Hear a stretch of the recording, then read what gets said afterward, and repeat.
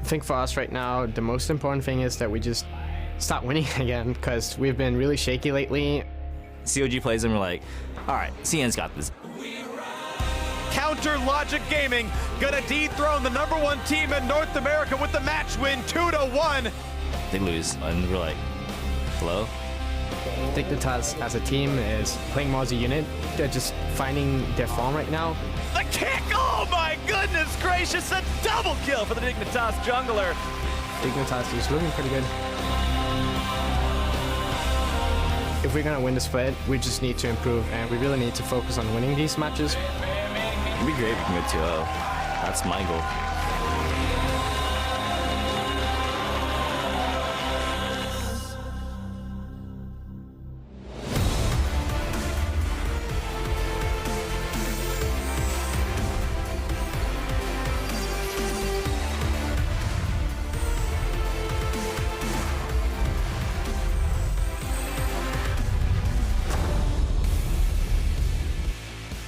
Welcome to the final week of the North American LCS Spring Split. The fates of many teams' postseason dreams rest on the results of this weekend. You saw Reaper, Smoothie, Contracts entering the studio, followed by Jensen just a short time ago. There's Special, the rest of Dignitas making their way into the arena as well. That's, of course, going to be the first series of the evening. Hello, everyone. I'm James Patterson, and fortifying the analyst desk with me today, Sam Kobe Hartman-Kensler. Fortification I'm engaged. here. Let's go. Let's do it. All right, ladies and gentlemen, let's approach the end of the split and take a look at the standings here. TSM start the week in first place. Cloud9, Phoenix 1 follow them in second and third. From 4th to 7th, we have CLG, Team Dignitas, FlyQuest, and Immortals all fighting for the final playoff spots, while the remaining teams battle to avoid the promotion tournament. We'll see whose efforts are rewarded, starting with our matches today. We start the day with Cloud9 facing Team Dignitas. After that, Moon and FlyQuest take to the stage against Acadian and Echo Fox. A couple big ones today. Now, it's the final week of the North American LCS, and every match has playoff implications. So we're going to get into the games, but before we do so, we'd like to review our tiebreaker rules. If at the end of the weekend, two teams have the same match record, there are two rules we will use to break that before heading into a tiebreaker game. The first of which is head-to-head record. If the teams remain tied, we move to the following rule, which is game win percentage. Now, to be clear, that's total game win percentage. Whoever's the higher percentage will advance. If and only if They are 1-1 versus each other and have identical game win percentage. Will they play a tiebreaker game? For more on those conditions, check out our official rules on LullySports.com. Now, before we have to worry about those tiebreaker scenarios, we of course have 3 playoff spots left to be decided. Yeah. And only CLG, Immortals, Team Dignitas, and FlyQuest. So somebody is going to be left out of the loop there. They're all practicing for those 3 spots. 4 teams, 3 spots. One of those teams, Team Dignitas, is up tonight against Cloud9, who's also looking towards securing their first round bye. Exactly, and that one's interesting because while Cloud9 are higher seeded, they've had kind of different trajectories here. Cloud9 recently going pretty poor performances. They were 4-4.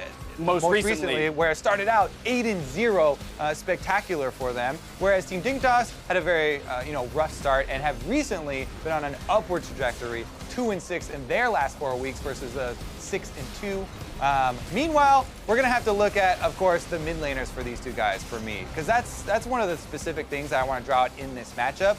Jensen's play has kind of mirrored the trajectory of Cloud9 in the last few series. He's actually had some underperformances, and we'll see if he is able to come back because Keen, who he's going to be playing against, has been just on point. The team is funneling more resources into Keen, and he's doing very good things with those resources. Right, the players' journeys themselves between Jensen and Keen kind of mirror that of the team. Where Jensen's struggling, so is Cloud9. Keen now doing much better. Hey, Dignitas is on a run. After that, of course, we've got Moon and Acadian looking to back up their trash talk as FlyQuest face Echo Fox. Yep, these are 2 of the most hyped up North American homegrown talent jungle, from the beginning of the season. They both started out great. Echo Fox, Acadian's getting first blood every game, and then FlyQuest won most of their games in the beginning of the season. Yep. However, recently they've both come on hard times, and they really want to, prove themselves once again, make a resurgence, finish strong here at the end of the season. Plus, they spiced it up with a little trash talk on Twitter, or a lot of trash talk. They went back and forth for like an hour, I think, on Twitter. A little is an understatement. There's a flurry of tweets that you can find out there leading up to this game, but overall, they ended it with kissy faces or whatever. So, good attitudes coming into the series today. But ladies and gentlemen, that's enough out of Kobe and I. Time to get into the game. So let's hand it off to the casters to bring us into the matches. Thank you very much, Dash. Hello, everyone. I'm Rivington Bills III, and casting alongside me today will be Joshua Jat Leesman. It's been a while, but I found him. How you been? I've been great. We're catching up on what we've been doing with our lives, casting on different streams, but now we're back. It's like last time was Analyst Desk. Let's get right back into the game. Our first match of the day pits Cloud9 versus Team Dignitas, as you heard Dash and Kobe saying. And after an undefeated start to the split, Cloud9 still look now for necessary wins to nab that bye for playoffs, something you feel would be locked in already. Exactly, because Cloud9 started 8-0, but since then, they've gone 4-4. And because of that, many were expecting their first-round bye to already be locked up heading into Week 9, but the team has struggled to have the same form from early in the split. One of the weaknesses that was prevalent, even when Cloud9 were undefeated, was that their early game was lackluster, and now we're seeing the mid to late game no longer draw them to victory. I mean, the deficits were being written off because they were such a good mid to late game team, but you can't look past the fact that they are 9th in first towers and 7th in gold at 15, which is already impressive that they're a second place team with those stats because of how good their mid to late game is, but it is kind of trending in the wrong direction. Right, and it's easy to brush off your weak points when you're a top team. We've heard teams say that momentum gets lost if you just sit at the top. It's hard to find where you can keep improving, but Team Dignitas were fighting to get out of last place before they turned it all around. So, exactly. Dignitas started 2-6. Since they're 6-2, so a better record than Cloud9 in their last 8 games. And it is hard to attribute the reversal of Team Dignitas' fate on one factor. Many people would kind of say it would be the coach, but there's multiple things at play. Cop definitely one of them. But the other ones, Keen has really solidified himself as a consistent, impactful carry. He's gotten 8 player of the games since Cop joined as a coach. So that's pretty much in the last 4 to 5 weeks. And then you also look at Chaser, who was making a lot of risky, costly plays early on in the split that have been more reliable and look like he has a better game plan. And then, of course, the team's mid to late game coordination has improved as the English skills of Someday and Chaser have increased throughout the split, and they're working better as a team. Everything's got to come together for the pieces to work. It seems like everything has been coming up daisies for Dignitas. Let's dive into the roster rundown. On the blue side, it is going to be Cloud9. That's Ray in the top lane. Contracts in the jungle. Jensen in mid. Sneaky at bot with his support Smoothie as usual. and Coach Reaper down for picks and bans. Definitely wanting to point out that Ray is starting in lieu of Impact. That is right. Also what happened in the first matchup between Cloud9 and Team Dignitas back in week 1. But on the red side, it is Team Dignitas, so it'll be Someday going up against Ray, Chaser in the jungle, Keen in mid, Laud as the bot laner with X Special, and Coach Cop. Talking to Cop last week, first thing he wanted to do was figure out what the team could really play as they got into game. We've seen that Someday has been very versatile for Dignitas. Chaser likes the aggressive early champions, and he was letting them play what they wanted. I'm excited to see if that has turned into anything else, and he's been able to mold compositions with this team now. Yeah, I mean, it was really funny listening to Cop. I got to speak to him for a while when he first became the coach of Team Dignitas back in week 5, and I was like, so how long have you had at the team? He's like, well, a day and a half. I'm kind of know what they play. And then that week they went 2-0. So I have always liked Cop's drafts. That's one thing that I think have markedly improved since he started on Team Dignitas, but even back when he was the coach of Gravity, I like the way he drafts. Right. Always seems to have very cohesive team compositions. Even if he's utilizing some lesser-known picks, he has a very good idea of what is strong, and I feel like is usually ahead in the game in that aspect. Yeah, very good at flexing things, throwing a team off guard. Tanks and jungle get the focus as we come into this one. A little focus on Someday to start it off here. There's the Gragas as well. Could be Chasers, could be Somedays. We've seen the versatility of that champion coming about within the past few weeks. Yeah, and we have been able to see a few more target bans for champions on patch 7.5, having the fairly significant nerf to LeBlanc, which still has her seeing a little bit of play, but by no means is a ban. Graves has kind of taken the mantle of the champion we see banned in most games along with Shen, but there is much more flexibility to counter ban, or target ban rather, instead of just banning the OPs. Pretty slow pick, or should I say ban phase here for number 1. Camille goes out. What's going to be the toss-up? Remember with what we've been seeing lately is that Lulu, the Caitlyn, a bit of more Ezreal as well in the AD carry position.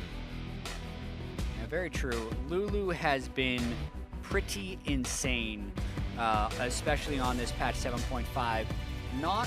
Would not be surprised to see Lulu banned here, because if it's not banned, I think it is a fairly straightforward first pick for Cloud9. And quickly banned out to Sneaky favor the AD carry. Had a pretty interesting Ezreal game last week where he got himself into trouble sometimes, but is one of his tried and true. It would be a different pickup though if they want it. Malzahar being covered here, last 10 seconds. The C9 usually just takes their time anyways. Yeah, the Malzahar first pick would not be too surprising. He has been one support who has been pretty much in meta this entire year. Speaking of the marksman you were just talking about, Caitlyn has been a bit of a mainstay. I'm wondering how much Lucian, Kalista, Twitch, Kog'Maw, that type of champion makes it in. Yeah. Specifically with the Blade of the Ruined King changes, making it, I feel like, a more efficient and better early game item. But yet to make the decision on those ADs, since there were no bans to that position, and leaves a lot up. Hardly seeing that Kog'Maw lately. I'm interested. Can't wait to see how teams react to it. Yeah, Sneaky played it last week. Yeah. Did not have much success with it. I believe they played it into a Nautilus and a Gragas, so he was never really able to be protected. It's going to be fun. Fell behind, could not protect the Kog'Maw with the Lulu and the Orianna. With Lulu banned, you're a little less likely to see that in the first place, so potentially some safer ADs picked in this game. Interesting. Tom Kench pickup, a little hide in the composition as well. We get the Rengar in there, which means Dignitas could latch on to an early game, which we have been saying Cloud9 has not had a good time in. Yeah, definitely a very early Tom Kench pick, and that's the most unconventional thing we've seen so far in this draft. Can work against Malzahar in the fact that you get to consume whoever gets Nether Grasped, but also it is not a great harassing support, which opens the door there for Sneaky to be able to pick Lucian, because with Malzahar Lucian, knowing they're up against Tom Kench plus X is probably winning lane no matter what Laud picks for the marksman. Shouldn't be too bad. Caitlyn and Lane just farm it out against each other for Laud if he does decide to go with that later. And it will be Contracts picking up his jungle. Elise gets locked in. More junglers have also been favoring as well. Yeah, probably a coincidence, but ever since Meteos returned to the LCS, we have been seeing a little bit more Elise. A few other things contributed to that, like Rengar nerfs. This is interesting with the Nautilus lock-in right here. That throws their top laner in, but it leaves their marksman out. So ban phase 2 now has mismatched roles that have been picked.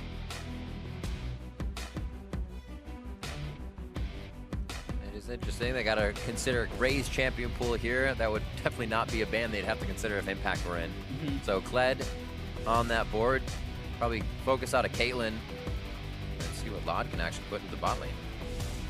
Yeah, I mean, it depends on whether or not Cloud9 thinks it is worthy to try and ban Lod out right here.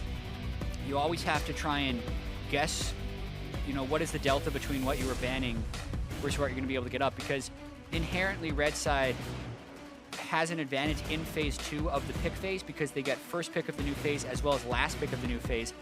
So they get a lot of control of what they're doing here, meaning Team Dignitas will be able to counterpick their mid laner kind of regardless. So because of that, Cloud9 is trying to ban out the things that Jensen wouldn't want to lane against, because what this is signaling is they don't necessarily care if Lod plays a Caitlyn or an Ezreal or whatever would come after that, since there's only 2 bans that Cloud9 would be able to throw into that position. For sure. What is the last one? Make sure they hit against Keen. The stats for Jensen and Keen quite close. Jensen edges it out. Find Keen having about 100 more gold to the 10-minute, but Jensen could have some more CS. So they find their value in different places. Yeah, Jensen leads the league in CS per minute as well as CS differential at 15. And we had a stat a couple weeks back where the perception is that Jensen gets camped for by contract, but the reality is he actually has some of the lowest jungle proximity from his own jungler, which means Jensen is applying a lot of that early game pressure on his own. Beyond that, Jensen also has the highest CS share post 15 minutes, so he is a very commanding mid laner from a farm perspective.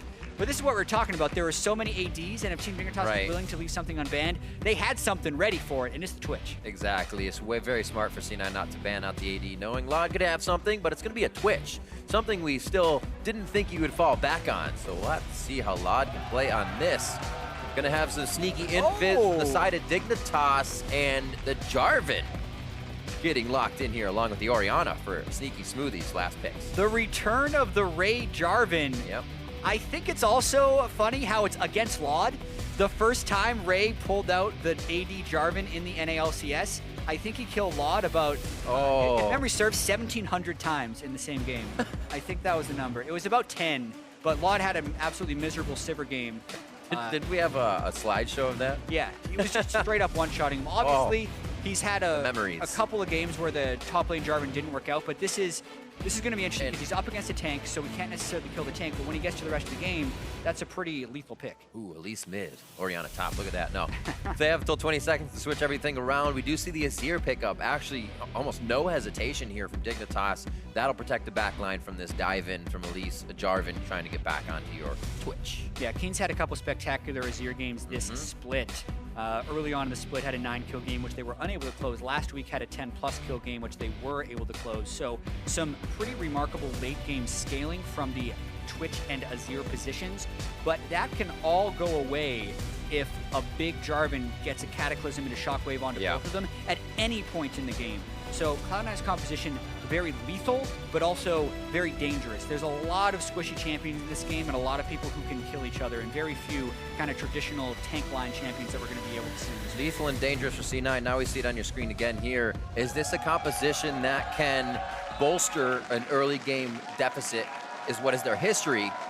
Or can they just take the lead from the beginning? How can they work this comp? That's the worry if you're Cloud9, because whenever you're picking a low tank team composition, you are more variable based on gold leads. If you fall behind and you're all squishy people, you do not have much of a fallback pattern, which is Cloud9 right here. So if they do fall behind and they don't have the burst to take out a Twitch or an Azir, they just lose fights 4 or 5-0. So Cloud9 has to have a strong early game, I feel like, to win this game. All right, hashtag C9 win, hashtag Dig win. We are on the Rift. We're about to see how this game matches up. We are into week 9. It's crazy how fast we went through the spring split here, and teams have found themselves at the top of the standings, and a few, like Dignitas, trying to claw themselves into that playoff position here as we hit the final week. Exactly. You retouch on the match records of these guys. Team Dignitas comes in at 8-8, 6-2 in their last 8 though, so definitely on an upwards trajectory. C9 still holding on to that second place spot in the standings. If they take care of business this week, they will be the #2 seed, but there is a slight chance that they can lose that seed and lose their playoff bye as they come into the week at 12-4. Dignitas could hit them hard here. They have P1 after this for C9. And Dignitas will be looking at Immortals, so not the easiest games for these two to end out the split. And fan support coming in for Cloud9 for sure. Another one of the games with Ray, they have a much better record with impact in the lineup. True. Ray is 4-4 in games that he has played in this split. Definitely almost provides a different aspect of the game. You see Ray doing much more split pushing for the team. Impact will be in the fights a lot faster. They'll leave Ray to keep that split push going, kind of yo-yo the aggression in the fights and kind of string a team out until they lose their aggression. Starting off now, minions meeting in lane. Let's get our farming. It's time to farm. Yeah. Looks like double starts onto the Raptor side. A little help from Someday, as well as a blue buff start. They'll know Contracts is doing that as Smoothie and Sneaky instantly in lane. Everybody should be able to stay safe here in the early game. Yeah, I mean, Law Next Special are going to get pushed in early, as almost always happens against a Malzahar. He just has to put the Voidlings on you, and you have to back away. So Sneaky will have a nice start to that lane. Getting the autos in. Just looking to get that first mastery tag on and see where the minion wave sits. Nice. Command move Dissonance. Actually comes out on top of that one. Jensen will look to keep the pressure onto Keen. You know it's going to be hard to keep that lane as pushed. So he doesn't want to find himself under his turret. Yeah. Chaser opting for 3 buffs on the red side to start. He'll be left relatively low after this, so about half health. I thought maybe he would try and go for an early gank top with that path, but unless you get a pretty insane pull, you're going to be low as Rengar after that first clear. So he's recalling anyway, and Ray was luckily safe to be flag and dragging that deep into the lane at level 2. A little pressure from C9. They couldn't make their way all the way in, but just enough to keep Lod and Special in lane. Good job by Smoothie to get himself into a good position. Yeah, and a smart counter jungle by Contracts. I mean, Rengar does usually struggle with his early game health, so he's either doing that 3 camp on the top side or he's trying to do a full clear. If he would have done a full clear, Contracts would have been in position to kill him most likely. Since he did the 3 camp clear anyway, Contracts was able to get that counter jungle in. So a good knowledge of what Rengar is capable of in the jungle, able to steal the blue buff, and now maybe even prep to kill him if Chaser shows his face in the river. On the contrary to what we usually see. He missed the cocoon misses as well. That's going to be Chaser able to use the brush if he gets himself back and forth to deny damage. The repel goes down. He looks to get himself again. Flashes from over the wall. Now Keen's stuck. And he's good to go. Looks like his Special will get himself out. Chaser slowly coming back through the bottom of the team. Lod getting through invisibly, but he's not getting himself to a good spot. Special throws down the gray health. Should stay alive. Sneaky with a few more shots behind the turret. They can't do much. A great exhaust coming out as well. Flashes forward. They could be able to work on that later, but now C9 is left to scurry out of here. Teleport from Someday. It's late, but is it just in time for the low health bars of Cloud9? Someday with a lockdown. Next one onto Contracts. That's the last repel he'll be using before he goes down. Trade of buffs once again over to Keen as he's looking good in the mid lane now. 10 players bot lane, 4 minutes into the game. That escalated quickly, I would have to say. Watching this one, I don't think Contracts expected Chaser to come out, so they both revealed and surprised each other. And Chaser got a lot of use out of his ferocity here as they're both trying to juke in and out. And because Keen entered first, it did force the repel from Contracts a little bit, delaying that kill. The rest of this fight ended up getting super messy. Watch right here, though, as he flash follows X Special with his EQ and still gets the knockup, which is what kind of allows him to get this kill. But here, everyone kind of thought Sneaky was going to have it, but X Special held his exhaust and ended up delaying the kill long enough that the flash had to be used. And once that happened, the very late TP comes in from Someday and actually turns the tides of this fight, since Team Dignitas still had all their damage dealers up. And in an elongated engagement, it is actually Team Dignitas to come out ahead of this with the 2-for-1. If you say those tanks are going to come into play, they still have quite a bit of HP and resistance in this early game. And those are the ones that stand tall as they come in late. They look to tag on this advantage immediately. Oh no, Contracts is on a ward. Both teams. Oh no. Same thing. Cocoon hits Someday. He's still going to be able to lock down Contracts. An instant explosion as Contracts basically just got back onto the map. Ray gets locked in. He's got an assist from the last fight, but now he goes down. a long walk back to top lane. His teleport is also down. Yeah, and what a play by Chaser to be in that spot. Yeah.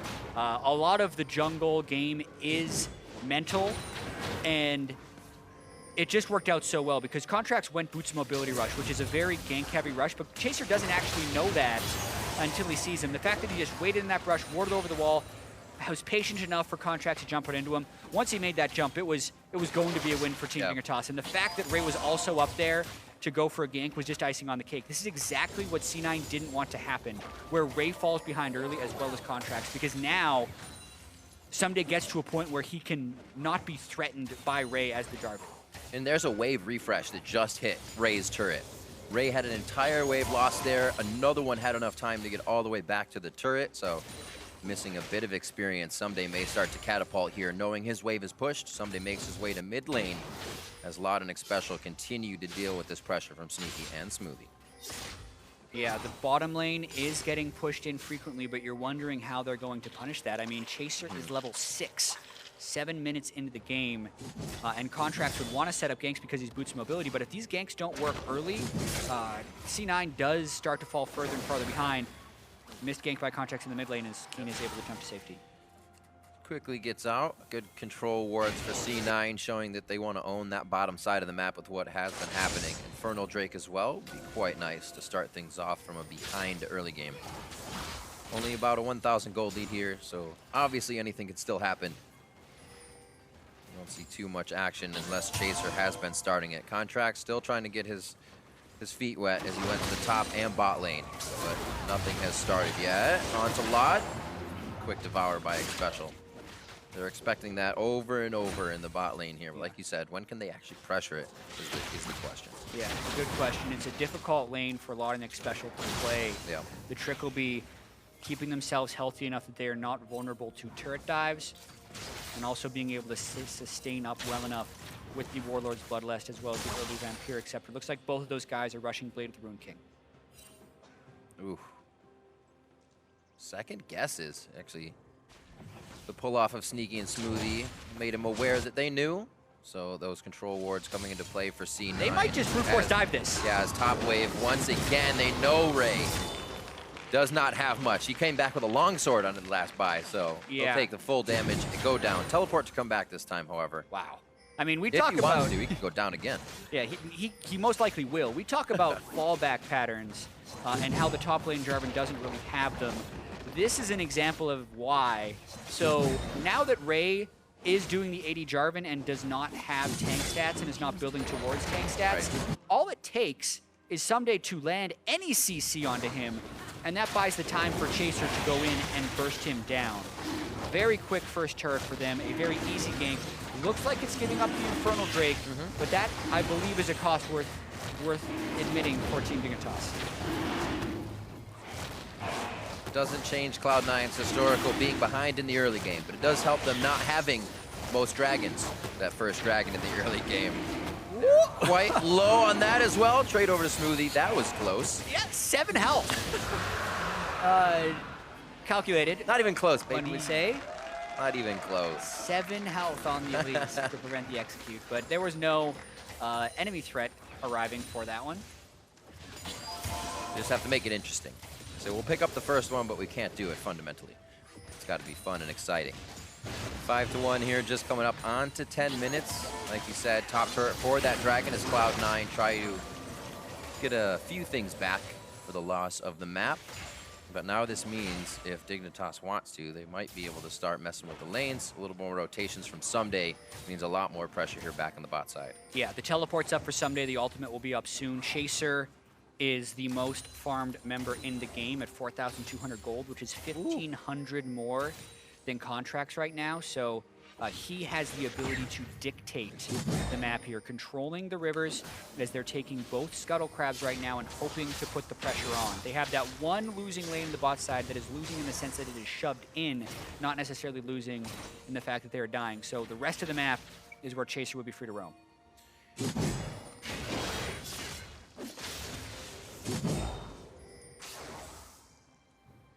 Fights not going to look good for C9 soon. Someday can finish this. Sunfire Kate 2-0-3, probably sitting on a bit of money as well. And Keen is going to be unkillable. Long fights are going to favor Dignitas. C9 is going to have to find a way to dance around these fights and use every ability to disengage, really, to get the victory. Yeah, one potential saving grace for C9 is the fact that if Ray is still able to get some farm, their burst of damage onto the Azir and the Twitch can be lethal, but they are falling dangerously far behind right here. That's 3,000 gold by 11 minutes. Sneaky's still not even up to Blade of the Ruined King. We'll wonder if he goes for the Black Cleaver or the Trinity Force next. Either way, it's a pretty early to mid-game spiking build, which is where they really need the power so they do not fall further behind against the Nautilus and the Twitch. That's a good point. You take out Keen and Lod, and you're left with Tom Kench trying to lick you, and someday just hitting you with a big anchor. Not too much damage to follow through, but highly conditional. Wow. If they were to find those two on the backside. A lot of defensive wards here for Cloud9, as you see the majority of them inside their own jungle. Actually feeling like Dignitas is going to invade or make an error enough for them to come back in this one. Yeah, that's an incredibly early QSS by Keen. Really just wanting to make sure he doesn't get flash ulted by Malzahar in any type of comeback attempt with C9. So Keen is hunkering down in the mid lane, saying he's staying there for a while and is just going to try and keep pushing out and farming. Because he's not doing much else with Berserker Greaves and a QSS. As I say that, you see Smoothie. He just littered the top There's side. a ward! They're going. He gets Chaser. Gonna be the Devour. Forgot about the Kench. He has been unbenched. No teleport coming in. Someday's already here. I blinked, looked topside to see if Someday still had teleport, and that was Contracts going down. Especially with the gray health to bait in something else, but he baits himself in. Goes down on that one, and the entirety of Dignitas pulls back in a 1-for-1. Yeah, a good flash Devour by Xpecial at the start of that to save Chaser. That's why you bring the Chomp Kench about against Malzahar. A bad Abyssal Voyage. No one wanted to join him on that journey because there were 3 or 4 people he was jumping into. Trades it back after making a good play. Upgrade on the Ruby Sightstone for him. Look for a little HP and more vision. You see this here. Quick hit on Chaser. Yeah, eats him out of the Shockwave, which is why I feel like Team Dignitas looks so confident, and it's why Chaser was willing to jump in with full health. But once they do this, who's going to follow through? Like, they could bring a Nautilus there, but even then it's just going to be 2 people, and they're going to be jumping into a Malzahar silence, which is kind of exactly what happened. So not everyone on the same page right there for Team Dignitas. He also went real quick, so I don't think he gave anybody a chance to jump in. It was basically, I'll slow him, let's all follow up. A little too crazy. Sometimes we do it. Get ahead of yourself. They still have quite a lead here in gold. Hopefully not losing their map lead. C9 has been able to kind of wrangle up Dignitas in the same spot for their fights, which is kind of how C9 gets back in a game. You start doing what they want on their terms. And here they are to slow the game down again. The lanes are pretty much evened out. That was a teleport from Ray that was on that last play, so Someday does have his. Yeah, that opens the door for Someday to make plays in the bottom lane. However, Team Dignitas do not have very good deep wards for him to teleport in on. It does feel to me right now that even though Team Dignitas jumped out to an early lead, they do not feel obligated to push it too hard because they do have Azir Twitch. 2 incredibly potent late-game scaling champions, as well as the more well-formulated late-game team fight with Tom Kench and Nautilus to tank. So they jumped out to an early lead, and they're just using that as a buffer so they can make it to the late game, is my read on how they're playing the rest of this match. Does have to feel good. As long as at that point you don't make that one big mistake, right? It's either you pressure a lot and secure that lead, or make sure that fight you feel is going to be in your favor goes in your favor. Here, bot lane, expecting this pressure to come through as Sneaky and Smoothie have just been handing it to Lod and Xpecial. Only 10 CS behind, so still faring well for the amount of pressure. Here we go. Team Invi is looking to get some work done on the side of Dignitas. Yeah, Dignitas would be walking into a counter gank if Chaser goes for this right now. Ooh. Remember that teleport's there from Someday. It's going to be a long walk for Ray. And Keen is just off in the wings. He is completely seen by wards, though, so C9 is privy to his movement. It looks like he pulls off. Everybody's going to calm down. No ganks coming in here. But like I said, C9 going to that bottom side, continuously pulling Dignitas there so they can get this engaged. Yeah, and this could be big. Second Infernal Drake up. Now Team Dignitas pulls the trigger because Ray can't match. C9 has to run. Just missing the anchor. Chaser decides to go in off the ultimate. He gets hit, devoured up by Xpecial. Shockwave brings them both back in, and Ray's into the fight by himself now as he makes it over. And it looks like he may go down. He did not get Lod, so Lod's able to deal the DPS from the side. Smoothie very low as well. Gets out with a sliver of help. But the soldiers move forward by Keen as he grabs himself a kill. Ray falls as well as he went too deep. And it looks like the two members sneaking in contracts limping around as Jensen man, they wanna looks dive. to play babysitter, trying to protect all of them. And he may not be able to do it. They go for Jensen first. Take the shields out of the fight and find the rest of the members. C9 with an ace. Or I should say, Dig gets it. I was going to say it's clean, but Chaser did fall. Yeah, but still a massive win for Team Dignitas. I misspoke at the top of that. Ray's teleport had returned from cooldown, but it was still the smart call for Team Dignitas to go for that fight because they had that early game lead and they were able to get the type of fight setup that they desired. Watching this one more time, everyone on C9 has to run because, once again, it's not like Ray can just teleport in and immediately be a tank threat. So, yes, Chaser gets eaten, but when Ray comes in here, he's an AD Jarvan, so they are able to just turn damage on him and get a lot of it. And then Someday is actually zoning out 4 along with Keen on the other side. So Ray unable to really make an impact when he comes in. They still have a good ability to turret dive here. Keen tanking turret because he's the highest health, actually quite smart. Chaser does end up going down, but it's worth it when they get 3 under the turret. And just a well-executed fight overall by Team Dignitas. You just see you put a... Ray did get teleport quite quick once that fight started, but you can see putting the instant of pressure on it a few seconds later than some days really made a difference in that fight. Both TPs down. Again, some days should come back up just a few seconds sooner. Not sure they'll be able to work on quite a quick play next time, but Dignitas still holds a lead. Cloud9, that was about the 3rd attempt they had sent that many people bottom to try and pull Dig into their own fight. Dig said, all right, we see what you're doing, and we'll take the fight. Yeah, and this game is still speaking to the trajectory of these teams throughout the second half of the season. Yes, it is a second-place team against a 5th-place team, but if you look at that second half of the split, Team Dignitas has been looking better.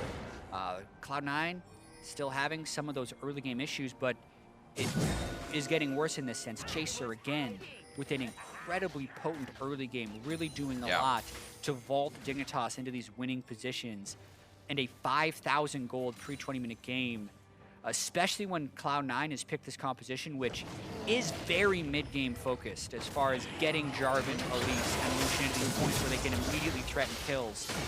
It's going to be a really tough one for C9 to fight back from. Yep. So good on Dignitas as well, staving off aggression in the bot lane. We saw some turmoil from Dignitas' bot lane here at the start of the season, seeing a pain point there as if Keen carried or Chaser was able to get something going. Like you said, everything is helping, and with the 9th week now, final week, teams have also figured out C9 a little bit more. The strength of their plays not as potent, and that early game, teams are realizing if they can get a lead, you just have to hold on to it. Yeah, and looking at how C9 is played, I mean, a lot of it, this isn't necessarily true for all teams, but a lot of C9, you see an invade from Sunder, they're actually going for a kill. Rengar ultimate, how far will they chase? They call it. Ramble back. Yeah, you see a lot of C9 and the way they like to play. C9 like to play so much through their lanes and then just get to mid-game where they feel like they've been better. So as far as percentage of games total CS, they're #1 in the league, even though the rest of their early game isn't that great because they're not super active early game on the map. What I feel like is happening a little bit in North America is teams are becoming more active in the early game, and C9 is having a harder time keeping control of the map, so when they get to mid-game, they're losing control of the map a little bit more. Jensen has still been solid, but all this swapping around they've done with Ray and Impact, I feel like their top lane has been rather inconsistent and underwhelming throughout a lot of this split. And then you have teams like Team Dignitas who are coming in with a lot more cohesion on the second half of the split, whereas it feels like C9 has been a little bit more stagnant. Not able to find kind of the same role from each one of the lanes. As you say, they play for the lanes, and that's something we kind of should see the win coming out of. Those switches between Ray and Impact, a little bit of a variable between where actually contracts would need to play the lanes, and that also changes up how C9 has to enter these games. Yeah, I mean, at the very start of the split, Sneaky and the rest of C9 were saying, we think we're going to have a slow start because we know contracts is good, but he is new to the NALCS and he needs to adjust to the competitive environment. And then I think everyone was a little bit shocked that they started so well, 8-0, and now we're kind of at the latter half of the season recognizing the growing pains of trying to get into that system. And Contracts is getting a little bit figured out by some more of these junglers in the North American LCS. That's very true, as well as do these kind of, as we see C9, one of the top teams that should lock in that spot. How does this work in a best of 5? When you can attack Contracts a little bit more in these games. Make sure if picks and bans and a few didn't go well, you can pinpoint that aspect. A little bit of a pinpoint over near the Baron pit here. 21 minutes in, Dignitas look to make another engaged shock. Big shockwave! 3 members. That gray health is basically everything. Someday to the backside is Keen again, shoves the soldiers forward and slices, dices Cloud9 down. Contracts the next one to go here. Someday continues to tank the flash forward as he picks up the kill for himself. They will go down as they went a little deep here. Boy. And Someday won't be able to get that last shield down tight to the depth. Falls. And Ray now trying to pick up some kills. What is this from Dignitas? They have given the game back over to C9 in a sense. Yeah, we're getting ahead of ourselves talking about how the playoffs and best of 5s is going to factor, and still know that C9 have some of the best team fighters in the league. If Jensen would have been a little bit closer, he would have been able to see Laud there through the camouflage, but start of this fight actually looked pretty good for Team Dignitas. Yes, X Special gets a little bit caught up, but immediately Team Dignitas looked to turn. And the shockwave from Jensen was massive in that it hit 3. Then the back of the fight, though, was looking better for Team Dignitas because Someday came in along with Azir and Rengar, and they eliminate 2 people. But what happened next is, I believe, the wrong person got turret aggro here, so it's on Someday as he moves in. No, okay, it actually stayed on Someday the whole time, but Keen ends up taking a lot of damage from Ray and Jensen, and AD Jarvan actually got to hit a little bit. It's going a little bit tankier with the Tiamat. The triple kill coming in for Ray for massive, and the skirmishing at the very end here. That Jensen heal. Shows why Ray can be so solid, not to mention the Jensen heal, but still 3,000 or 4,000 gold lead, and the pace is accelerating. Team Dignitas going for Mountain Drake. Ray's like, just get me in a fight. I mean, that's what Cloud9's been trying to do, right? We see him in the bot lane over the past 20 minutes. 4 or 5 members. There were 10 at one point. We're going to go again. Someday pulls the trigger here to the mid lane. Oh, the minion in front. They do get the flash, though. Sneaky has blown that. Relentless Pursuit will be one of his only escapes for the next fight. Someday now postures so the team can look for this Mountain Drake. Yeah, and Someday has Depth Charge up on Nautilus if Sneaky looks closer for this next fight. A ton of summoner spells were burned prior, so we're ready to fight again, but almost all ultimates up. Here we go. They feel like they can burn down Someday. He's shielded up and devoured up. Dragon is going to be smited down. And a quick walkout here. C9 pointing mid. They feel like they can route Dignitas to it. And they were actually pulled to the Dragon.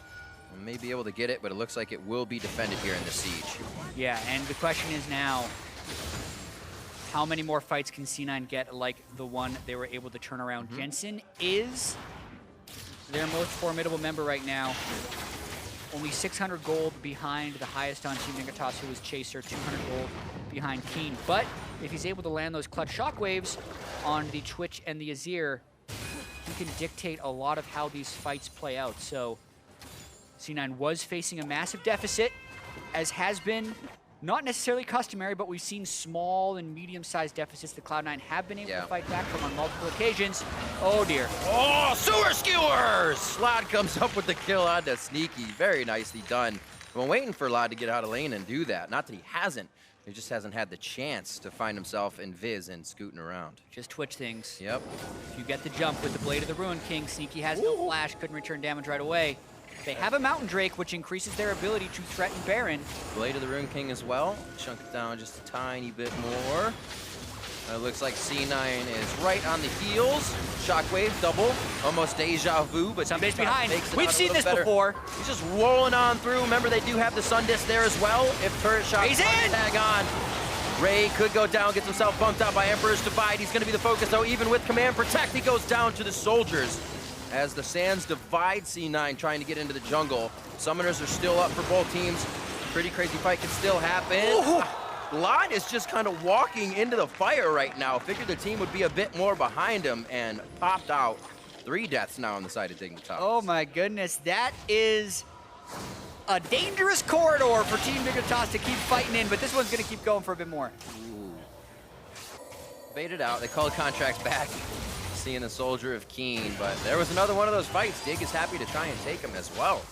Yeah, Ray's becoming a threat, so that just increases the AoE ability on C9 here. Remember, Cataclysm was changed about a year ago to do AoE damage, so when Team Dignitas follow through here, again, the Shockwave hits him in pretty much the same place he did in the last fight. Someday flanked from the same spot, and then Ray gets the EQ ult into pretty much everyone. Picks up a quick double kill before getting hit back by the Emperor's Divide, and then at the back end of this fight, Laud was just hoping to do Twitch things, go to camouflage and sneak a kill, but he didn't necessarily account for Jensen, who gets the shield across, kind of accelerating the ball into threat range for Laud, and he wasn't necessarily tracking that. Laud died with heal and flash up, but I don't think he was able to track the Orianna through that fight, which is why the burst of damage caught him by such a surprise.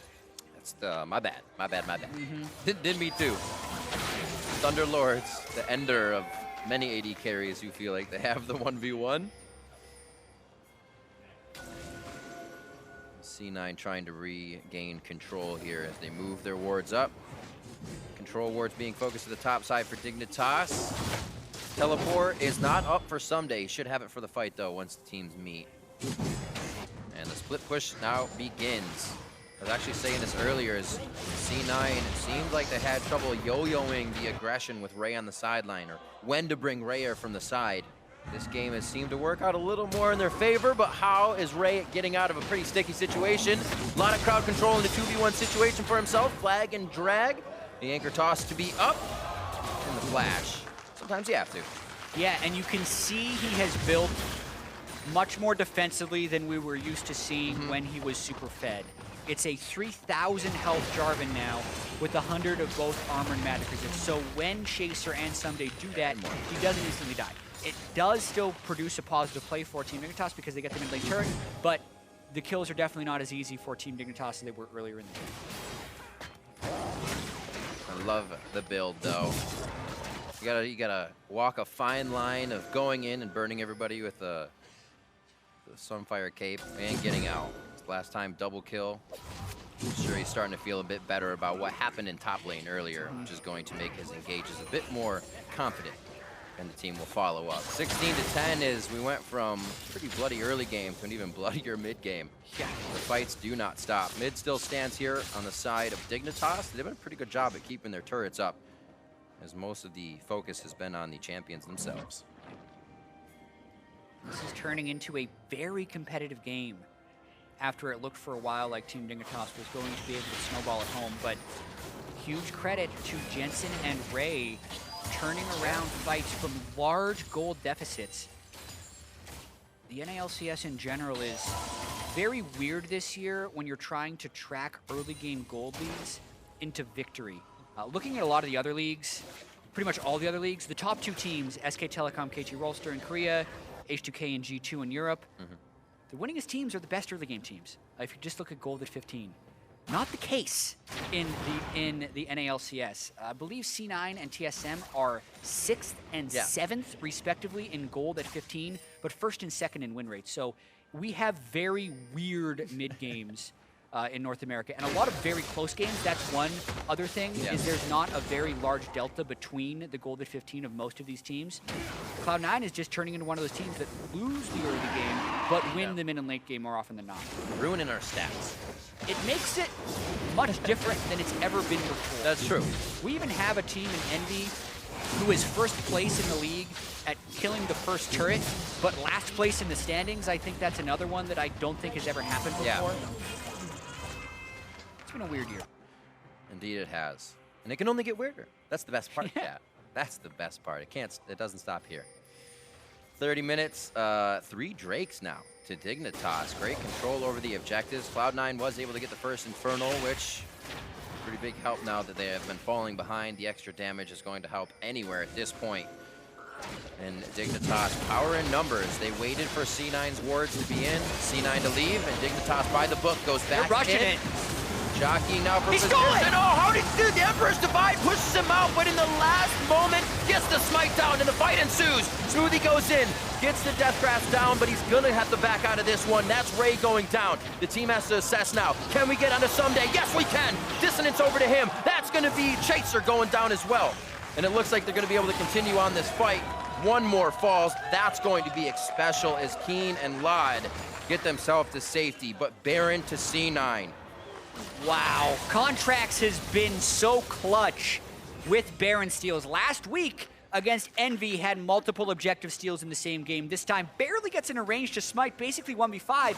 Team Dignitas was so set on burning the Baron and then fighting, the Contracts was able to sneak in and turn it into a 50-50.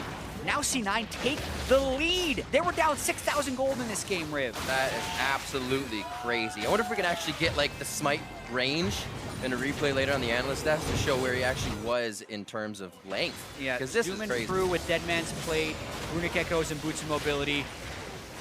They exhaust him, that doesn't matter. Oh, he He's still gonna be flashes able to in. fight. Okay, so he was pretty close. We don't need to see that again. Flashes as he gets Emperor's Divided to get the smite steal. And then Team Dignitas is still pretty healthy for this. So in an ideal world, they actually still kind of turn and burn the Baron. That's one of those situations where they think they can get into time. They just cast the Emperor's Divide earlier so that he can't flash over. And then when they did not have Emperor's Divide, it was harder to appeal for the fight. C9 really started to turn it on. Jensen getting very, very fed. And remarkably, Cloud9 had the lead. And you can't say anything for that call on Dignitas. 2 Mountain Drakes, Infernal, it should be burned down quick.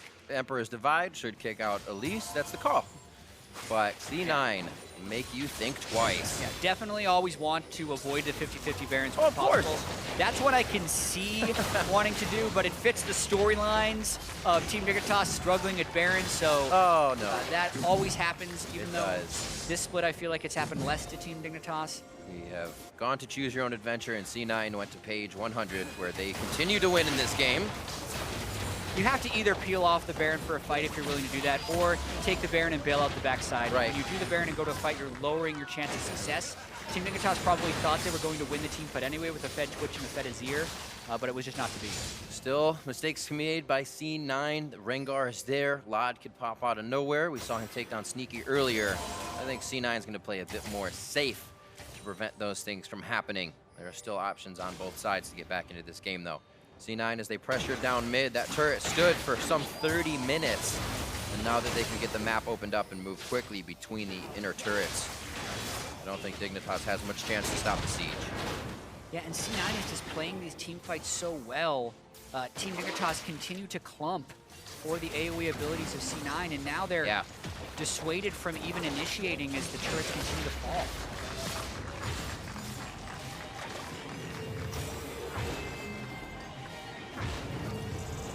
Rocket almost finished up here for C9. That redemption is there, so they can stay a little bit longer in these fights against Dignitas' tanks. A few more core items coming in. Nice job. That death cap on Jensen is super scary if you're Laud.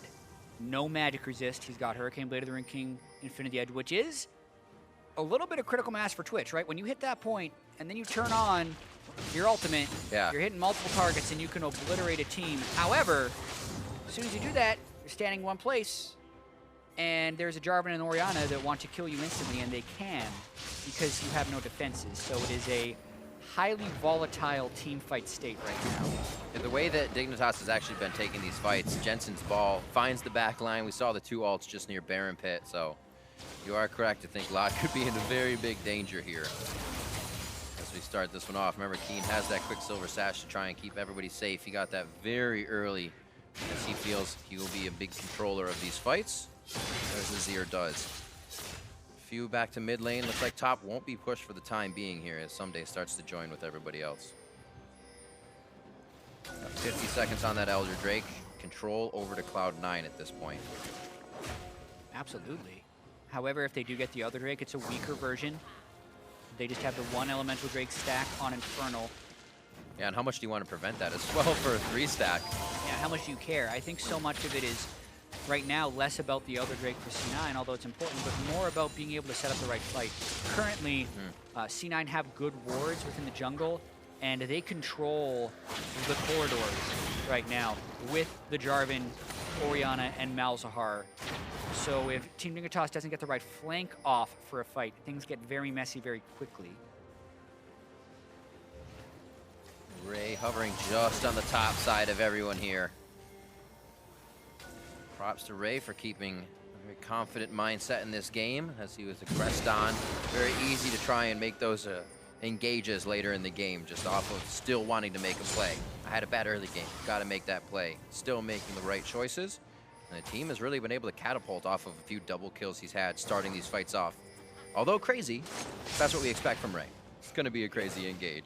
Exactly, and he has recovered. He's a very bruisery Jarvan, but still packs a decent punch that when combined with an Orianna can burst out pretty much anyone. Ooh, Sneaky, very good start on the side of that fight. Nobody should be taking damage like that if the fight's not going to go all the way, and it looks like Ray takes the first flag and drag in. Contract's also getting quite hurt as the team resets 5. Ray gets hooked in. Heal coming in from Sneaky and Jensen, but that's going to put them in a really bad spot. Xpecial gets the grasp in from Smoothie, and they just walk away from this so far. Jensen still has Shockwave. He didn't have an opportunity for it right there. You can see the Tom Kench twitch coming in clutch there as Ray ulted Laud, only for Xpecial to immediately devour him, so he stayed up. And despite the nice start by Sneaky onto Chaser on the start of that fight, Team Dignitas did win. Jensen actually still having his heal there, just Sneaky's was using the fight to correct myself. So, see how much they can bait in another one or get Dignitas into their own corridor for another Shockwave fight. See them, they're trying to control these right now, and that Elder Drake still has Dig Vision right underneath it.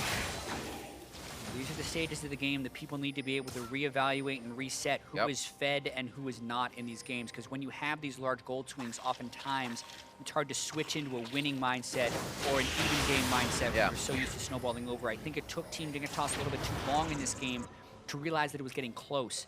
And they were kind of throwing themselves into dangerous situations, thinking their gold lead would win it for them. Right. That last fight shows me that they have been able to kind of mentally recover from that, trying to play the fight in a very measured fashion.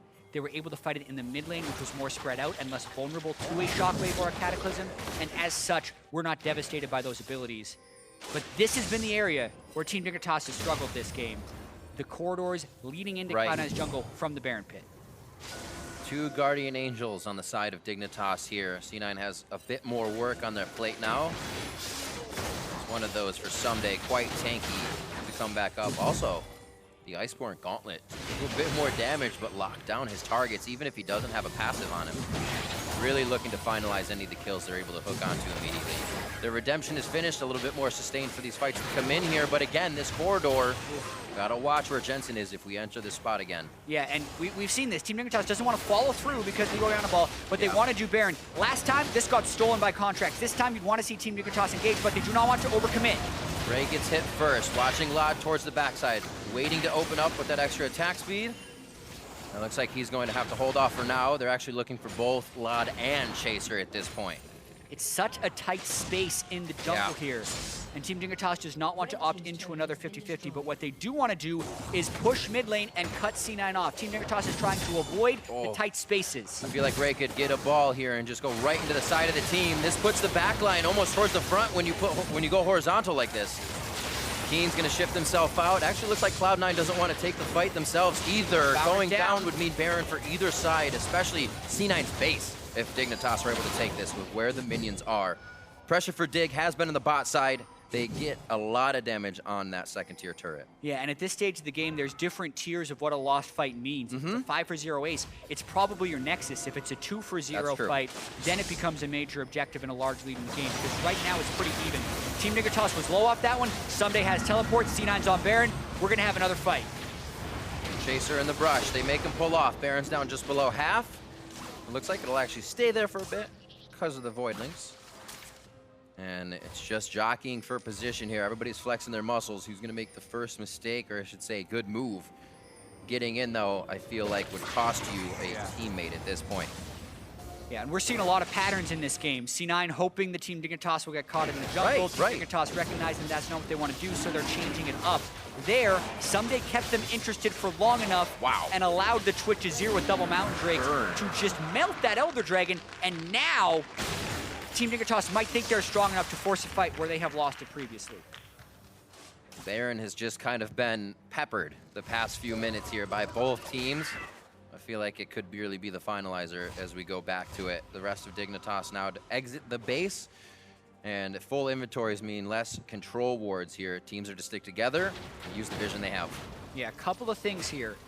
Laud has gone with Zeal to start his final item instead of any form of magic resistance, so he is still incredibly vulnerable to getting blown up on Jensen. That increases the stress on Xpecial to stay next to him and eat him. The triple Elemental Drake plus Elder is insane for damage, but it does not help them if they get blown up. So that is why C9 could potentially still take this fight, despite normally an Elder of this stature is unfightable. A ping in the bot lane. Dignitas is aware they have a wave that needs, I should say pruning, I would say prepping, but it's already prepped by Cloud9 to almost take down that inhibitor turret. So Dignitas need to force C9's hand now to make sure they can get to that wave. It's the fight or the wave. Xpecial gets specialized from Smoothie. He could get himself to safety with the great help. Ray is into the back line. Keen takes the hit. Emperor's Divide doesn't push anybody around, but Ray could burn down, and the hook goes to Contract. Chaser in so we can get the GA pop, and now C9 re-looking 2 control wards to make sure they have vision over the brush. Waters are on the side, but Jensen still has Shockwave. The fight has yet to have a casualty. AD carries at full HP in perfect position on the back line for the fight so far, but neither have really been able to deliver the damage either, as it's just been too intense. Down to half HP, Baron looking for Contracts and Chaser. They're gonna be in on a Contracts. Chaser low down to the left side. They're also routing C9 to the top, so they'll have a way towards that mid lane. They don't have any minions though, so I wonder where they go from this. It looks like they may just decide to wait this one out and back it. C9's gonna try to push the wave down towards mid. That wave we were talking about in the bot lane is slamming the bottom turret. Pretty crazy that C9 played that fight into a triple Elemental Drake and didn't suffer casualties. No one really got picked off, and they even get the turret now. Everyone on Dignitas is gone. They can't make it back in time. Bring around the Rosie for C9. Dignitas finds themselves on the other side of the play, the wrong side. And Cloud9 take down Baron. C9 just does things that other teams can't do in the North American LCS. Down to a triple Elemental Drake, fighting them, switching around to be able to pick up the Baron this time after coming eventually from a 6,000 gold deficit. Very crazy game we have here, Riv, but these are the type of clutch plays C9 has been able to make to get themselves into second place, as they are often fighting in even games or from a deficit. That's true. They are very aware of how to come back from a deficit and do it in a way that would turn the game on its head. Also, at a moment, like you said, if too many go down, it is such a gain at this point, and possibly your Nexus. Lucky for Dignitas, they didn't lose too many, just the Baron in position on the map. C9 has been able to flood their wards forward now, and they are playing at a different level on Dignitas' side of the map, and ready to engage, I think, at this point, instead of waiting for Dig. Yeah, so a couple things to catch up on. Jensen's build is full, so he is pretty much at max one-shot power. Laud completed his Phantom Dancer, still no magic resistance, you're not expecting to get anything soon. Xpecial has no QSS, so if you can lock down Xpecial, he cannot devour Laud if he opens in the wrong spot. But Laud, because he's playing with no defenses, is so far back. Chaser got caught during a flank! Oh, the Nether Grasp and the 4 pylon onto Chaser. Very questionable flank right there. Now they're in tons of trouble. That's probably game. A solo kill coming in for Jensen. That was the immediate dissonance into Shockwave. Ray goes back to just be a nuisance to the team. He is going to go down in this situation, but it gives Cloud9 time to play. It looks like they're going to be taking down the inhibitor on the bot side and the middle if they aren't just going to go for the Nexus turrets with the Baroned up minions now. Yeah, Laud needs a way to clear these minions, maybe with spray and pray. He might not even need to focus on the fight, but he's going for a fight. Gets exhausted. Smoothie's the first hit. He's hardly doing any damage. Locket onto Command Protect, and Laud is finding himself basically hitting brick walls on the backside. The Redemption goes down as the last bit of effort to save the members of Dignitas.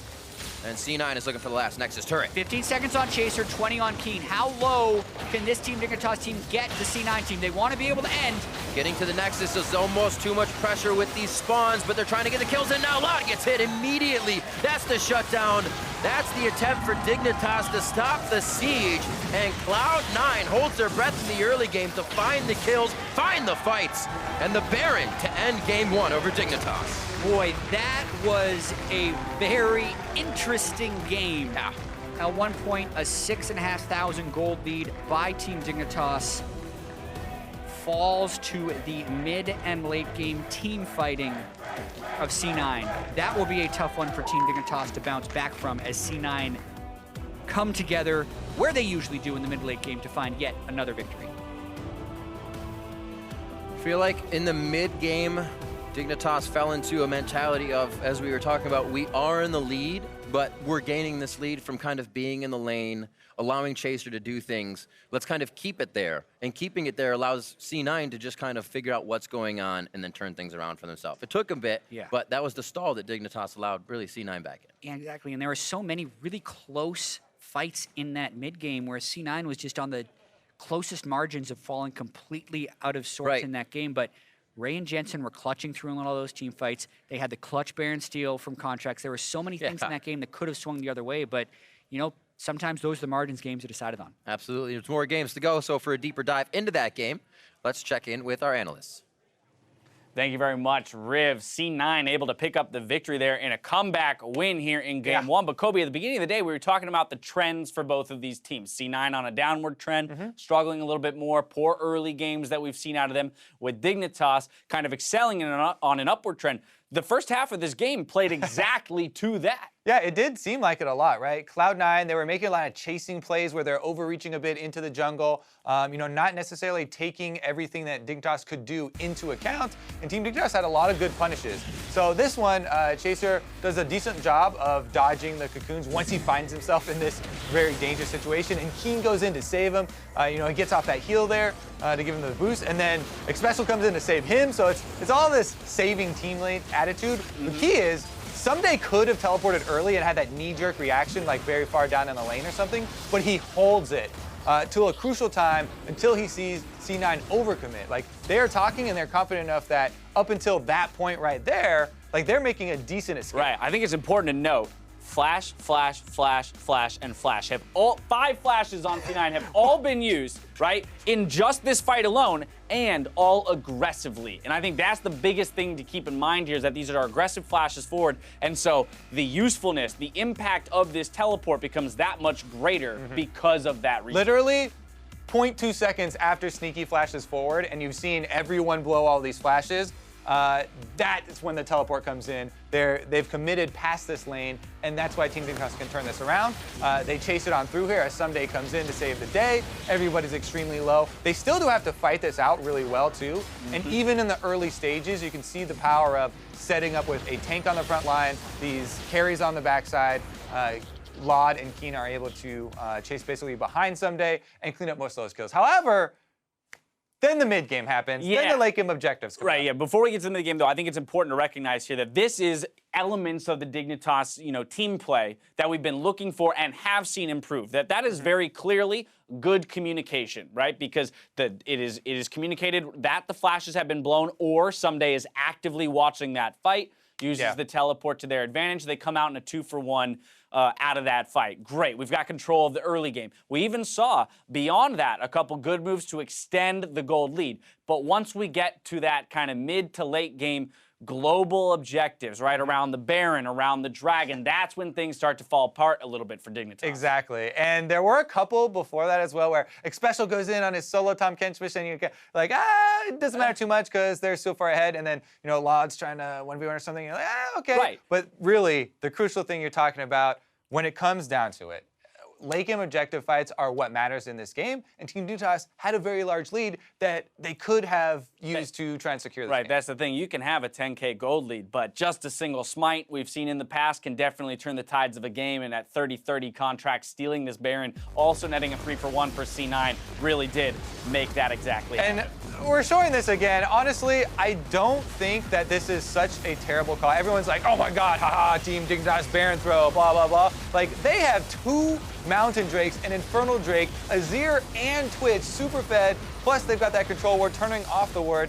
Maybe you can say, oh yeah, they should have spent the extra time to actually kill it so that they couldn't teleport in, but like, you can burn that Baron down and just throw out the Azir wall. Contracts makes this it look easy, that is not an easy Baron steal. Right. Flashing forward and barely getting it as he's getting ulted out. I mean, maybe you say, oh yeah, the Azir should ult him earlier, all this stuff. That one was one of the turning points.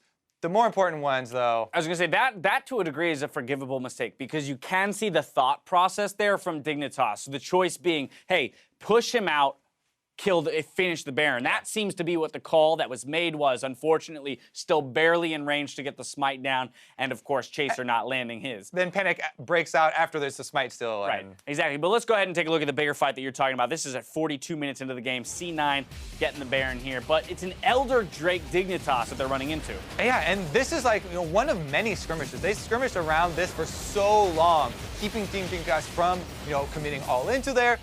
Eventually, though, they get this fight, and they chase them back into this corridor that they keep on mentioning, where Team Dignitas, they've been chunked out so low by like maybe 3 re-engages around this Baron pit that C9 were able to win in small health leads. You get these incremental health leads after each skirmish, and yeah, it's a full disengage, but it finally takes its toll. Team Dignitas have to recall because they can no longer stand up in one of those 5v5s, and you kind of have to make this decision, oh, are we all going to sit here in the enemy jungle and wait for them to go back on this Baron where we don't have vision and we'd have to face check and probably lose the fight? I love that. I love that map play, right? Force the opposing team into a decision where they do not win, right? They either back to save their mid turret and inhibitor, but therefore give you the right of way to the Baron, or they stay in a threatening position on the Baron and give up the mid turret. There's really no good decision to make there, and that's where we see Cloud9 still as a team that's at the top of the table, right? In those late game situations, we still see them be successful in their macro shot calling. It's the early game for C9 that we want to see cleaned up. Yeah, the shot calling as well as the way that they get this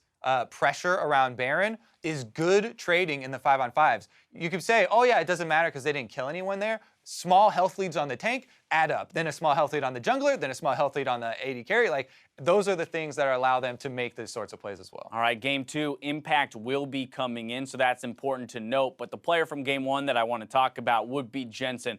We talked about at the beginning of the day, him versus Keen is going to be a huge turn or swinging kind of point here that the match or the series would hinge on. And in game 1, looking a little bit more to form here on Orianna, landing some big shockwaves. Definitely. Multiple shockwaves landing for him.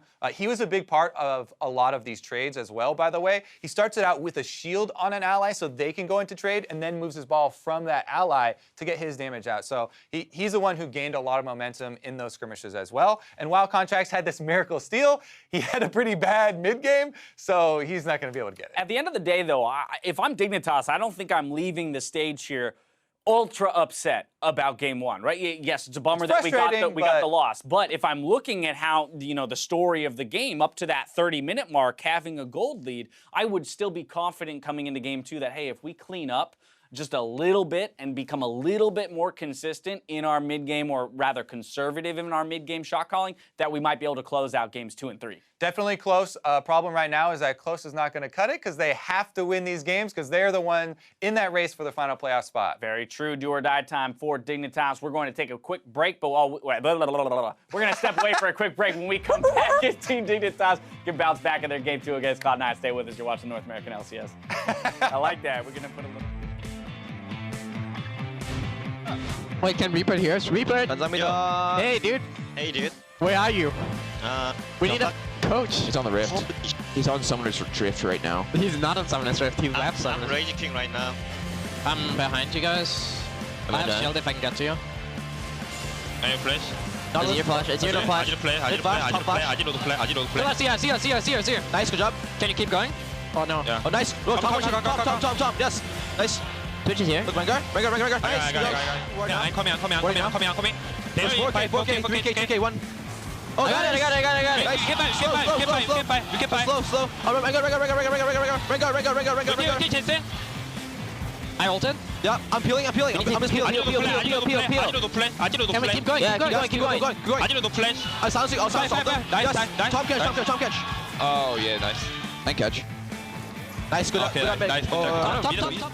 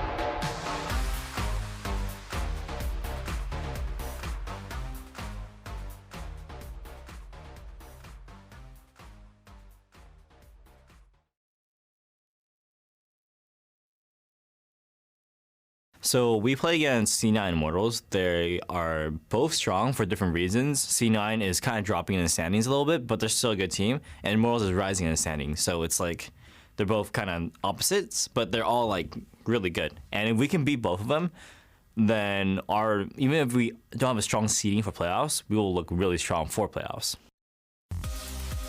Feeling like momentum is what can carry them through if the wins aren't actually there. However, the wins always feel a little bit better. Yeah, the wins feel way better, and that's a game that Team Dignitas should have won based on the early game. The gold difference at 10 was plus 3,000 for Team Dignitas. I believe at 20, the gold difference was something like 6,000 to 20. Yeah. But then by 35 minutes, C9 had swung at 9,500 gold to be up 3,500. So that was definitely a game where, yes, I think C9 played very disciplined in preventing Team Dignitas from closing out the game, but Team Dignitas should have been able to close that one out. It's just resting too much on a lead that they have, it seems. They felt comfortable, and then I guess against a team like Cloud9, you can say to yourself, well, we don't want to mess up against these guys because they will take it back. And then that's what we saw from Dignitas. The rush down into mid lane, the double dive, and having the Jarvan Cataclysm locked both Keen and Someday up. Two of the people that were already making better decisions in the game. So they kind of lost it there in the middle. Yeah, and exactly one of the things that hurts teams, and we bring back this story, it doesn't become any less relevant, that have mixed language rosters. When you're in these situations where you have very small margins and very intricate calls, and that always happens around Baron and at the very end of skirmishes, whether or not you are in or you're out, or what you're waiting for, or what spells you have up, or the way you want to initiate, or the way you want to peel off Baron. It's not as simple as fight Baron. Right.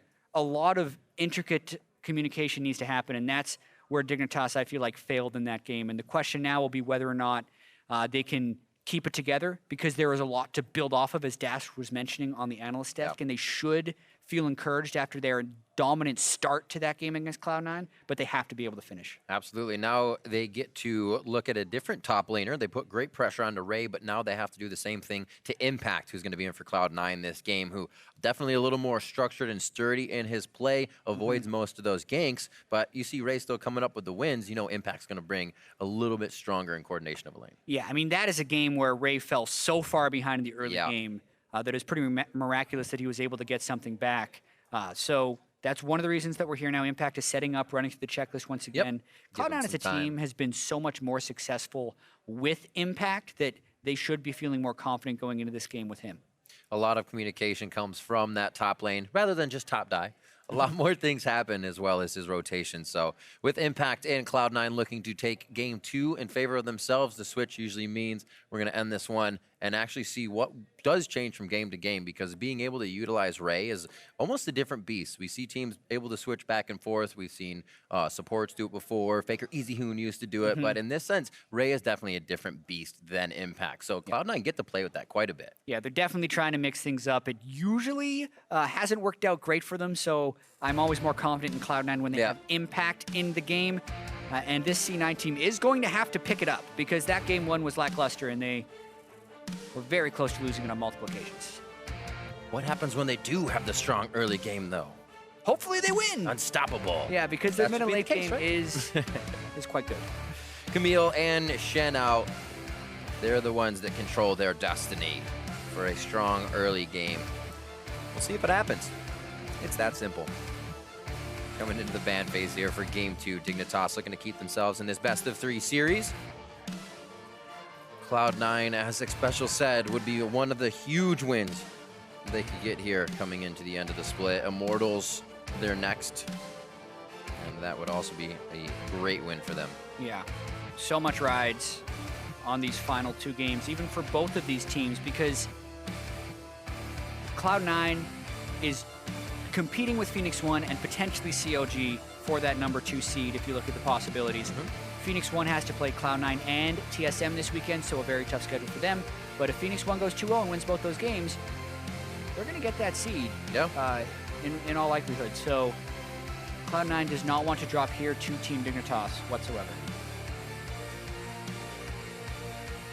Syndra, Rengar, Graves, and possibly a little bit of purple for the last ban, if we're keeping it with what has happened A lot of the focus towards the bot lane has been onto the Lulu and not the AD carries, as we see. Twitch coming out last time just shows us the pool of AD carries has gotten a bit bigger since the changes. Yeah, no Ezreal, no Caitlyn in that last game. The Twitch, while it did get some nice kills for Laud, he just was unable to find the fights I feel like he really wanted to. Even with that tank game. line. I don't actually like the fact that he went Phantom Dancer with his last item instead of something a little bit more defensive that would have allowed him to deal damage in the team fights. No Lulu ban though, so probably first picked. Yeah. Gragas gets taken out, and they say, all right, may get a cog out of Laud.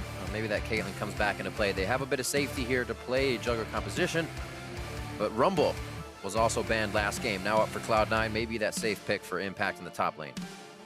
Yeah, it has been such a potent top laner, this split in the NALCS, and even with things like Lock-In and Redemption that can somewhat neutralize his Equalizer ultimate, he's still a force to be reckoned with just running into the fights with Flame Spitter, so not a surprise to see it picked early by Impact. Contracts a jungler maybe. Make him feel good about his first pick.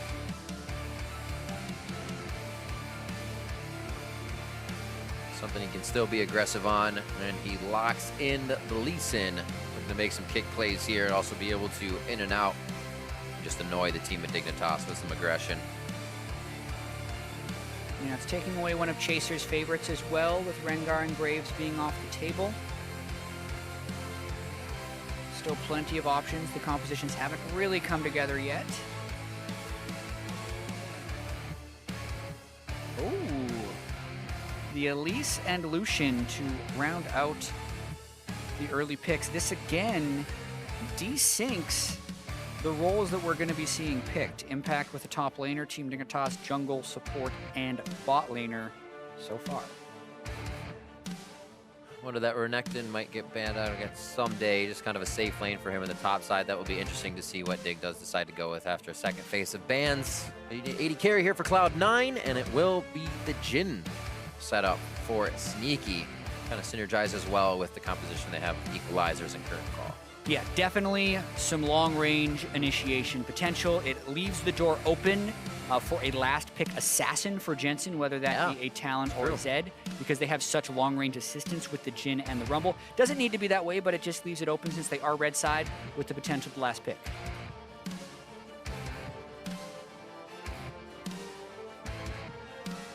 Actually, I haven't seen too much Jace within these two teams, but it does get banned out. And how big do we think the top lane champion pools are is another question here. Knowing that Impact is going to be playing up against whatever someday walks in here, they're throwing what could be top lane bans. We saw Kled ban in Phase 2 last game up against the Nautilus. Something Zig has contributed to the popularity of, I would have to say, but it's getting seen more and more now since his success. I was going to say, is it that tank ban for someday to just have something safe in the top lane? Leaves that Renekton open that he's gotten a few plays on. What do we have here the side of Team Dignitas? Look to hit that mid lane one more time, possibly.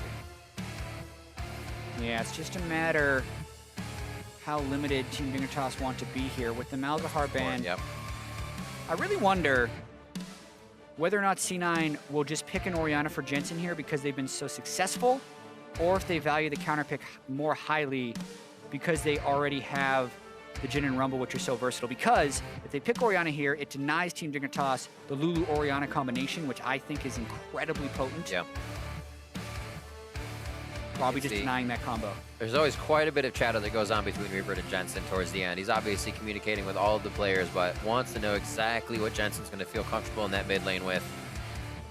And make sure that pick is something that the team can also synergize around. There's the Orianna, does get locked in, and like you said, they prevent it from Dig. Great choice. I think it actually is the right choice because there's a lot of discussion there whether you should utilize that last pick for the mid lane, but only because Orianna Lulu plus carry has been so successful lately with the power of those champions. So I like it. Jensen's also a great Orianna.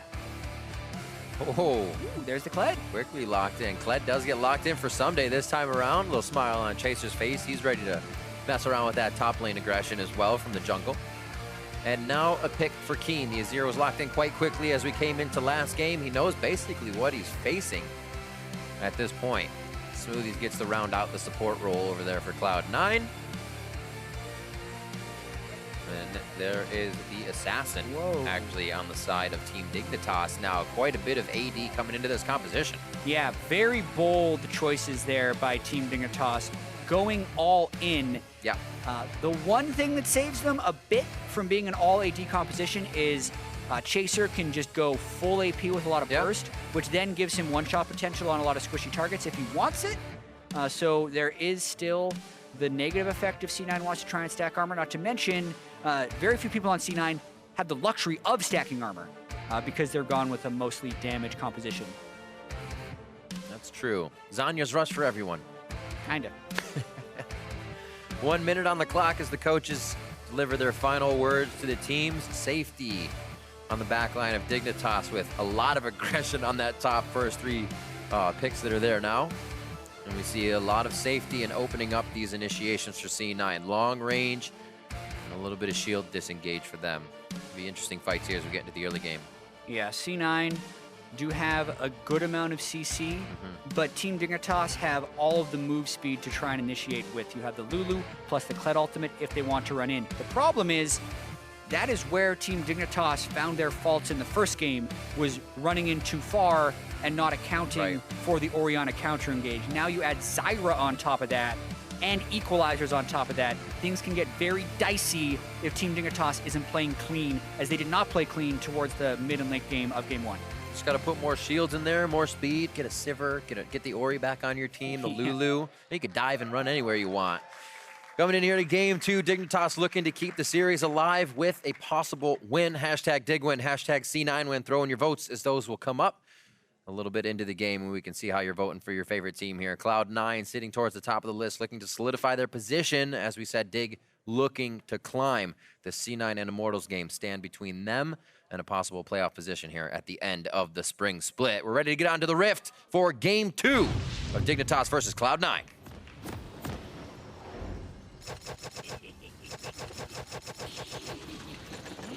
There you go. Sometimes you just got to dance a little bit. Yeah, that's generally the main reason you pick Kled outside of his kit, is the screeching you can do by emote spamming.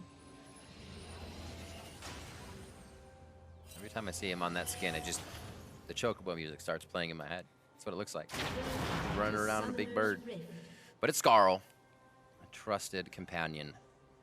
He rides his steed into battle. It'll be against Impact this time, not Ray, as we mentioned before.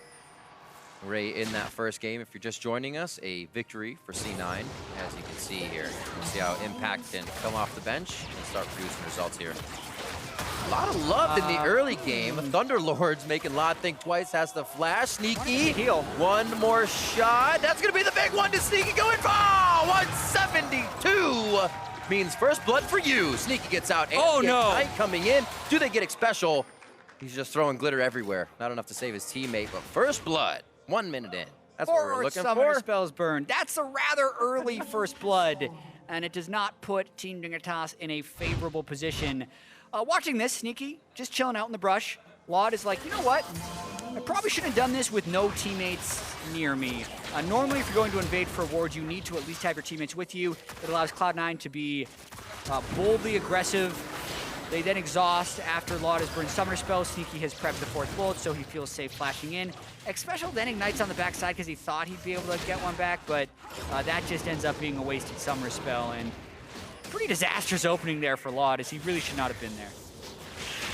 A lot of choices for Cloud9 now. Did they decide to go and work all the Summoners bot lane, or just allow Sneaky and Smoothie to keep pushing this lane? And we'll see how it works. Lod, Special on the Lulu, and Lucian can still keep themselves safe. Right now a kill and a longsword actually start for Sneaky, as he was able to get back in time. Yeah, and both of these duo lanes are going to be vulnerable to jungle attention. That's true.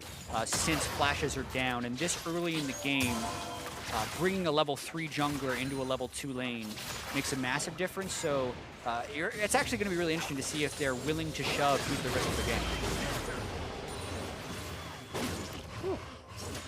Impact getting the better of the initial front-end damage here in levels 1 through 2. Someday just trying to farm with his bear trap on a rope. Doing quite well. Chaser gets a flash cocoon, it would be something, but C9 would have to expose themselves for it. Contract. Lee Sin also coming in from the back. This could end up being a 3v3 and get very ugly. Taking the long way around. Sneaky. Does he decide to come in still? Depending on where Chaser he leaves, he actually just goes down to the bot side, does not try to go towards the ward in River. So Contracts is left kind of wanting in this situation. But he did have to take the long way around. He would have been seen by the ward anyways. Dignitas acting fast at the beginning of this one. Good pressure by Someday, trying to actually work behind the minion wave, but meets another one. Got to be careful of that damage. Yeah, too many minions for Someday to push further in onto Impact, and jungle had just shown bottom for Team Dignitas as well, which is why Impact was safe pushing. Speaking of that gank in the bottom lane, Chaser was really just the first one to the spot, and he recognized the situation a little bit before Contracts, knowing that all summoner spells have been burned, thinking all you need to do is land the Flash Cocoon, and then that target is dead. And the fact that Contracts is going the long way around just meant he couldn't match as early as he wanted to. So props to Chaser. Contracts back to his jungle. Not far behind in CS, but wanting to make up a little bit of those camps so he can start to focus on the lanes. Nicely over the wall. And a good read by Chaser. Goes bot lane, sees that Impact has been pretty aggressive at pushing in Someday. And now it looks like Someday's actually calmed down that Flame Spitter burn, so keeps the lane in the middle. A little harder to gank. Yeah, Someday changed his pattern a little bit there. He had been feinting towards his turret. That time he feinted towards the brush. Chaser's still going to be up here, though. Impact has flash. That overheat. Goes for the hit. Repel in. Another few. Someday goes in knowing Scarl will give him the hit from the turret. Disengage, and then it goes on to Chaser. They buy a few shots nicely to get the dive in. Yeah, so the early game first blood, while it does impact the bottom lane, is no longer affecting the overall goal line of this game because Chaser has pulled off multiple successful ganks. Not challenging Smite 2, and the turret diving potential of a Kled and Elise should not be underestimated. Two people can reset turret aggro from within range. Great point. Especially for him to just flash in to get that to equal out there. The teleport already used by Impact. He's flying up to lane, as well as his flash in that instant. So Chaser now trying to work off summoners being down. Heal for Jensen. Nice dodge to the right. So it would have been a for sure cocoon between the turret and the wall. Summoner's getting blown all over, though. Chaser doing a great job of creating pressure. Yeah, he definitely is making an impact early game on Elites, and it's tough to relieve that pressure from the mid lane as Jensen seems to consistently do this when he gets ganked. He saves his flash because he believes in his ability to sidestep, and he had such a narrow margin to dodge that cocoon with. Probably would have been a kill if he wouldn't have done it, but he saves flash, and now that makes the next gank less threatening. 6 coming up close. Actually hits it before Jensen. May see a little bit of Chaser love mid lane. Ooh, Impact could have been in a little bit of trouble there. Probably gonna end up being safe. He squeaks out. It's like, I feel like I am surrounded by people. Sixth sense tells me I am right, and he backs out. So push to the wave here for Someday. 35 to 28. That's going to be missed minions now for Impact as he starts to fall slightly behind in lane. Not terrible for a Rumble. All right, Contracts looking for an in and an out. If the minion wave gets there, he's got a for sure safeguard. Well, right now the team is pushing it slow to not initiate anything until Dignitas there is going to be a gank. Oh! They have summoner spells. Face check on the brush actually gets away before the cripple comes in, and he cannot get the slow onto Lod. This may give Chaser a bit of a chance to get himself into range. Keen also has ultimate at Ignite, so Team Dignitas might want to chase this. Death mark onto Contracts. Look for it above his head. He's going to stay safe on this one. Oh, Ignite, however, could change that. He will stay alive. Very, very close. The summoner heal comes out from Sneaky there. Yeah, so Ignite burned as well as Flash on Exhaust. Contracts, but pretty much summoner spells around the board. C9 would have wanted to go a little bit earlier, but they couldn't quite get the minion wave to the turret in time. Having to heal down onto Lod, though, will make this a more dangerous lane for him to stick around in. Yikes. Those really sting early game, especially with the use of Thunder Lords. It's nothing to play with. Smoothie and Sneaky have been taking quite a big advantage of that. Sneaky out of mana, but that doesn't mean he can't get a last bullet off. So they're in lane to push this one to the turret before they buy. He's sitting on 1,600 gold right now, so got a pretty good back. Forward wards from Smoothie. Allowed contracts in as well, so Cloud9 looking to clamp down a little bit more on the bot side of this map. Not too much pressure for Ocean Drake to start things off, though. Absolutely, and the top lane aggression is going to be there, actually. Kled has a ton of early game damage, but both junglers collapsing once again. Wow, reading each other like a book here. Ultimate comes in, so Chaser's got the movement speed. Contracts knows he can't close that distance, and now he might be in a real bad spot. Locked down with the bear trap. Chaser as well, looking to get the kill. Gets that execute in, and they take down Contracts too. And I think a pretty poor choice by Contracts to join in on that fight. He knew how dead Impact would be. Right. Thought maybe he'd be able to trade a kill back, but it really wasn't that close. Someday and Chaser in particular, has been generally ahead of the game on Contracts. X Special says hello. Plants, Whimsy, Glitter, Whoa. Ignite. No rotation from Keen. Almost got him. Put the help picks on, thought he could get a bit more chase. And Smoothie goes back to plant life. He's see this again in the top lane. Like you said, I think it was a bit healthy here for even Contracts to come in. Exactly, pretty early equalizer, and Chaser was just ahead on the play. Like if Contracts comes in, maybe they get something out of Someday, but then once you see that the Elise is there, Contracts did not have to jump in to follow this, and you can see there's still 250 health on Chaser at the end of that fight, so not an incredibly close battle. All right, so reminiscent of what Dig was able to do in game 1, can Team Dignitas carry this on now? Find those advantages they've been pressuring. Chaser's done a great job at hitting lane to lane, blowing summoners, and then using that advantage of them being down. Here we see him already doing more vision work to give the team safer lanes, more of a push. Yeah, they really want to keep pushing on Impact here. Impact has Flash, but no ultimate for now. And remember, we talked about the double turret resetting by the Kled and the Elise, so they're going to go. They just saw Contracts on a ward down by the red buff. Safe gank to the top side, and they are in. Contracts realizing he grabs aggro, but like you said, both can just deny the aggro of the turret. Yeah, but now that they've been so laser focused on that top side, Team Dignitas is going to feel pressure someone else. C9 sent 4 people down bot to try and race the turret. That is one healthy turret. We saw Lodnik Special taking some hits here, but they have been able to clear the waves. This calls Cloud9 down for the turret trade. Let's see how Someday is able to move off of this one. This is where Dignitas started to slow down, as I say, in that first game, as the map started to open up just on the edge of the shockwave. You saw the Thunderlords come through, so not any tricky damage for Keen to find other than what the commanded dissonance is. He knows he has to leave the fight. Yeah, Jensen really controlling that mid lane. We're getting pushed out very well. Yeah, and Sneaky and Smoothie really controlling the bot side. So, you know, this is a 5-kill-to-1 game, but C9 is actually winning 2/3 of the map. This is the 1/3 where they're not winning, though.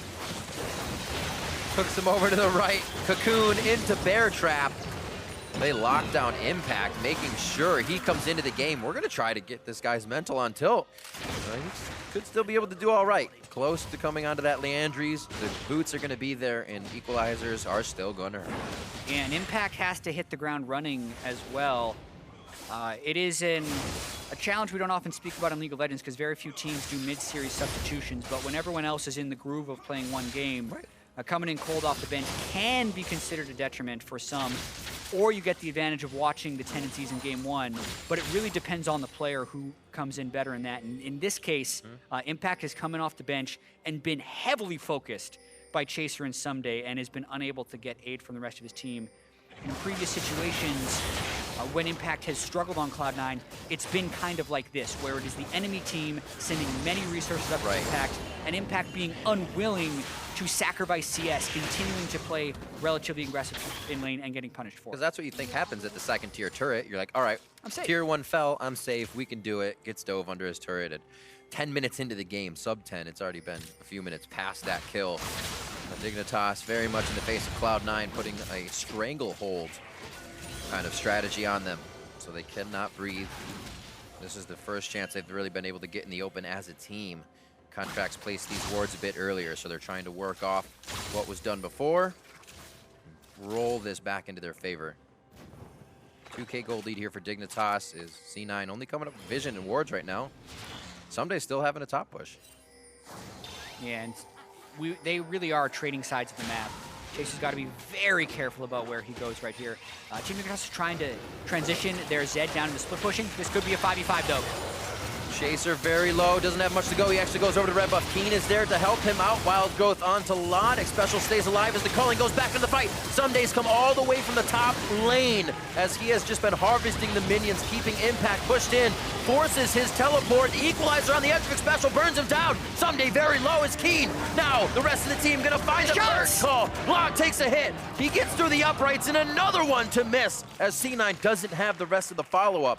A 2-for-1 as Dignitas comes out on top. And that was actually a situation where the Jhin nerfs to only have a half-second slow on his ultimate compared to a 3/4 second slow prevented a kill from Sneaky because Laud was able to take a shot and then still get his move speed back to juke the third shot. But looking at the fight overall, there was a it looked like it was going to be a faster collapse than it was for Team Dignitas because Keen is over the back here and is really patient with how he goes in. He's kind of juking back and forth, then ults in onto Jensen, but shoots back with his ultimate after he ate the shockwave. And this keeps Someday in kind of a 1v3 who is incredibly fed. And if Impact wasn't 0-4, that shockwave potentially kills. The escape comes through at the very end. Is that a Spiderling that killed him at the very end? Volatile Spider, yes. That's how it turned into a 2-for-1, so unlucky for Impact, falls a 5th time. 4-0-2 Someday, 4-0-4 Chaser. It does seem like they are having fun in the top lane. This is where Chaser could lose that. The shutdown going over to C9. If he dies, it would be a nice handful of money they could use to complete some items. But this is also where games can get strenuous, is when you watch those kills walk away with a sliver of health over and over again. And the shields are providing that for Dignitas to keep them alive and on the map. 8-2 here, 15 minutes in. Still 1,000 gold lead. It's just Dignitas has been able to open up the map. Somehow C9 always finds their way back in. Yeah, and even if we break down the gold leads, it becomes a pretty unique game. Someday and Chaser, Someday a 2,000 gold lead compared to Impact, and Chaser a 1,000 gold lead over Contracts. But then you look, mid lane and bot lane, it is C9 with the advantage. So as far as number of rolls advantage, this game is very even. It's slightly more in the favor of just Someday and Chaser feasting off of Impact and Contracts early on in this game. But if you get the misnumbered fights, there are still points of power that the teams can play around. Lod now to mid. Dignitas has done a good job these past few games of making sure they're out of lane and trying to facilitate something else. Jensen 162 to 118 with how that lane actually went. And I've been enjoying Jensen's Orianna play, actually. Never really the initiation on the ults, always a counter hit. And he's been finding at least 2 to 3 members, making it tough for Dignitas to get full fights in their favor. C9 pushing mid now with power and numbers. 4 here, and Impact. Teleport is not up. This could be a fight that they continue on. Yeah, C9 already in their turret, though. So not much Someday could follow up on it. Just kidding. It pulls off the push, and they're going to try and set up for this mountain, or this Ocean Drake in about 50 seconds. This is testing, though. Team Dignitas got to play this tight. They don't exactly have an easy-to-execute team composition. The Zed's got to be very careful. Kled not necessarily that tanky. They have a very assassin-focused elite build on Chaser. Hopefully he can continue his power. A lot of this AD may be stopped if Cloud9 gets some money under their belt and they can find some armor items. Like we said, good for Dignitas. That's not usually in the build of C9 members at the moment. So the damage could still stick if they get Keen to the backline on that assassin. Good eyes onto Contracts, making sure, like I said, that Ocean Drake a little more in favor of Dignitas as they hover that area. Yeah, but the teleport discrepancy is no more in a few seconds. Impact already in the mid lane. It's all about who can prep the side waves right now, or C9 just want to give it up.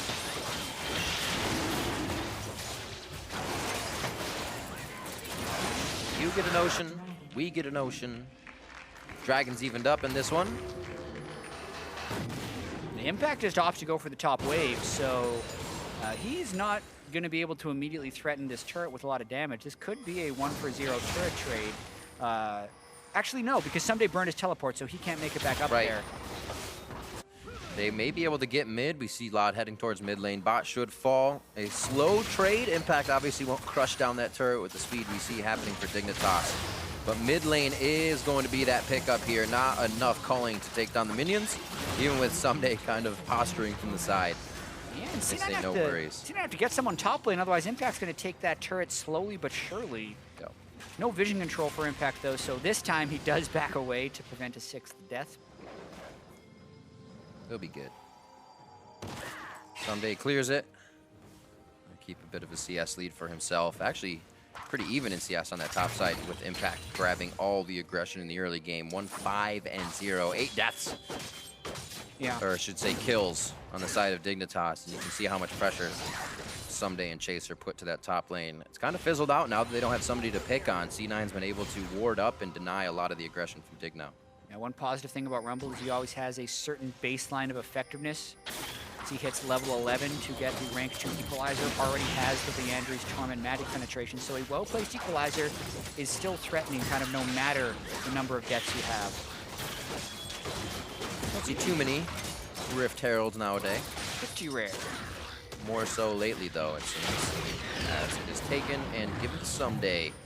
Going to be an even bigger menace in that top side here. If he meets up with Impact, they hear the Rift Herald go down, and Cloud9 knows they can get at least a majority of their people, even in darkness, to the Dragon before it's going to be Dignitas. Oh, hello. They're getting pretty aggressive. Someday split push top side. A lot of what C9 has is that counter engage, even though the equalizer can set things up for them. It's that Smoothie ult, that Jensen ult. Yeah, and Team Dignitas will also want to flank with the Zed and the Kled if they are to get these fights. So when C9 push up that deep in the mid lane, they have to be very cautious and ward their flanks quite well to make sure they don't get collapsed on. That's why they back away that early. Those shoulder wards, as I call them. Got to make sure you got something on your left and your right, all the way up and down mid lane if that's where you're going to try to pressure. That's a good one by Smoothie and Contracts to keep the top side of their Fog of War clear. Oh. I don't know if they want this. They don't have too much vision over that red buff, so Someday could be going into danger here. Contracts grabs it. Chaser getting pretty hurt. He's going to have to put himself up, but drop in the same spot and drop on that equalizer. Dignitas goes in blind to C9's jungle, and they are starting to regret it quite a bit. Contracts taking damage. That puts Lod in the front for a possible death onto him, and then Sneaky takes the death mark. Easily going to live from that as Dignitas is kind of inching themselves in and out, but only really taking more damage than they're able to deal. Impact almost gets himself out alive. There's the auto coming in from Chaser as Keen stays alive. What an extended fight here. And still, actually, it's 2 for 2. In a fight, I thought C9 came out on top. Yeah, really messy as well. We talked all about C9 wanting to avoid flanks and Team Dignitas wanting to get them. And then Chaser and Someday just kind of go off on this rogue mission at C9's red buff, engage in a smite fight when the rest of their team couldn't support. So it sets up a pretty easy collapse for C9 in that situation where Jensen gets the double kill off the shockwave. But then it just gets even messier. So we're going to watch this one more time, and this is rather peculiar. Keen is in the river, whereas C9 can clearly have all 5 people here. Sneaky opens up. It does get pushed off a curtain call by Laud, but the route from Smoothie into the Jensen shockwave is great. At this point, you think C9 is going to be able to get it clean, but Keen does turn around enough, and the red buff is actually what finishes him off. And I guess at this point, they're sneaky enough to be able to pick up some kills, because Cloud9 could have easily just disengaged after the first 2 kills. So definitely some misplays on both sides here, both on Team Dignitas, shouldn't have been there in the first place, and C9 just letting it get a little messy after winning the early part of the fight. Chaser keeps himself alive. You can see Someday feels pretty strong. Actually not the tankiest member on the team. Does have a good bit of damage though, so he can make an impact, change C9's mind with that front end damage if he gets a good whack in to start it off. Everybody go for impact. Macaroons. This is the composition you want to see that Sivir in at this Trying point, to recall right? in time. Should be good. Oh, forced to move. Volatile Spider to start things off, and they're going to burn down X-Special. Impact doing what he can, valiantly going down. It looks like Dig getting pushed around the map here, so they're not with minion waves in any position to take down the turret. Just a quick kill on Impact, and hopefully setting up Vision to allow some further plays. Contracts going for the solo kill. Whoa. Contracts, yeah, attempted to predict the Q because he knew he had Orianna coming around the side, but would have been nice. Would have been very sick. Oh. Look like they're going for too much of a fight. C9 cleaning up the outside of the map.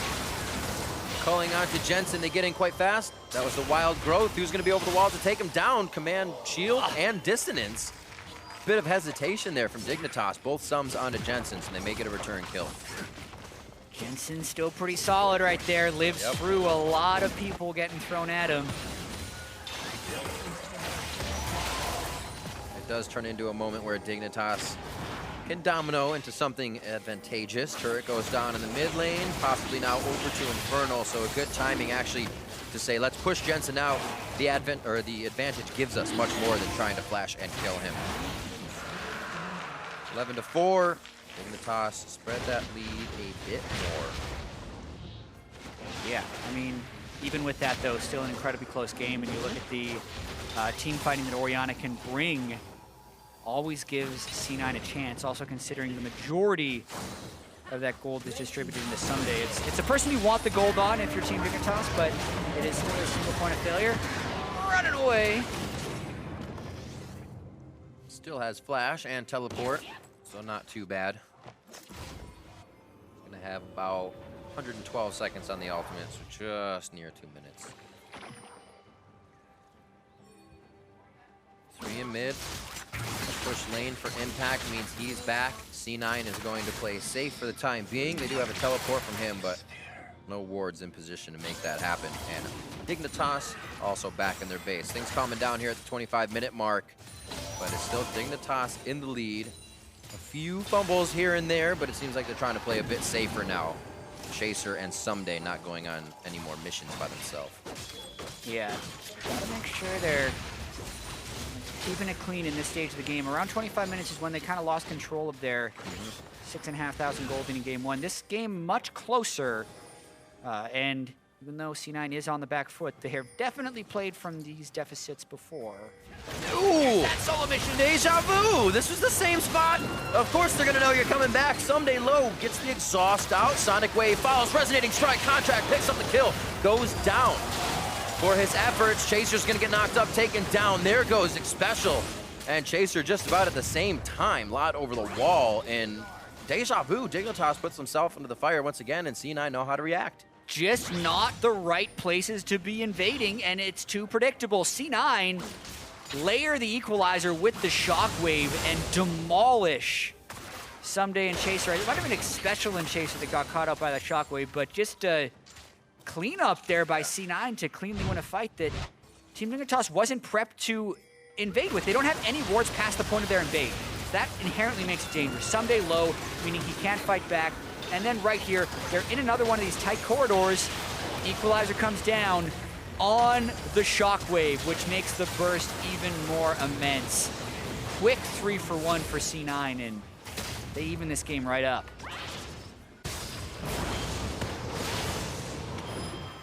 Oh, possible helpful kills. Shields him. No way. They're going to take him down. He actually has to pull all the way back to the initial ult. Oh, good guy contracts with a Bromant for impact. Flash was burned. Teleport still up for impact, so C9 can still make the cross-map plays. I've talked about everyone needing his Zonias. That definitely helps against the Zed when he's going for those targets. Keen would want to get onto Sneaky or Smoothie in these fights. Ninja Tabi's there for Sneaky as well. Is the armor he can squeeze in. Really trying to force these fights is Someday. Whoa. He's going to be down to about 25%. Oh, no. Even get to him. Chaser locked in there, and it's going to be him and Someday falling. The mission is impossible. And this time, the rest of the team's left to run away. Baron in the eyes of C9. That one was just a huge overforce by Someday. Keen was still running back from base, and yet another blind engage by Team Dignitas before they have vision of everyone leads to another poor play. Now C9 turn for Baron. Vlad with the culling. Tries to get himself in a good spot. C9 pick up the Baron. Special in a bad spot. Almost a harpoon. Scuttle basically saves his life, but the next harpoon, free of charge, hits onto Lod. Can they finish the kill off? And it does come in from Smoothie. Really no reason to be there for Dig. Yeah, full tilt coming in from Team Dignitas right now. They seem to be in disarray. Lod stops to kill a control ward while C9 chases him down, and he is quickly eliminated. C9 now in full control. quick spin around, just like last game. We're looking at C9's early game could be something here as they move on and look for the top spots in the league. We'll see this fight one more time. The ult works when people are behind you. Yeah, follow through. Exactly. The rest of his team is in the mid lane, so they're following through at normal speed. And by the time Team Dignitas funnels towards him, they're trying to follow up on the play, but they walk right into an equalizer and a shockwave. And we talked about being able to use this Kled ult intelligently and the danger of using it into an Orianna, a Rumble, and a Zyra. Yeah. And Team Dignitas hasn't been able to do that. C9 is just kind of waiting for Someday to run into them, and it is working despite the giant lead that Someday had earlier on in the game. Now just 1,200 gold up on Impact, and C9 making a strong push with Baron. Ooh. And Jensen is fed. Jensen being Jensen. I was gonna say, it's been interesting. Dignitas has chosen to take these fights in the jungle. Having so much control from an equalizer, a shockwave. Well, here we go. Another kill comes in. People are getting soloed out all across the map, so how is the resulting fight gonna happen? Lot out, Impact out, and we initiate once again. Sneaky gets the death mark. He's pushed back right away, but he's still gonna stay alive for the time being. Keen gets a shield, flashes himself out with the Ignite burning, should stay alive, and he does. The team now moves on to Contracts. Someday actually got the Sonic Wave, and Contracts finishes. Will they be able to get back to him after the Guardian Angel comes up? Another tag there as Jensen moves to safety. Shield and dissonance on Keem, trying to represent back into the fight, but he can't get the damage down into Jensen. And these just do not end. Is that the second time he ulted in this fight? I can't even tell anymore. Someday comes up with a kill. Jensen with another one onto X-Special. And this one finally fizzles out with people across the map. Yeah, Jensen ulted to kill Laud before the fight even started, then gets it back to kill X-Special at the very end of this fight. Jensen is out of control on this Orianna, but this is also a very messy game. Neither of these teams want to be playing this style going towards playoffs. Watching this with an AD dead for Team Dignitas, so no Laud, they decide they can force because they've killed the Rumble on the side and do not have to worry about the equalizer. Not to mention the Shockwave is down, so critical ultimate's down to allow Team Dignitas to kind of funnel in right here, and Someday just tries to smack people to death as he engaged before the rest of his team. Jensen does a great job sticking around this fight, staying safe with the Zonias here, kind of flashing away. The remount from Someday buys a lot of time, but then right here, like X-Special thinks he's so safe going through, but gets caught by just the end of the Shockwave, and Jensen has the burst at this stage in the game, and it just gets bigger for him now with Death Cap completed. And thinking about how long that actually went, he killed Loud with Shockwave, and then at the end of the fight, killed X-Special with Shockwave. That's how long it continued to go. Crazy.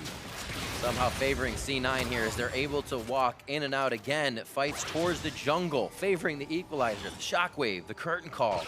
And Contracts on Lee Sin, hopping about over walls more. It's been hard for Dig to lock down their targets. C9 again, living in the side of Dignitas' jungle and ready to deny the resources. Blue buff over to Jensen. Nicely done. Yeah, Jensen with the Morellan Omicron and Zonias and his rune page, hitting that clean 40% CDR, meaning that Shockwave is only on a 48-second cooldown. Wow. That's crazy. As well as Orianna's kit at this point is just in and out with the command and the protect. Dissonance every so often, and you are just kind of confusing the team with placement. As we said, we've seen Jensen use it more in a, hey, the fight started, they're not seeing the ball anymore, now I'll ult, and it's just been taking Dignitas off guard in that situation. Keen looking to get just a little bit more, but you can see how much pressure they get even trying to step out of their base from Cloud9. We'll see how they can do when they reach the front doorstep. Yeah, already just looking to go for C9. Very Talia-esque equalizer, stopping Dignitas from getting anywhere. Nice job by Impact to start things off. Shockwave has already been used in this one, and big damage coming in from Volatile Spider. Chaser able to hit, Contracts in, goes down, that's Guardian Angel. Where's the focus next? Keen's hit up very fast. And that looks like they are able to get themselves back to safety. It's only a few, or I should say one dead on Impact, but Keen and Lod are down, and that's a lot of damage for Dignitas. Yeah, I mean, Team Dignitas has a lot of trouble getting in. Someday dismounted before that fight even really began, and then Contract sacrificed his Guardian Angel so they could secure the kill onto Law. This means C9 can continue this push. Bot wave luckily pushing out for Dignitas. Only have to worry about mid if C9 were to stay. Looks like they stave off any damage on the inhibitor for now, luckily being 2 members down. C9 knows they just want to keep a nice clean advantage. Baron coming up in a minute and a half. That will need some vision. And they will need to reset their wards as these controls get cleared out by Dignitas. Yeah, tons of control, though, before the fight as far as eliminating flanks. Knowing Someday couldn't come from around, they checked the brush. The equalizer as well just kind of makes them take it from Sneaky. And Someday, with the shockwave, ends up dismounting right there. And yes, Chaser moves through and they get the cocoon onto Impact, which then ends up having the volatile spider and finish him off. But like the rest of the team, they don't necessarily have a front line if Someday dismounts that early. They can't get through the Zyra, they can't get through the Orianna. And the fights are much more disciplined from C9. Aside from Impact, who is dying every time. It's really not been his game. This has been a carry performance by Jensen for sure. So that zombie rumble play. Yeah. Haven't really seen it since Karthus, but reinitiating it. Fake the other team out so much. 9 of the team's 15 deaths. So Yes. 60% of the deaths this game. But he's still trying to get those equalizers. That one doesn't work. Little message sender than that one. See if we can split the team and get a follow-up. But no go. He's actually looking at currently just around 70 seconds, 81 seconds on his ultimate, so they can do that pretty often. Dignitas finally getting all their members in a basket. Wild growth very early on to Someday, not really baiting in a kill, but it does get contracts. Is this enough for them to continue to follow? No grab on by Someday, calling onto Impact. See scrap shields himself. The safety is going to be maybe early. The damage is going to lock onto him. Yes, it does, as Impact tries to save himself a little too soon. And now Dignitas find themselves 2 kills and possibly a mid-turret. Late curtain call coming in from Sneaky, but it's actually when they needed it. 562 popping up on the screen as that last shot turns the tide of the fight and turns Dignitas away. Yeah, I mean, Impact's equalizer was already down, and Contracts did not have his Guardian Angels, so when he took that Q in, it was very quickly turned around by Team Dignitas. X-Special did have the early ultimate, but it interrupted Contracts out of his resonating strike, so also allowed the follow-up kill to come more quickly. Dignitas keep it interesting with that fight. Where's the push? A lot janitorial duty in the bot lane and the top side. Like, Cloud9 actually coming off of 2 kills have quite a bit of room to work with to get wards out. Gotta feel pretty good about that. They didn't lose too much ground. 3 Drakes again in a game over to the side of Dignitas. It means Elder Drake very much on the table for them. We saw Baron, something that cost them a lot last game. It'll be a big decision of which they really decide to jockey for this time. Yeah, and it's always difficult to check the Baron. Team Dignitas do not have great scouting options. I'd say keep going Someday. The team's not fighting yet. Teleport is up. They don't have too many wards around Baron though, so I guess their hand is a bit forced as they are pressured. Zyra also assists Baron pretty easily with the plants, but you can see how dark that is right now. And C9 can just kind of start it up. It would be an interesting trade for Elder Drake though, because Team Dignitas have 3 of the elementals if they can get it in time. Look at that. Gentleman's agreement, chat. Yeah, this makes it interesting actually, because Team Dignitas potentially stronger in the 5v5 now. Are they gonna do it? Just rush top lane? They can consider it. They're hesitating. Hesitating, but stopping to see if there's actually a push or a pullback from C9. So they were kind of measuring it based on that. Yeah, there's a chance that this just delays the game until the Elder Drake and Baron buff are gone respectively because of the power traded between them. But Team Dignitas has wanted to go. Kled goes right here. I want to see some fights. That's what we're looking for. Zanya's down. That means it kind of goes on to contract first. Impact trying to get himself to safety. Both redemptions going in the same spot. Shockwave not doing much over on the side of C9. Contracts goes down first. Then we see X-Special fall. Someday on the front line with Wild Growth could go down. And that's going to be the GA coming up. Do they have enough to protect him? Impact basically out of this fight. Smoothie can't re-enter in either. And Sneaky looking for some final shots. Oh, 1090 onto Lot. Almost cost him his life there as he thought he was being helpful. In the end, he does help a teammate out. Inhibitor getting hit up pretty hard here for Dignitas. So C9 is kind of edging out in map control for these fights. Yeah, game definitely on a razor's edge. Super risky to have a 5v5 fight in a triple elemental Drake, which is why Team Dignitas went so hard on this initiation. There we go. Telegraph though, Impact's like, all right, equalizer, Zonias. you have to wait now. But where this fight got a little ugly is when Contracts followed through for Laud, hoping to insect him, and Laud just dashed back. So Contracts eliminates himself from the fight. What happened as well is the Shockwave got burned because Jensen tried to ult Keen as the Deathmark approached, but Keen flashed it. And that really allowed Team Dignitas to not have one of those disastrous fights where they get caught in Jensen's Shockwave. So much control. The captive audience they can leave behind as they go through the jungle. These little breadcrumbs that actually work very nicely like wards, but the ability to continue to catch. C9 sticks together. Mid lane getting pushed by Contracts here, as then they can work easily between top and mid. Remember that inhibitor's open on the top side, so once they open this bot, Dignitas is going to have trouble trying to defend all 3 lanes. Yeah, the Baron buff has the use there, but the Elder Drake is still up for about another 10 seconds. When that's down, the power shifts back towards C9. Keep seeing these eggs. I'm like, Anivia? Is it Anivia? That is Zyra's again. Gotta watch out for the plants. We saw they gave Laud quite a bit of trouble earlier, and it helps the siege here. Smoothie setting up on the backside to make sure he can grasping root anybody. Getting down this turret, like though. There's too much that they can do. Not a whole lot of wave clear on the side of Dignitas, unless they ult. Yeah, they need to pretty much hard initiate to get something going, but it's, as we mentioned, really difficult for them to get in on the Shockwave and the Zyra and the Equalizer. Turret going down. Ooh.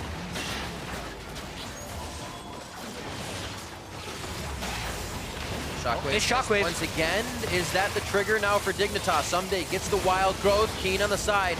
Captive audience slows him down. Sneaky gets the ultimate, and they're both going back. Everybody pushed out of the redemption. Sneaky now opens up curtain call from the backside. Xpecial's one shot away from going down. He gets hit by a plant, and C9 starts to follow through. They found an opening in the fight, but do they find the kills? Another nice grasping root coming in from Smoothie. Locks down the team, allows the triple kill for Jensen, and C9 slowly pressuring forward, finally find the opening in Dignitas, finally find the opening in their base, and at 21 to 21 kills, 40 minutes in, Cloud9 will take down the Nexus and the series over Dignitas, 2-0. And I'm sure it wasn't as clean as Cloud9 would want it to be, but they made the plays when it mattered most in this one. Jensen, a machine this series. 1 kill across both games he did not participate in. Aside from that, near perfect kill participation for Jensen. He was a huge carry for C9 in this series. Not a good day for their top laners, as Someday and Chaser definitely had the hand on them for the rest of it, but at the end of it, it is still a 2-0 for C9.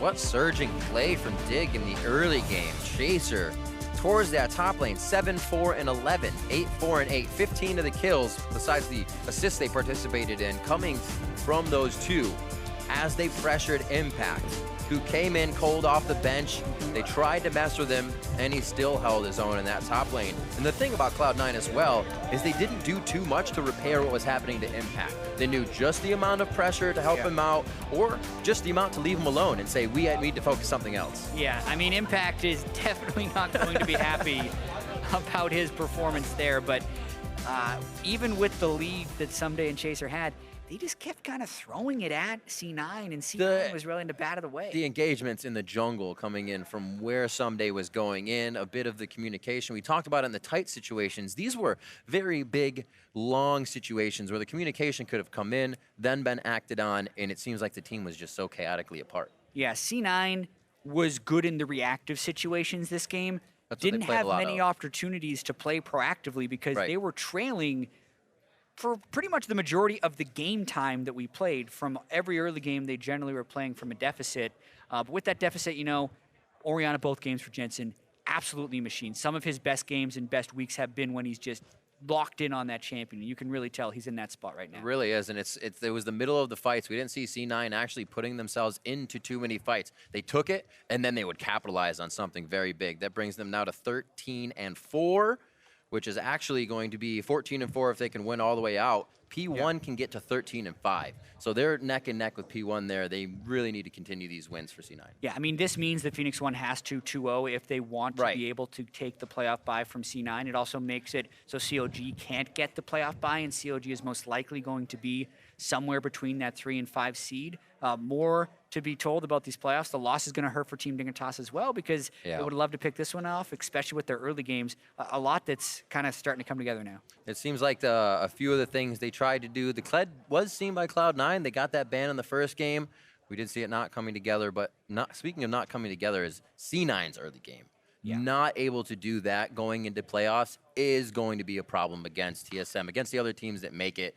You have time to ready yourself before that, but it's been all season long. Yeah, and none of the teams, I feel like, in North America are super confident going into playoffs. Everyone has the things that they want to improve on, because C9's early game, TSM's inconsistency and poor game record. There's a lot of things for even the top teams that are open flaws right now they have to fix. Quite interesting spring split so far. For more on how Dignitas brought us, not brought us to a game 3, we're actually going to hand it over to, who's on stage? That's Freak with Sneaky. Thank you very much, Griff. Great cast of the day. I know how that goes sometimes. I am here with Sneaky after a victorious 2-0. You mentioned to me it was kind of a fiesta. I would tend to agree. What went wrong with that game that made it so sloppy? Well, the first game, there was some fight in River where everyone was level 3, 4, and then we didn't exactly get any immediate kills, and then we were trying to get, I think Tompkins was like the first to die from their side, so that's pretty bad since he's like the tankiest champion maybe in the game at that point in the game. So it was pretty rough. We lost out. Just kept getting a bunch of fights with Jarvan Oriana later in the game. And then second game wasn't as much of a fiesta early on, but it turned into a bit of a slugfest. You got a nice easy first blood. I feel like that helps a little bit. Double longsword landing phase. So, speaking of sort of somewhat messy games, hoping to clean them up, you have Phoenix 1 as your final match. Only team you haven't beat so far this split, and they're likely to be a playoff opponent for you. Tell me sort of what you think coming into that match and how that's going to go for you. Yeah, it'll be really interesting. I'm never really sure if they're trying to play Medius or Inori. I think it's just mainly Medius now. So maybe we'll see the Dark Medius versus the Light Sneaky again. You can get revenge in the second arc. Yeah, I hope so. It was 2-0 last time, I think. So need to turn that around to counter a 2-0 for them. Fair enough. Okay, I want to talk then just about bot lane in general, move off the games in particular. You were against the Twitch, you had a couple of Lucian games in, you brought the Jhin back out. Kind of talk to me about where you think the role lives right now. Like ADC 2017 memes were in the past, like how do you think they are right now? Well, the Borg changes are pretty nice in general. When I initially saw them on like the PB notes, I didn't really think much of them, but playing with it, just that extra 15 AD and that little bit less attack speed, you don't even notice the attack speed, but the AD is super significant. Like you can buy it on actually any AD carry. I think I buy it over Bloodthirster, over Mercurial, like actually every game. And there's a lot of champions right now that build it first, like Kalista, Lucian, Twitch. I don't know about Twitch. I played him in solo queue yesterday, and he's so weak until like 2 or 3 items, mainly 3 items. So there's a lot of valuable champions now. I don't know if it's going to completely shift.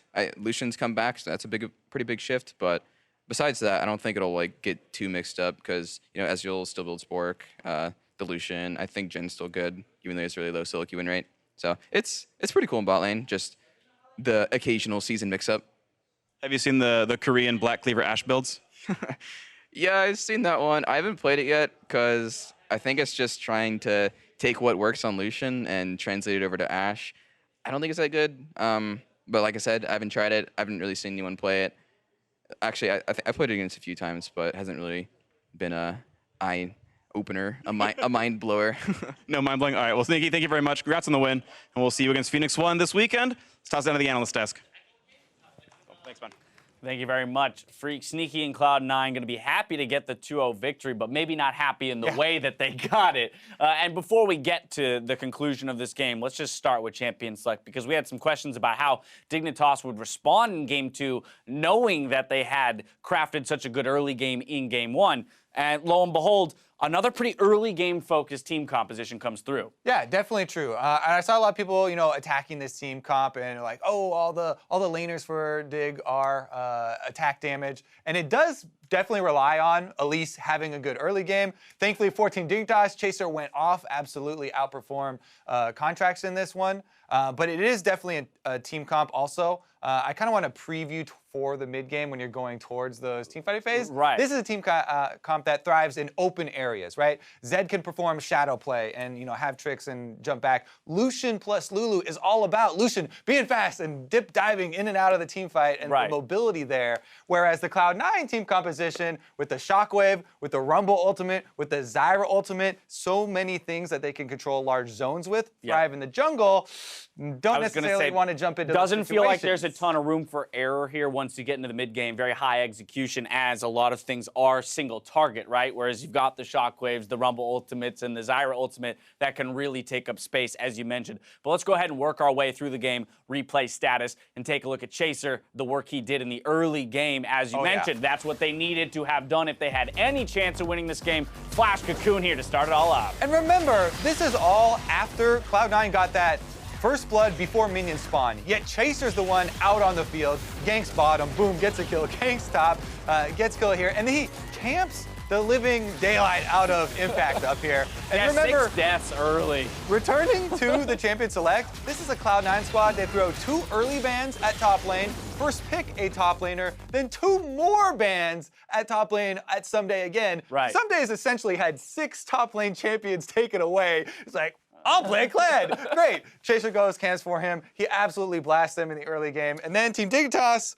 once again, we have the same similar story here. Where it was kind of like rewatching Game 1, just with entirely different team compositions. The same issues still, persisted here in Game 2 for Dignitas when we got to that mid and late game. Let's take a look at this 28-minute fight here. C9 going to catch out Dignitas a little bit. So look at the mini-map. We're doing a vision toggle. This is a blind Kled ult charge ahead of the rest of the team. Zed, that is Keen, by the way, coming up from base while they're charging blind deep into the enemy jungle. Oh no, we got turned around. Remember where I mentioned you don't want to go into the jungle versus Rumble, Zyra, Orianna? You also don't want to go into the jungle with a 4v5 against that team comp. And those are the types of mistakes where they're throwing away these mid-game leads, and they're costing them. And that's only one example of a few that happened in that game alone.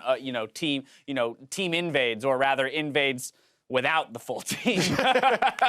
People trailing behind. So I guess what I would say is, if there is a silver lining here for Dignitas, it's that the problem across both games was the same. I like the faces. It was your body language is delivering a lot here. I'm trying to help.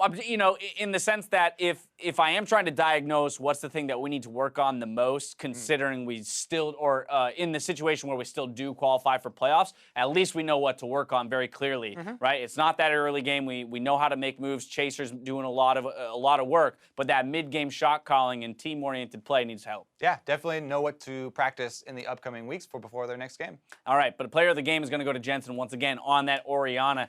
We had said that a lot of C9's downward trend kind of paralleled Jensen's downward trend in the mid lane. Well, I mean, I turned it around out of nowhere this week. Exactly. Jensen just completely dominates this time around. And even though there are some situations where you're like, oh yeah, they're funneling into these areas that make it a little bit easier for him to perform on this. Right. It's not only that. During lane phase, it's the small things that we always used to talk about with Jensen, where his dodges, and he's dodging Elise cocoons, he's dodging all these skill shots in lane phase, saves his flash, and saves a lot of the momentum there in the early game. That plus the end game team fighting from him just definitely cement him. And this is a big win for C9 looking towards playoff again, wanting to clinch that first round bye. Of course, we heard Sneaky kind of teasing the Phoenix 1 matchup, getting to play against Medios. That one will be fun to watch as always, looking for a little revenge there in that series. We've got more league action coming your way though, so after the break, FlyQuest duke it out against Echo Fox. Don't touch that browser.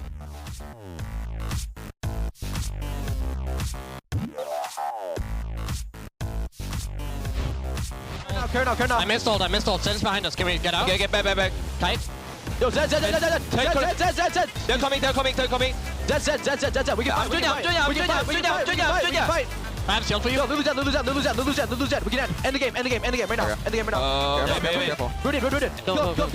Yeah, nice, good job. End the game. Impact with the inting. I mean, I also did.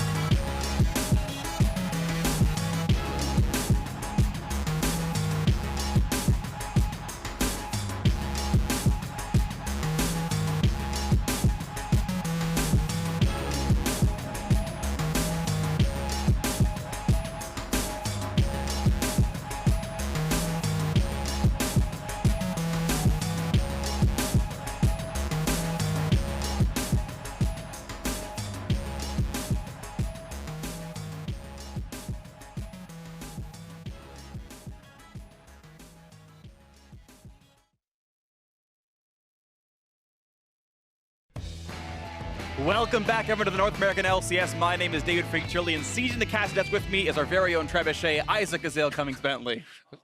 I was going to make a joke about that. I said it during read-through. You should have been around there for it. Sorry, buddy. Let's start the match by looking at the lineups. On the blue side for this one is going to be FlyQuest in game 1. You got him on your screen right there. Balls in the top lane, Moon in the jungle, High at mid, Altsec and Elimination in the bot lane with Coach Thick Card still there in that lineup. And their opponents today on the red side, Echo Fox.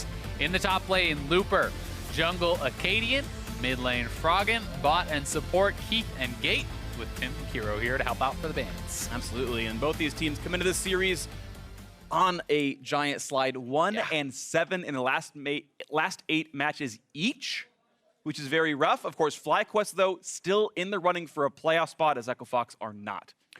They really need to just shake off the second half of the split that they've had. And this has been something that's been going on for so long for them. You know, they were written off at the start of the season. People were thinking that they're going to be a last place team. They were able to defy a lot of those predictions and perform a lot better than expected. It's not too late for them to bounce back and still make the playoffs. So they need to just clear themselves mentally and focus on this individual game. Absolutely the case, so they can win their matches, and their schedule looks pretty easy. There's a good chance for this one. But let's talk about the fact that they're against Echo Fox, a team that cannot make playoffs anymore. Even if they got into that scoreline, they'd lose the tiebreaker automatically. So it's just about whether or not they can stay in the LCS, or if they play in the promotion tournament to have that honor. It's actually pretty crazy to think that this team, based on the start of the year, could be going into the promotion relegation tournament. That is pretty shocking. They have still improved since the summer split, obviously. They are a much better team.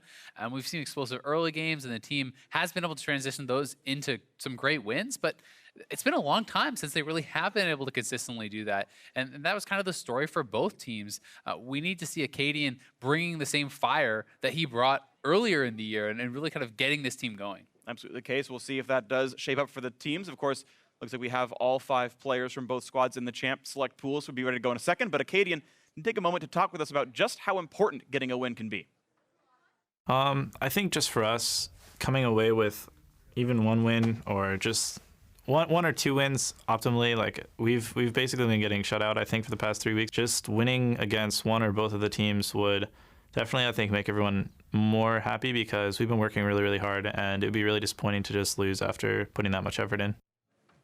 Yeah, totally agree. And honestly, Acadian's a player that I've actually really liked watching this split. He posts a vlog like every week after the games and kind of talks about the mental state of the team, what's been going on. And he feels like a player who has been sort of, very emotionally invested in the games and very emotionally invested in the matches, where it's like, yeah, we did really well in scrims this week, so we thought we were ready to go. We got too confident, and, you kind of let the emotions of what the games were get the best of them, and then bouncing back, okay, well, now we're down. We've got to focus and got to play it right. And it is always a very important factor, just being clear-headed and ready to go, because there's a chance that in 1 week's time, FlyQuest have to play, Echo Fox need to play some best of 5s to stay in the LCS. Yeah, it's the game is a very mental game, and especially I think when you come in as a rookie, you're riding high. Everyone is praising Acadian, saying, "Oh, 100% rookie of the split, maybe the best jungler in the league." He was getting so much credit, and that feels amazing when you first are coming into scene to get that kind of reception.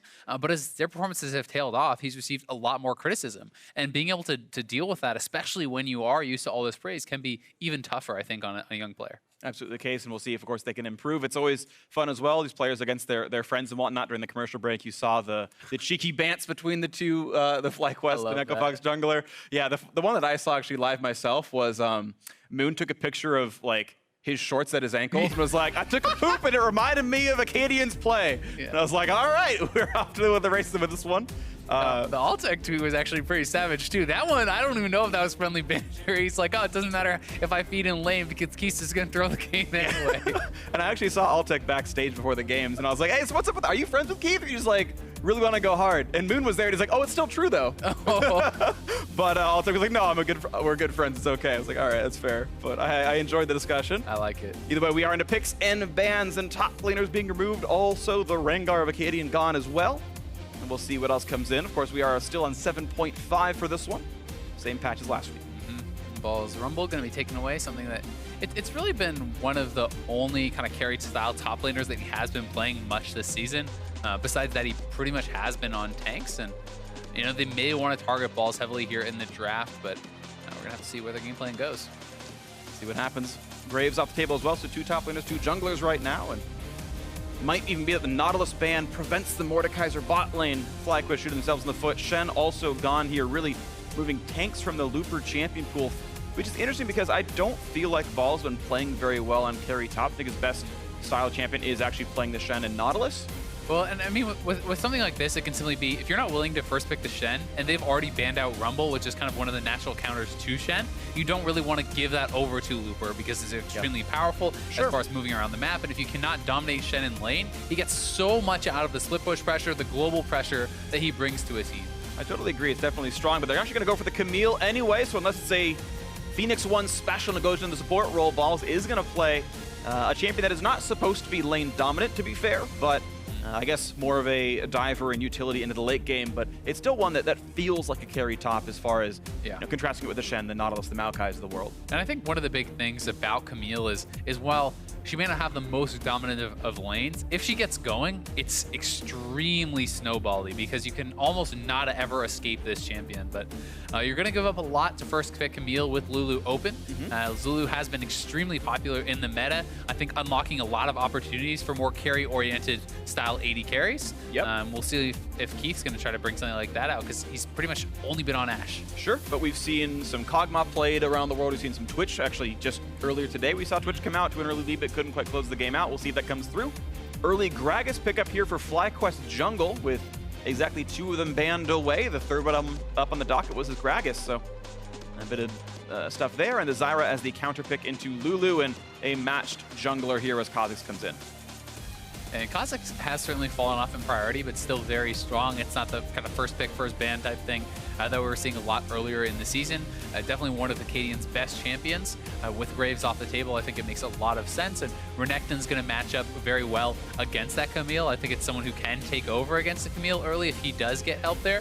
So I think you can already expect to see quite a bit of attention placed on the top lane with 2 pretty explosive top laners and powerful early junglers. Totally agree. That could be an easy focal point. But we'll see, of course, based on what the matchups are on the rest of the lanes. Of course, Zyra can be plenty aggressive, and if we do see a Kog'Maw or Twitch, it's a easy enough champion to fight, but it's really up to what kind of style they want to play. Caitlyn on the table as well as someone who might benefit from that kind of stuff.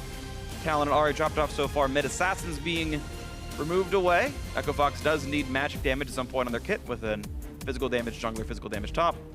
Cinder rounds out the Echo Fox bans. And there's still a lot of options here for the mid lane. Orianna still up, sits out as someone who's a pretty obvious blind pick mid laner to me. I think that champion does not really have a lot of natural counters or tough matchups, and obviously on the other side of things, Cassiopeia, there's still many options here for the teams. Yeah, Vladimir's one that I've seen as a pretty common blind pick as well. So much so that I continually saw it last week as a red side second phase ban. They're consistently banning Vladimir away from the blue team that has to blind pick a mid laner, usually speaking. I say have to, so usually speaking, they blind pick a mid laner in the second phase, and we'll see what happens. Cassiopeia, the final ban.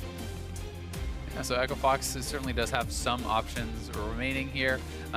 As you said, I do think that they are going to need some AP, especially with Gragas and Camille, who can itemize somewhat towards that tanky nature.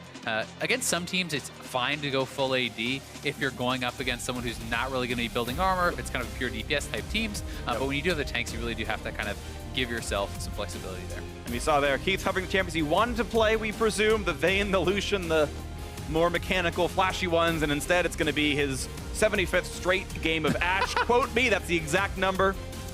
It's been 3 years straight. Never been banned away. It's got to feel bad for Keith, honestly. It just feels like he's been completely relegated to this champion. His team does not seem to have a lot of faith in him, and he is getting put on Ashe time and time again simply because it feels like the most effective AD carry when you don't get any help. You always have the arrows. You do have some sort of baseline level of effectiveness. But that said, it's not working for the team, and I would have liked to see them try something different when they have the Lulu. Yeah, I think you're right, honestly. I know Ashe can put out good damage. She is a natural Hurricane user, has some good damage scaling. Like, I have seen Ashe players take over games, but you're right, it's not what they're looking at. They're not like, ooh, yeah, Keith, get on that Ashe and start carrying the last 15 times in a row, it didn't work. It's going to work this time, though. Well, true. Definition of sanity and all that. 1-7 match record recently. Victor going to come out as the final ban here for Froggen. It's actually interesting. The Twisted Fate used to be banned against him every single game. That's been gone away for a while. Instead, the lineups continue and have been rounded out. Caitlyn on the one side for FlyQuest, and of course, is Ashe in for Keith. And the Orianna Victor matchup, I feel like I've seen that a million times as well. Yeah, definitely have. And Froggen has taken over some games on the Victor. I think he certainly can be that carry style player.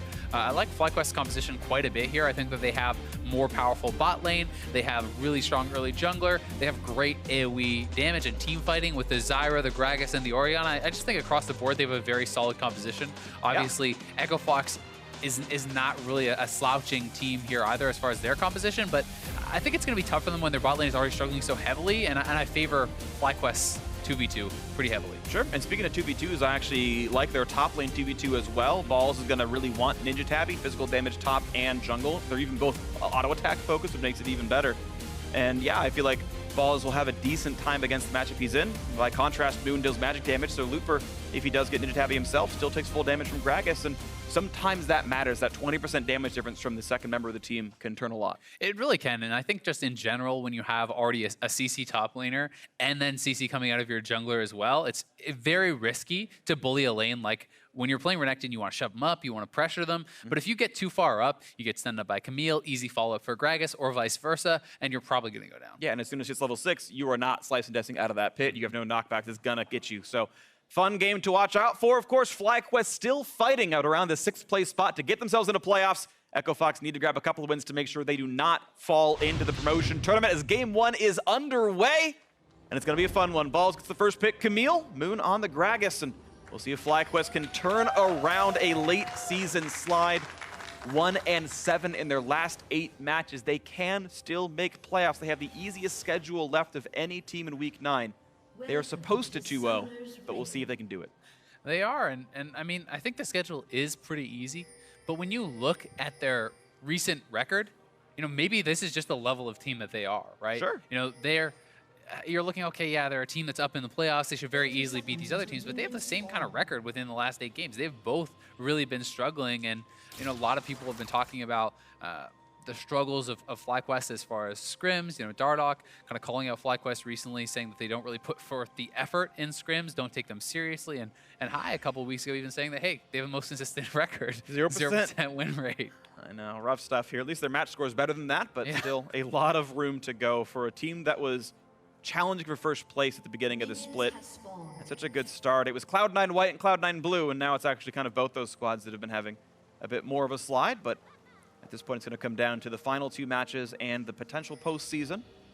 And you never know what a team like this could pull off if you can sneak into the playoffs, because I think that one of their strengths is their match planning. They're willing to do some risky strategies, and I think that if you go into a best of 5 with some kind of crazy strategies under your belt, you can certainly upset some teams, take some games away. Yep, we'll see if that happens. We are, of course, into this one as the early jungle leash is going to be a bit different. It's going to be a red buff start, actually, for Acadian. That is somewhat less typical than the normal Raptor start that we just saw Moon get, and is actually a little bit new as well. I haven't actually really seen Krugs before red much, but this is what Moon's going to go for with this start.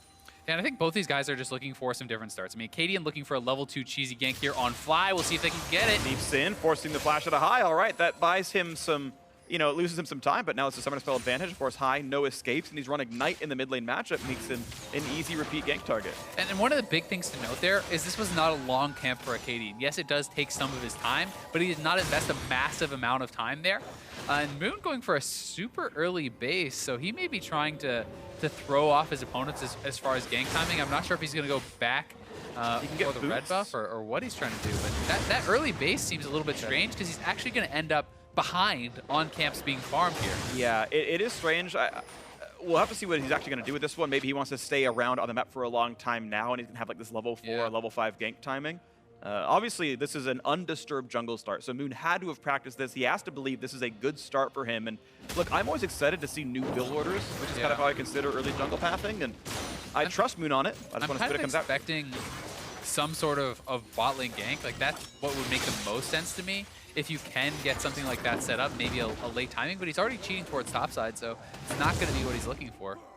Level 3 here, and of course, Acadian halfway all the way. Well, actually, to be fair, Acadian has just recalled himself now, right? So they've both recalled to base once. Moon's actually already on the map, but granted, Acadian got to gank once. So saying that Acadian's behind in jungles is almost unfair to say. And we'll see what it continues on to right now, but you're right. I want to see if it pays off into something.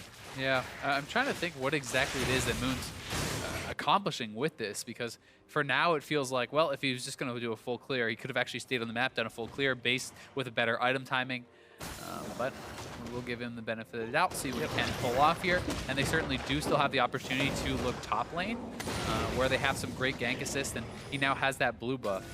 Well, he does get level 4 first. He's going to walk into Acadian's control ward and kill that pretty easily. And I don't think with a level deficit, I don't feel like the Cosmic's going to fight that. So for now, he's okay. Quick stun comes in from Looper, of course. They had seen where the Gragas was, and he knew he was safe to go for the trade. Balls doesn't get the auto attack until after the combo lands, so the shield does nothing. Props to Looper for stunning early to prevent that. And all in towards Elimination. Ignite is on. Plenty of damage output here. Is there going to be a flash follow? Looks like not. Gate a bit injured, and of course with Summoner Heal up for Altec, there's no chance of the kill.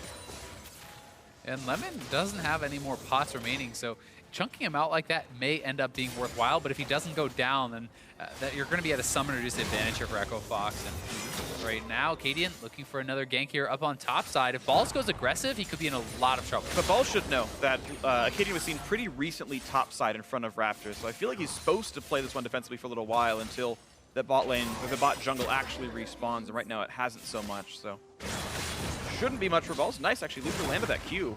Barely in range for a little bit of damage. And yeah, the Acadian gank's not going to do anything.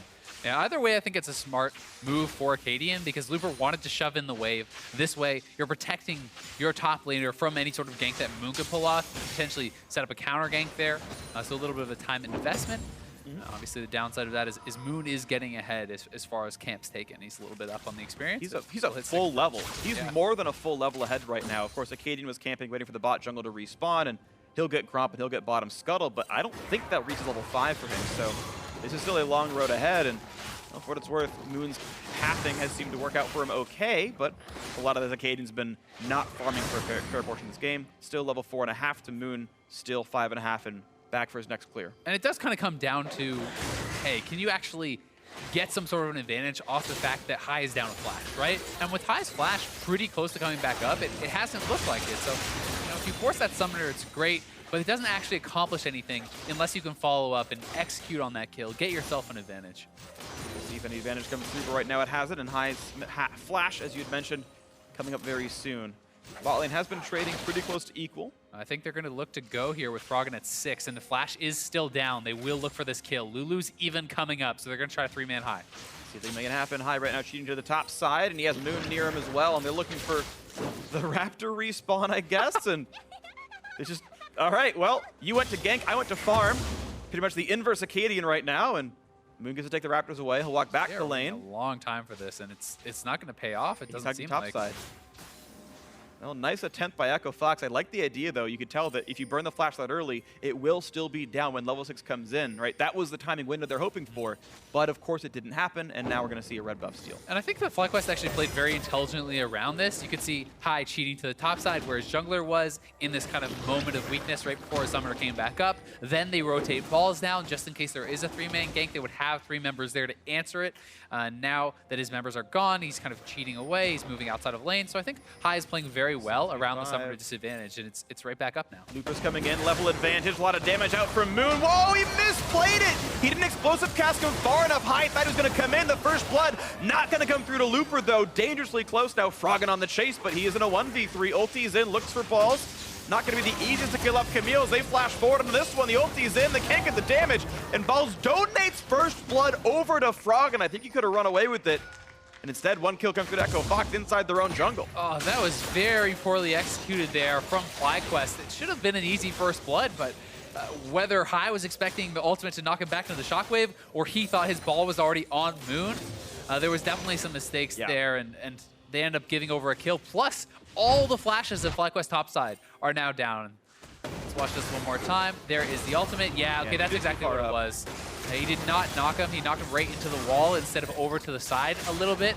So High was trying to time that ultimate to be right out of the Gragas cask, and then sticking around here a little bit too long as...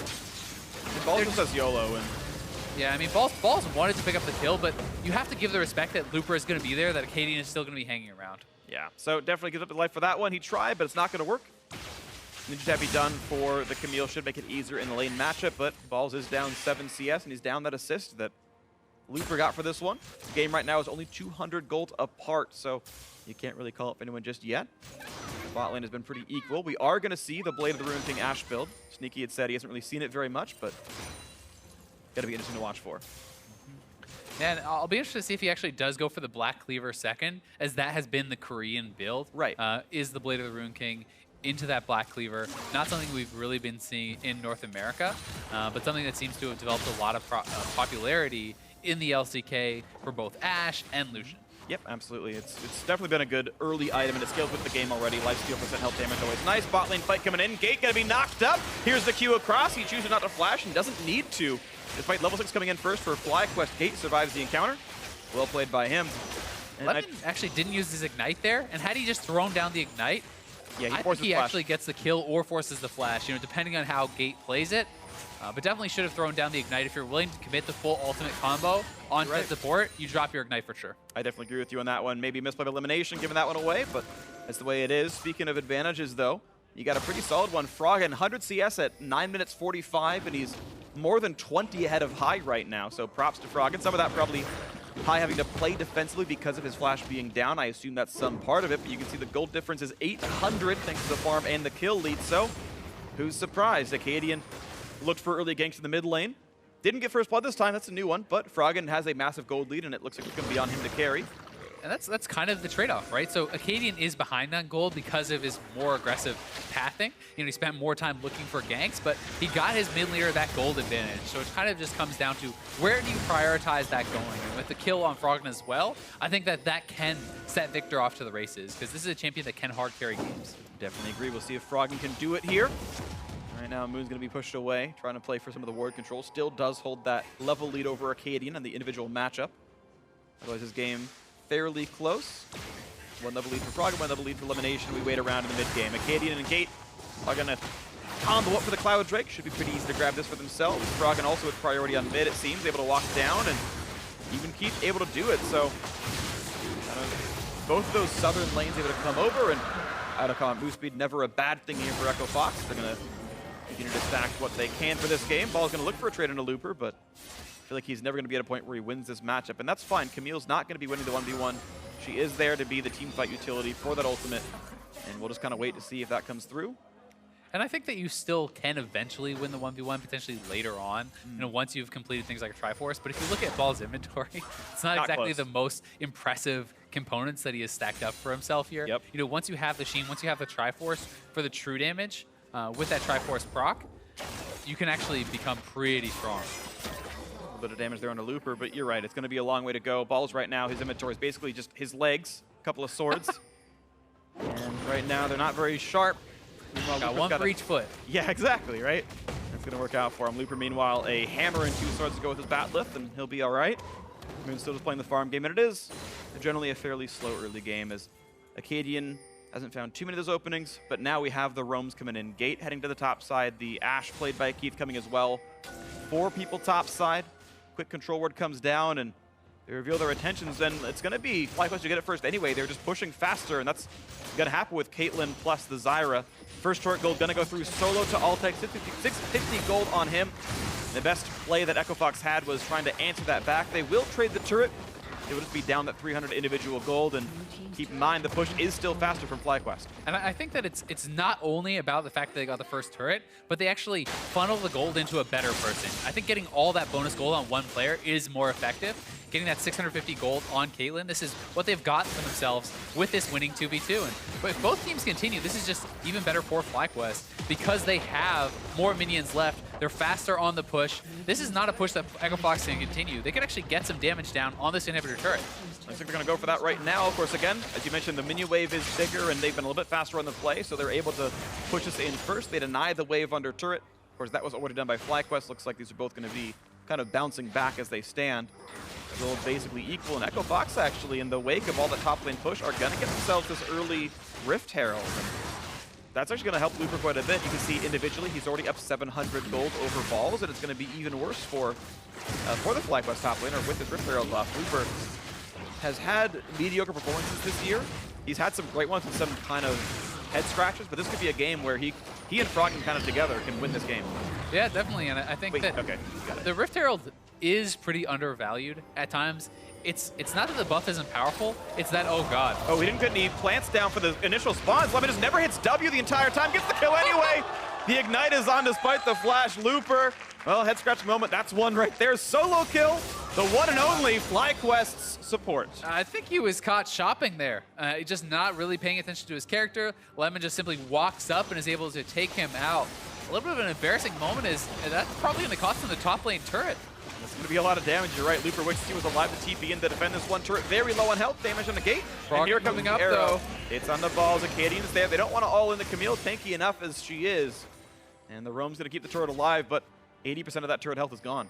And they're just going to continue pushing because High is already pushing in the mid lane, so someone has to answer that. Otherwise, they're giving up even more. And they've spotted Froggen moving back towards mid lane. They know they can continue this push up on top side. So nice little play there from FlyQuest. Here comes the resume, and with arrow down, not much of a chance. The threat of plants keeping off the turret, and there we go. 3-2 in turrets. FlyQuest do continue to use this Caitlyn as a battering ram. You expect them to win the matchup based on champions, based on player skill. And FlyQuest right now have basically gotten first turret gold because of it, and then unanswered top lane outer turret because of it, using that Caitlyn advantage, using Altec. The one lane is actually winning, by the way. The only lane that's winning. Whereas Echo Fox have Looper who's ahead and Froggen who's ahead, and yet it's FlyQuest with their one ahead member actually using that to get advantages. Yeah, it's a very significant advantage. And anytime you can take Caitlyn and move her around the map, have her pushing turrets, have her not really fighting players, but kind of just fighting turrets in the early stages, and get her to that 2-3 item stage very quickly, you're going to be super, super happy. Because I think that Caitlyn on 2 items is such a powerful team fighter, and at 3 items, you really can take over a game. Definitely agree. She can pull out a lot. I think she scales quite well. And in my mind, actually, my opinion of sort of Caitlyn's pushing power is like this is kind of her best situation where you've got a lot of raw AD, and you've not kind of gotten a crit just yet because you sort of transitioned from like an early game poke spellcaster into more of an auto attacker, and it's like at 50 crit you finally get good, but for the next 5 minutes it feels awkward to me as a Caitlyn player. And we'll see what else can happen, of course, as Keith kind of pushes forward. Ruin King done means a power spike's in for him. One of the really nice things about Caitlyn that I think makes her strong in the late game stages is not necessarily like that she has the highest DPS potential compared to like a Sivir or things like that, but it's that you can more safely attack because you have your 90 caliber net, you have your trap line, and you have such long range. So your effective DPS is often much higher simply because it's safer to actually go up and do those attacks. Completely agree. Expected value basically of the Caitlyn's going to be pretty high because there's not a lot of risk in your attacks. We have more moves coming on though. We got to point out the fact that Froggen has roamed down to the mid lane and pressed for that outer turret. Froggen being used, again, we talk about players with leads. Froggen is one of them, Keith is not. So Froggen's the battering ram. Keith holds the wave. He's actually shot an arrow out, looks for Altec, not going to find it, but there was a chance, of course, for Looper to follow up on that damage. But meanwhile, it's the race against the fact that Altec is pushing up at the top side, top lane tier 2, going to be killed off, and this is a 1-for-1, top tier 2 for bot lane outer, and Altec's faster on the play. It feels like a bit of a bizarre handshake to me from Echo Fox, because I think that having the Camille just kind of scaling and pre-farming and having the Caitlyn scaling and pre-farming is more advantageous than getting the same for the Renekton and the Ashe.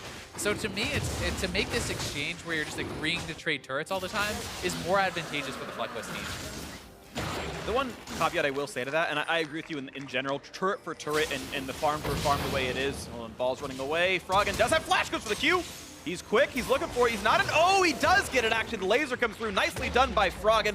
Gets his beat and gets some of that one. But of course, mid lane outer has been killed and FlyQuest still pushing much faster. I mean, this is 5 turrets in 17 minutes. FlyQuest is just taking almost all these turrets essentially unopposed. It feels like Echo Fox has not been able to mount much of a defense. They do get the kill on the bot side, which will get them a little bit of pressure down there and perhaps make FlyQuest back off. But we're not even 20 minutes into the game. There's only 1 outer turret still standing for Echo Fox. Yeah, and you can see the 4v4 for FlyQuest was better. Their weakest member versus the strongest of Echo Fox. And yeah, it's a good kill for Froggen. Yeah, Froggen very strong at this point. Balls has no magic resist. Able to commit the flash. Does take him down. So pretty aggressive, well played there by Froggen. But you're right. I think the map is kind of opening up for FlyQuest. You can see their gold lead right now, 1,300.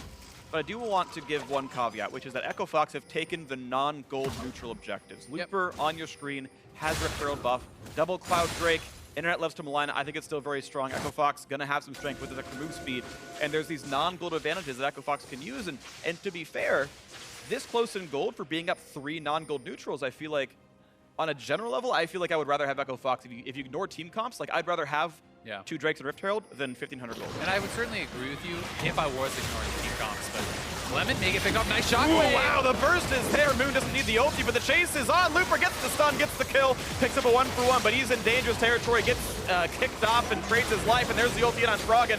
No way out of the hexagon here for this one, but he's got the shields, he's got the damage, and Balls gonna give up his life for that one. Froggen finding his 3rd kill of the game, 100% KP, and Echo Fox able to make this fight a 2-for-2.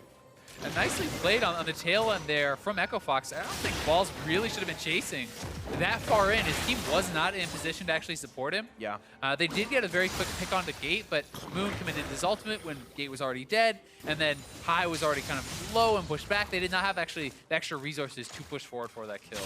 Yeah, I agree. It's 2 deaths in a row now. Well, not in a row, but 2 deaths that Balls has had by saying, I'm going to go in on Froggen. Ooh, he has more damage than I expect because he's building armor for the matchup he's got, gets practically true damage done by Froggen and gets pushed around, and it's twice he's misjudged the damage of it, to be honest. And you can kind of see that Balls not on tanks, honestly not convinced. Part of the reason they've been having this late split drop. We can watch this fight again. Yeah, and the initial pick, I think, is great from FlyQuest. It's the initiation coming out from Echo Fox, but then the shockwave into the body slam. The ultimate being commit there is a little bit extra. It's understandable, though, that Moon wasn't sure he was going to go down. And I think that Looper, that's not a dive you really want to make, because although he does trade a kill, you're trading the support for the solo laner. And here's where I think the initiation is fine from Balls, but his team is not actually in position to back him up. Yeah. So you can't go for that if your team is not there to follow up. I mean, if all 4 of the members still alive are right in position, I think you win that fight, but they were not. Yeah, I agree with you. And one thing I want to point out, though, is props to Froggen. Or shout out to Froggen, as the week was, last week's phrase was.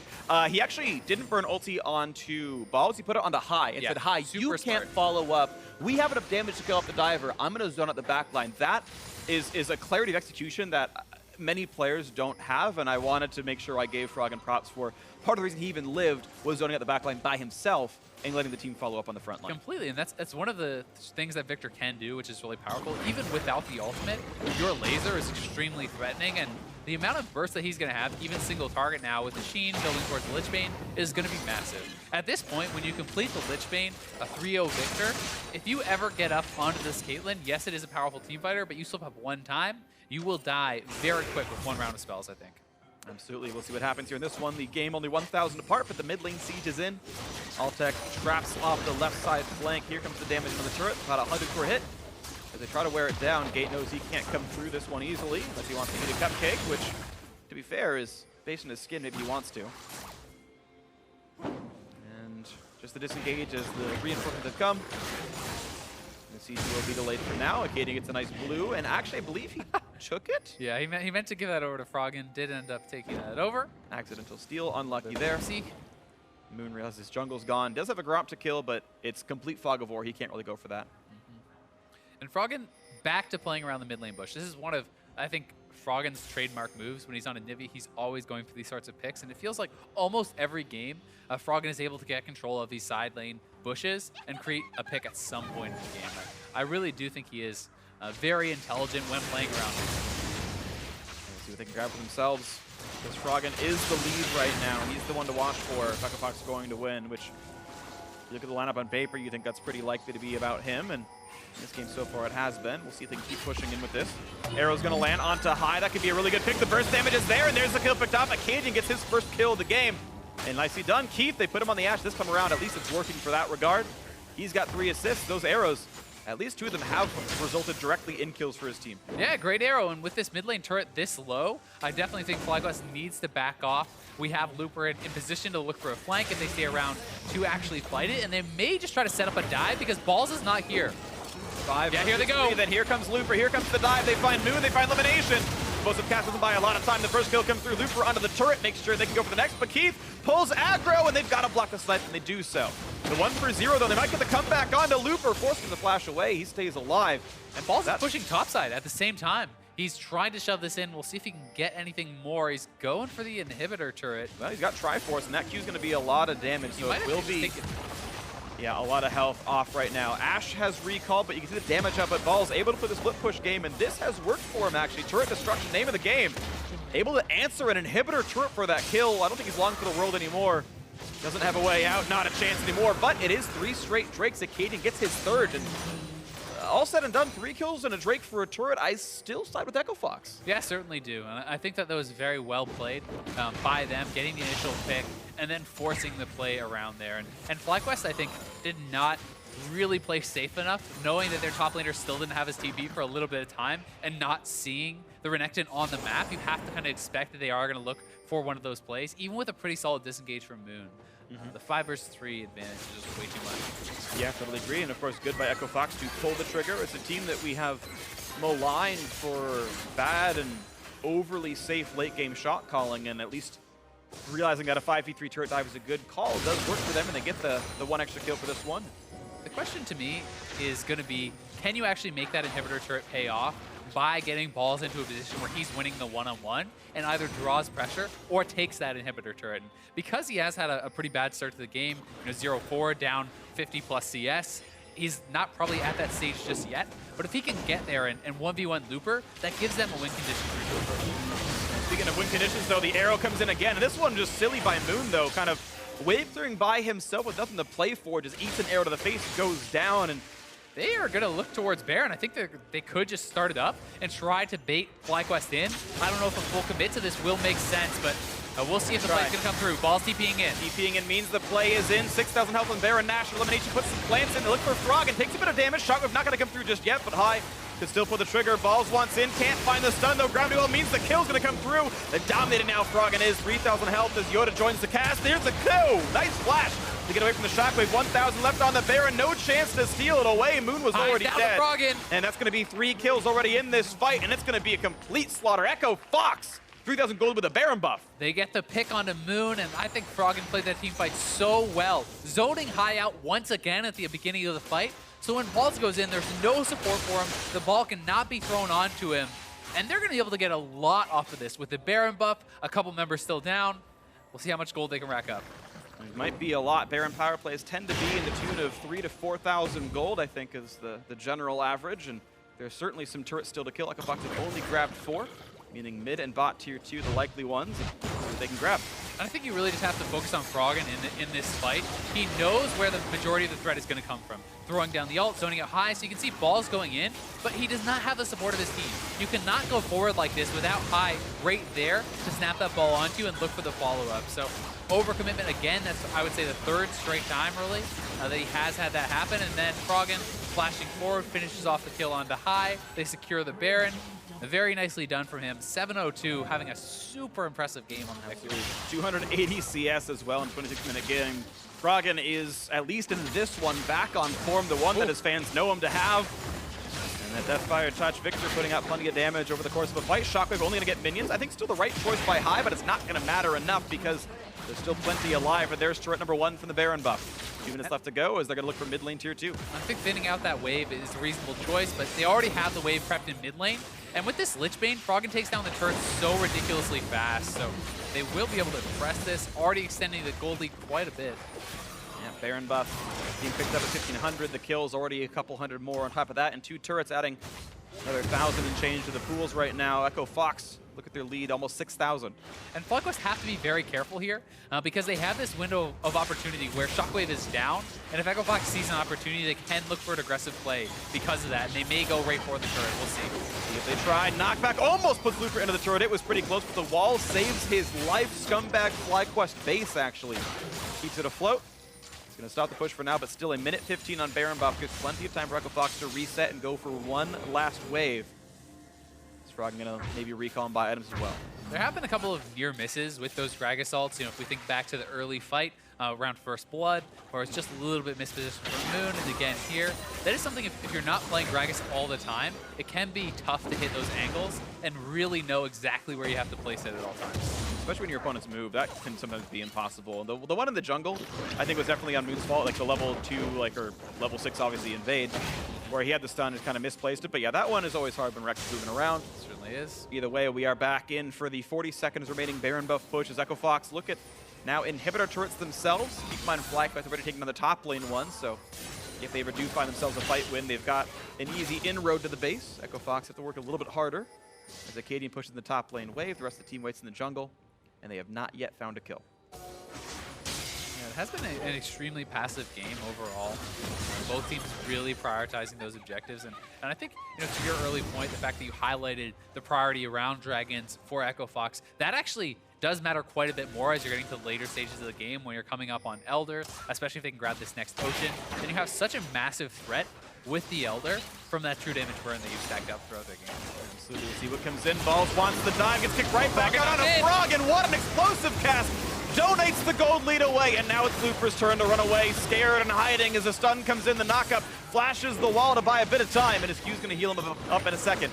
The chase is coming through. Acadian still pushing up at the top side of the map, being maybe attacked by Altec, who's probably a bit afraid of the assassin while being one level down, and Acadian going to knock down this turret. So Echo Fox trade Frog's life away for a turret kill. Now Elimination and Gate in a duel, but here comes Acadian, gonna land the slow, gonna land the flash, get away. Gate gonna be attacked, here comes the slow, the volley not gonna be enough, and the Gromp might even go for taking a bite out of the Lulu. That's gonna be killed, picked up, Balls finally on the scoreboard here, and this one, Hive wants to chase Keith. Shockwave already down, of course, that was dodged away. Keith flashes, I do believe. And now Acadian on the wrong side of the fight once again, eats a cupcake for his troubles. Kill comes through, and turns out that there's gonna be 3 kills in a row picked up for FlyQuest at cost of only 1 turret. A lot of kills given over there, and the rest timer for Acadian is actually quite long. We'll see if FlyQuest can get out on the map, control some vision, really get anything off of this, because as of now, their waves are not in a position to do it, and it's actually Echo Fox starting up the Dragon.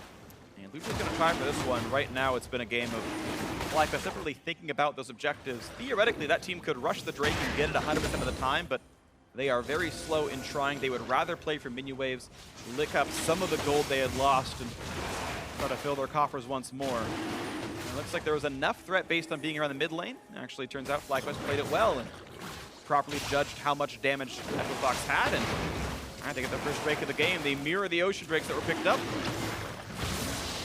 Looper just doesn't really do that much damage at this stage in the game. Maybe if he's on a Titanic Hydra and some more aggressive items, he could look for that. But here's the play again from Moon. Beautifully executed. He knows Froggen has that lead. Body slam flash, ultimate in. No greedy auto attack in between.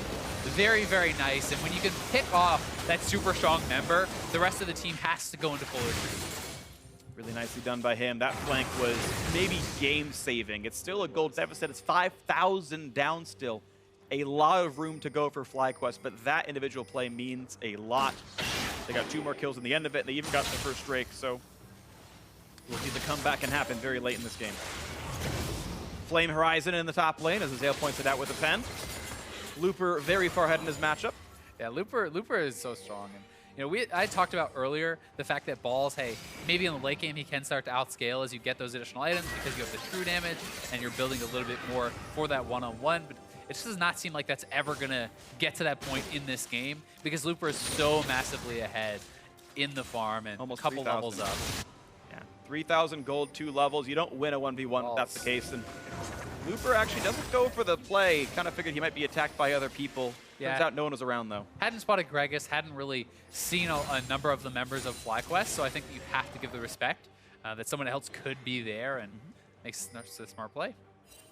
It makes the risk-averse play. This is a game where Echo Fox are up 5,000 gold. You don't need to take the 1v1 risk. You can just play for the team fights, play for the Baron attempts. And last time we saw, Echo Fox have been able to play around Fog of War, land an arrow on a crucial member, and then properly play a Baron 5v score. Honestly, Echo Fox, this is a game where they're actually winning based on good shot calling. And it's a game where FlyQuest actually managed to stay alive in lanes and are getting out-called and out-macroed by Echo Fox.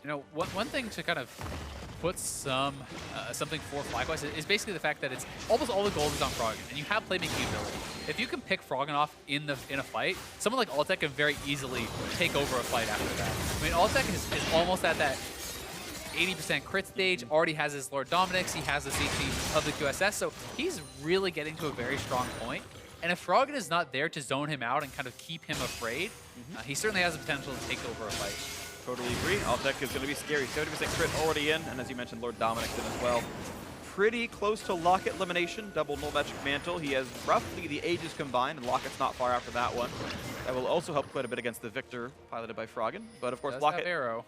They might look for Lemon. You can see Lemon trying to maybe bait out this. He's going to land it onto Moon, who's tanky enough, and looks like they make the re-engage. The knockup is going to be there. A big push in. They're going to find Keith, who overextends for the chase, and maybe throws for the team, but a trade kill onto Moon's going to come through, courtesy of Looper and Froggen, but now it's 2 carries left only on the Echo Fox side. Disengaged for now, 4v4. Watch out for the ball though. High looking for the play. You can see Froggen steering clear, once again putting it in the front of the team. I can't find a good shot whip just yet. 4v4 waiting for Moon to respawn. FlyQuest can push up mid though, and that's what they're gonna do. So Echo Fox has kind of put themselves in between a rock and a hard place. They either have to start the Baron, or just sacrifice it completely now. I think their only option is to start the Baron. His ult is already on the inhibitor. But a 3v4 Baron is a pretty easy stop, actually. FlyQuest playing this situation as well as they could have with the limited vision they had. And Echo Fox went for risky play. It backfired. They're going to lose out on this. They just need to stop the bases now. They actually do stop the bases there to get some kills. And it's going to be Gate going down. Froggen as well, stuck inside the ultimatum. And one more is going to be picked up. Yeah, they got the trade in a high, but it's still advantage. FlyQuest Balls finally getting a dive that's working out for him. In the duel against Acadian, he's running out of health pretty rapidly. Acadian, though, has to be careful. Elimination. Nice. The snipe's going to come through. Nicely done. The double kill in for Balls. And the game almost back to tied. And Moon is back up. There's 3 members down for Echo Fox. They can take this Baron now. Balls may TP back in for it. There's also 2 exposed inhibitors. Yeah. I think they're going to start it up. Here comes the TP in. It's going to be the 4-man attempt, and this is going to be, I think, a pretty secure Baron. FlyQuest Should be very easy. with this pickup should tie up the gold and have a Baron play of their own to try to close the game out with, maybe. And look at the minion waves already for them. They may want to base and spend up this gold, so they will lose the advantage of those prepped minion waves, but still going to be at a very, very strong point. And I think this is so well done from High, basing on that ward. He just had to stop them from basing, and he was able to accomplish that, but he's able to pull off even more. And Balls being pretty effective in the later stages of the game, showcasing that Camille mobility, and it is finally kind of getting involved in a good way for FlyQuest. Totally agree, and then just the re-engage right there. It's like, okay, I'm in range, I'll go for the snipe. All in the stun, and they got that one kill through. 9-kill victor. Unfortunately, if you eat a shockwave to start a fight, or you eat explosive catch to start a fight, you don't get to do much. That's what's been happening right now. Froggen needing to stay alive. And that's part of the problem when it's feeling a bit like a one-threat team. You know, Keith has not been able to be super effective in the actual fights. He's landed some great arrows, but he has not been a massive team fight threat. And I don't really see Acadian being able to get in there very safely and take out the backline. So much of it is on Froggen, and FlyQuest is kind of using that against them. They have Gragas who can lock him down. They have Camille who can lock him down. They're kind of really focusing on him. Here we go, the push in on towards Moon. Arrow lands in the tank, but Looper actually running out of health pretty rapidly. Acadian cannot find the flank just yet. Looper healed up, Guardian Angel popped. They're gonna keep chasing on to Moon. Balls still split push. This is a 5v4 team fight right now. They once again find Looper. He's tanky enough to get away with it though, and now Acadian gonna have to jump away. Comes close to dying, to be honest. And that's bottom inhibitor dead already. The ball split push has been working out. Yeah, and then just push in now. I think this is an easy 3 inhibitors. They can move around, take them all. There's no GA on Looper. Their ultimate is down, their flash is down. No ultimate on Froggen. I don't know how they can actually fight back against this. It's going to be tough. Seems unlikely. Echo Fox going to lose their 3rd inhibitor in about a 5-second window right now, so the minion's going to start flooding in soon. There's 1 minute and 40 seconds left on Baron buff. It's easy reset into a push with 1 million super minions. Yeah, I think that FlyQuest may want to go set up around the Elder because that seems like kind of last hope here for Echo Fox, but we'll see if they're going to move for that or just try to go for the end of the game. Because Echo Fox is surely going to try to rush this down. They're going to rush Drake, and there's not a TP up for Balls right now, and 2 of them have already reco'd. The bot lane's not here, so a potential 5v4 if Echo Fox can swindle it. It's very unlikely, but this is a moment that has to work well. Balls pushing the base right now, by the way. He's got minions coming in. Balls needs to catch the wave, though. He forgot where the minion wave was. High pushes it in. And so Balls on the minimap is looking for the game-ending play in the mid lane. Echo Fox still stuck outside their base. They've got to realize they will instantly lose the game if they get stuck outside the base like this. Balls is pushing onto the Nexus. Echo Fox trying to make this happen 5v4. Balls still trying to close the game out with this one. The turret's about to be under fire, so here comes the play that could just end the game outright. No one is recalling it for Echo Fox. They've got to realize this. It's actually Froggen who comes back, so he can keep the base alive. That will happen, but now Balls is on the flank to win a 5v4 and find an engage. Oh, he's actually looking for the 1-on-1 against Froggen. We'll see if he can pull it off. And it's going to be pretty difficult. Gets stunned back in. Of course, he's got Guardian Angel, but he's keeping Froggen out of the fight, which means something, of course. And it's not even close between those two, but the 4v4 still works for FlyQuest. Balls maybe bites up more than he can chew. Lich Bane's going to be a lot of damage, and Froggen going to flash ball, going to get the solo kill. And now the re-engage. This could have been an actually huge misplay for Balls. It turns out Froggen was there, and Balls gives up the ghost. All Balls had to do was just move for the collapse. He was way faster to the Dragon Pit. They could have had a 5v4. Instead, he tries to force the 1v1 outplay, doesn't get it. And now, FlyQuest in the spot. Flash, can't get the explosive casket, was down right now. It's going to be a bit of redemption heal as Echo Fox look for the play. The base is still dying, though. Of course, keep in mind, Froggen has to keep that alive against the inhibs, and 2 kills have been picked up already. FlyQuest able to navigate through this 4v4, sorry, only 1 kill so far. The base is what's been dying. Keith forced a flash heal away. One more hit will kill him off. All day with the red buff, gets the double kill for himself. And here comes the push to close the game out. Froggen actually can't handle a triple inhibitor. This game will end no matter how that team fight goes at this point. Froggen trying to kite them back in, but FlyQuest surely gonna close one out. It's a 4v3. They've got triple inhibitor down as well. And they've got the structures in their sights. The bot lane of Echo Fox is dead. Explosive cast doesn't mean much. Shockwave buys some time. It's just the Nexus in their eyes at this point, and the damage should be there. They're trying to fight FlyQuest back, but the minions are there, and Balls in the Nexus is going to be ending right now. It's gone. Balls got the TP, got the game-winning call, and the Nexus is dead. Game 1, a rowdy one, but a win for FlyQuest. Certainly a bit of a messy one, but the early investment in Altec really paid off this game. Altec was massive throughout. Deathless, up nearly 100 CS. He had a very strong game, and they never were really able to get to him in the late game stages. He was a consistent damage threat, positioned very well, and it just felt like, although Froggen was so strong, he was only one man, and there wasn't really the backup in the team fights. Yeah, and you're right, absolutely. As far as backup in team fights are concerned, I have the post-game stats right here. Damage comparison, it's outlandish. There's 30,000 damage came out this game from Froggen, and it was 11K from both Keith and the Kazakhs of Acadian. So it was not even close. He was roughly half his team's damage overall. Yeah, I mean, when you're doing as much damage as your jungler, your top laner, and your AD combined, more than, I'm pretty sure. It's very difficult to actually win those team fights because they just over-index on stopping you. And as long as you stop Froggen, you win the fight, right? Yeah. Even if he kills off Balls, even if he kills off the Gragas, the Caitlyn being untouched, it's so easy for her to succeed in a fight like that. Absolutely the case. And it's kind of worth pointing out, though, that really none of these fights were won by FlyQuest in like a heads-up 5-on-5, let's clash. All the team fights they won were a sweet flank, a nice shockwave, something atypical, unusual, something that was, it required some level of outplay. One of them was a picture-perfect moon flank where he came around where there were no wards. That was beautiful. The body slam flash explosive cast was like necessary to have a chance in that game. The second time around that they won a fight, they were just recalling on a ward and high stuck a shockwave in. But those mistakes don't happen, or those outplays don't happen. This game looked like it was going to be Echo Fox's based on how it was going. But hey, a win is a win. Of course, congratulations. FlyQuest did make it happen. Sloppy as it was, they did get the wins. Let's throw it down to our analysts and see what they make of that one.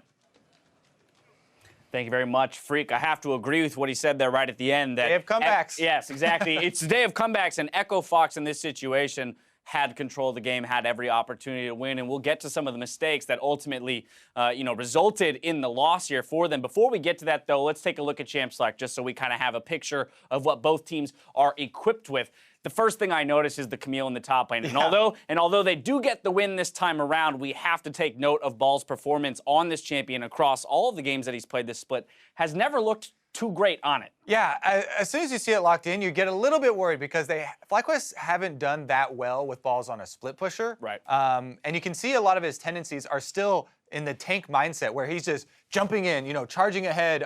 And this time, it did cost him in the early game in the skirmish in the jungle. He died there. It cost him a couple times in team fights where he jumped the gun and went in a little bit far, and he's a squishier Camille. As you can see here, no one goes thirsty at the North American LCS. Anyway, sorry to derail that entire conversation, Kobe. Back to Balls on Camille. and the rest of the team as well. There were a decent amount of individual mistakes, but what really brought it together for FlyQuest was, again, a focused game plan.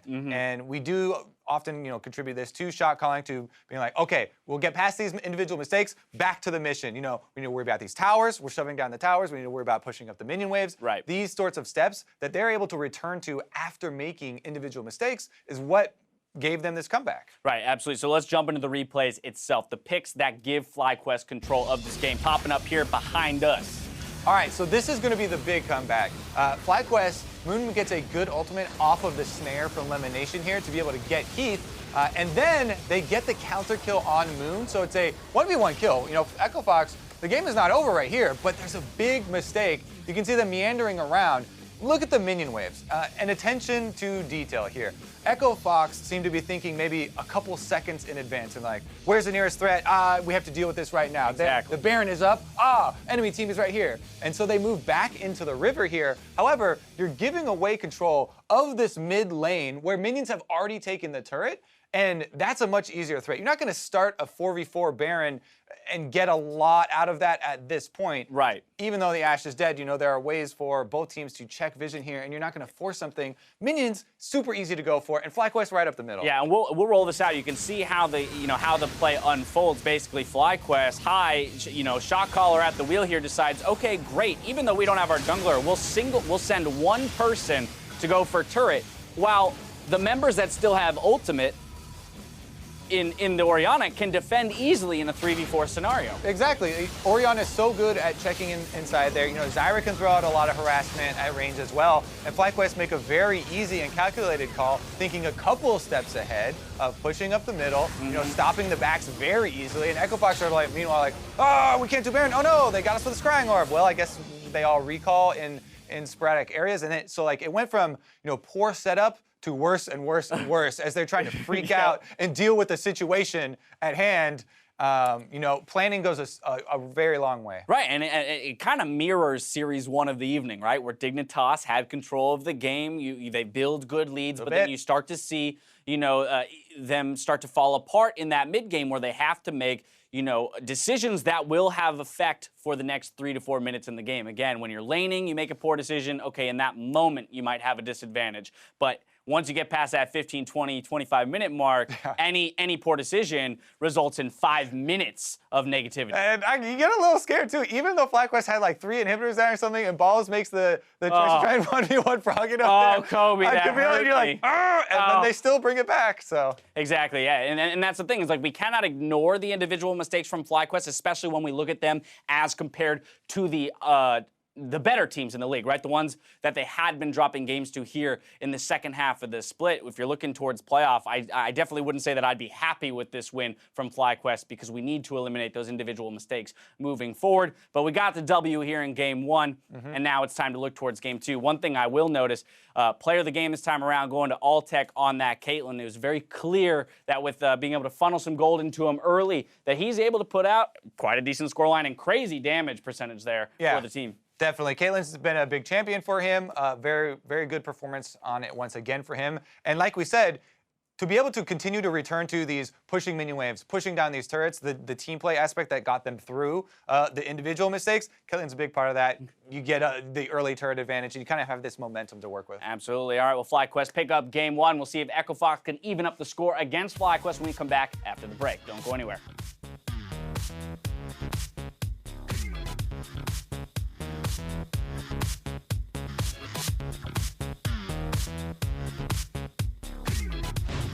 I'm going. Okay. I'm shielding you. You're good? No Victor, no Victor. Go. I'm low. They're chunk. Johnny, you can go. I need vision. I'm looking to go. Yep. Chase. I can TP in 30. I can shield you. I spot you. Victor's still on base. You can end. They're losing the... Flash forward. I have Victor. a speed in 3. Speed. 3-2. I spot you. Speed me. Keep going. We end this game, okay? Yeah. Put lanes together. Play.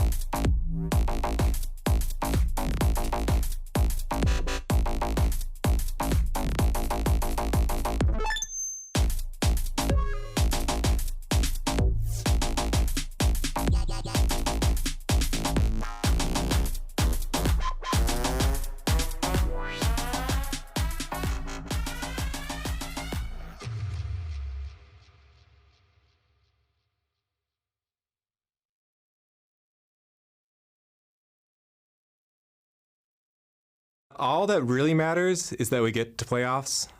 We can't get first, second anymore, so there's no goal for that. And that's the only real benefit for top 6, since you get a bye. Past that, placing matters a little bit depending on who you play, but since I feel like a lot of the teams kind of are pretty even, we don't really know who's going to be the best during playoff times, the actual placing doesn't matter as long as we make it to playoffs. And it does look pretty positive, of course, as they have won the first game of this series, and their next match should even be easier than this one. So Echo Fox, sorry, I keep getting it wrong for some reason because their logos are a bit similar. They're like wide and like yellow-orange. Like, I just, for some reason, my brain can't process. They both start with F as well. But yeah, FlyQuest definitely have a real chance to make it through to the playoffs. 6th seed or not, doesn't really matter. Of course, we are getting it for game 2 of Echo Fox versus FlyQuest. It's going to be a very close one. And we saw a very back-and-back game 1. Froggen on the Echo Fox lineup did so well. 45.6% damage share on his team. 784 damage per minute, 92.3% kill participation. He was trying to 1v9, and they were ahead like 5,000-6,000 gold in the mid game before it slipped away. And I mean, one of the massive differences is you compare the AD carries, right? And Altec was just able to get so much more done than Keith, his counterpart. He nearly tripled his damage, in the course of the game, and it just felt like there was never really that second big threat coming out of Echo Fox to allow them to break open a team fight. Yeah, I agree. The numbers were there. Actually, we didn't put them up on your screen, but we have them on our teleprompter, and it was like you had Altec, who did almost the same damage as Froggen. It was actually pretty close. It was like 25k versus Froggen's 30k, which is pretty good considering it was like a 9-kill victor. Like, that's impressive that he got that kind of damage output, and he did, as you mentioned, like 2.5x what Keith did. And Azale, you and I were talking during the break, like, is this the right way for Echo Fox to play the game? We had kind of different sides on it. You were saying that maybe Keith should play a more consistent damage dealer like an Ezreal or a Caitlyn and just actually have damage contribution. Yeah. And I was of the opinion that I think the best you get out of Keith is a couple arrows and you just hope someone else puts the damage out. And it's debatable, and I know we're on different sides of it. Yeah, and I think it's tough when you've lost this many games in a row doing the same style and you're not willing to put the faith in your AD carry to try something different, or you're not willing to have that flexibility because it's simply not working what they're doing now. And I think, whether that is the optimal one or not, you have to be willing to have some flexibility, to try something else, because it's just not working. Yeah, I tend to agree. It has been a very bad slope right now for Echo Fox. The FlyQuest maybe 1-7 in the last 8 matches, maybe ended on 2 more wins here and keeps onto the playoff spot. We'll see. And Hai has talked about the impact of just having some wins going into playoffs. If they can qualify for playoffs, if they can gain some confidence, winning a game or 2 down the end of the stretch, qualify in that 6th place spot, they're in playoffs. And they will have the ability to upset some of these teams, regardless of what their recent performances have looked like. And we'll see what the performance is at the very end of this all right now as the final ban comes through. On the one side, one final ban to come through for FlyQuest. And we'll see what the first pick is. Of course, the Caitlyn already off the table. Echo Fox not going to play that themselves. And we'll see if FlyQuest lets them play Ashe yet again, because everyone knows that's what's going to be coming in that second phase on that first round. I think there's no real reason to not let them play Ashe. And FlyQuest, there's a lot of other AD carries that you can go for. Obviously, Caitlyn has been taken away, and I think that the Caitlyn was extremely successful for FlyQuest, taking down so many turrets early, as well as having a lot of team fight potential later in the game. Shen, Rengar, Lulu, the 3 super high tier champions available, and it looks like Echo Fox wanted the Rengar across those. If they took Shen, they give away Rengar, Lulu. That's a very scary one to deal with, and I wonder if the teams think any differently, though, if there's anything else worth covering. Yeah, I think you can just grab Shen and Lulu, grab the other parts of that. Yep. You can even go for like a 3rd pick, Ezreal or something, if you're worried about getting banned out in that area. But there's a lot of options, and sometimes jungle can get pinched. But I think that FlyQuest has big enough champion pools where they're not one of the teams that really has to worry about the jungler getting pinched out. I totally agree. We'll see what happens, though, as it's going to be something else in the jungle pool. And also curious to see if Echo Fox going to mirror the roles entirely, and it's going to be, yes, singed into Shen. They were willing to let that champion go through with the Rumble ban because they want to play Loopers, trademark singed. I like it. He's showed so much skill on this champion. On it, this sort of diver tank, he has been shown to win his lane and really make game-winning plays. And I think you need to be able to have confidence in your team, to have that flexibility, mix things up, try something new, and we'll see if Looper can really have a big impact in this game, because despite a great early lead for the Renekton last time, he was never really able to take over.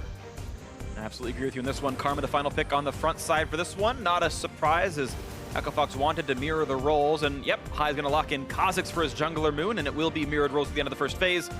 Kha'Zix into Rengar is one of the more acceptable matchups. Of course, Rengar is still considered more important, as Echo Fox has grabbed it.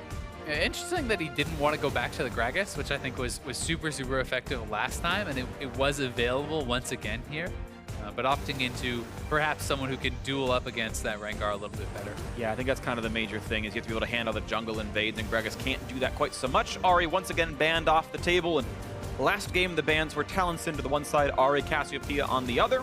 The Ahri is still up, the Talon already has been banned by Echo Fox, but we'll see if the Cinder follows through and what their final ban will be afterwards, as the bot lane carry role and the mid lane role still left up. Yeah, and I'm not really expecting them to look to ban off the Ashe. I just don't think it's that much of a threat.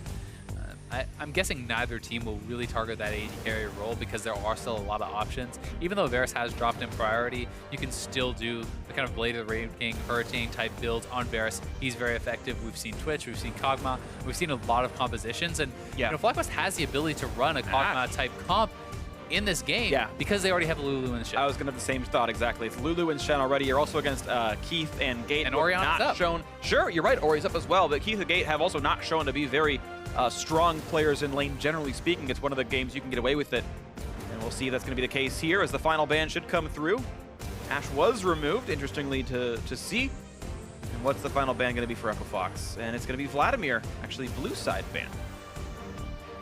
Not be shocked to see. Okay, so it's straight up Varus. So they want to save the mid lane counter pick for Hai. I think that does make a lot of sense, but I also think that an Orianna early on there could have left some options open for those protect the AD carry type compositions, and it is a good blind pick.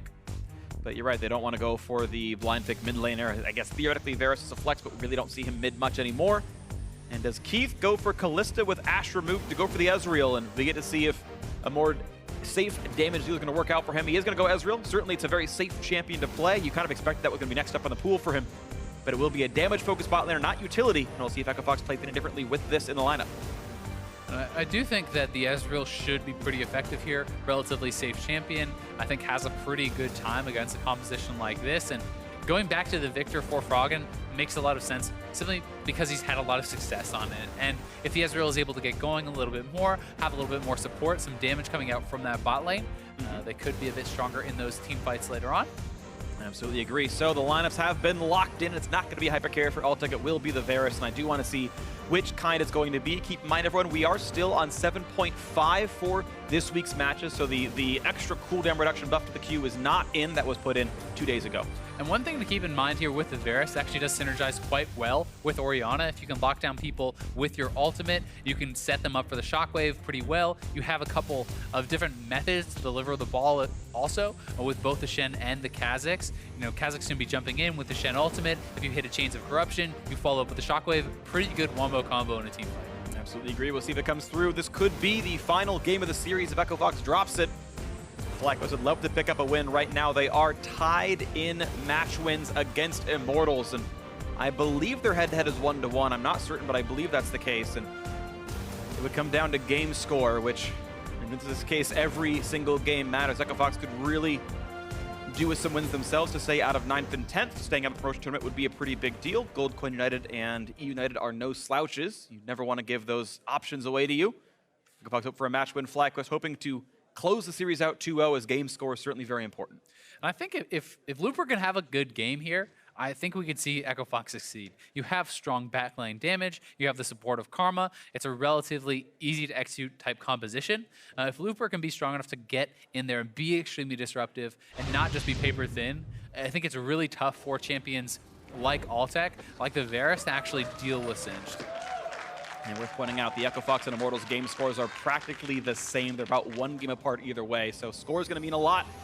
We go into this one here, Echo Fox and FlyQuest hitting the Rift for game 2. FlyQuest won somewhat of a comeback win in game 2. There was a huge lead that Echo Fox had gotten for themselves in the mid game, but Froggen did not have enough support. And here we can see if Echo Fox can keep themselves in that 8th place position. Safety from the promotion tournament will be the name of the game here. It's the best that Echo Fox can hope for, is keeping their spot secured for the summer split and hoping, yet again, that they can improve by the end of the year. I always like seeing these little changes on support players here. You know, when I see Lulus going up against lanes that they consider to be pretty oppressive, that it's actually hard to trade with, I'm seeing a lot of the Windspeaker's Blessing coming out from the support Lulus. But when they feel like they can trade evenly or even very aggressively against the melee supports or disadvantageous matchups, then they go with the Thunderlords. So Lemon going to be taking the safer option. I think that makes sense against Karma Ezreal, where it's going to be hard to trade evenly. Yep, just want to spec out. I know you're talking about the game mechanics, but I always love nerding over the playoff brackets and what's happening here. I just confirmed for myself, FlyQuest and Immortals are 1-1 in match record. The head-to-head is that. And as far as game score is concerned, 19-21 is Immortals, and FlyQuest is 18-20. They are practically the same record. Game score really, really matters. If FlyQuest wins 2-0 versus 2-1, that can definitely change who actually comes in as the 6th versus 7th place team. It seems like the most likely playoff race is 6-7 with FlyQuest and Immortals. Game score hugely important, and Lemonation actually stole one of the Raptors away from Acadian.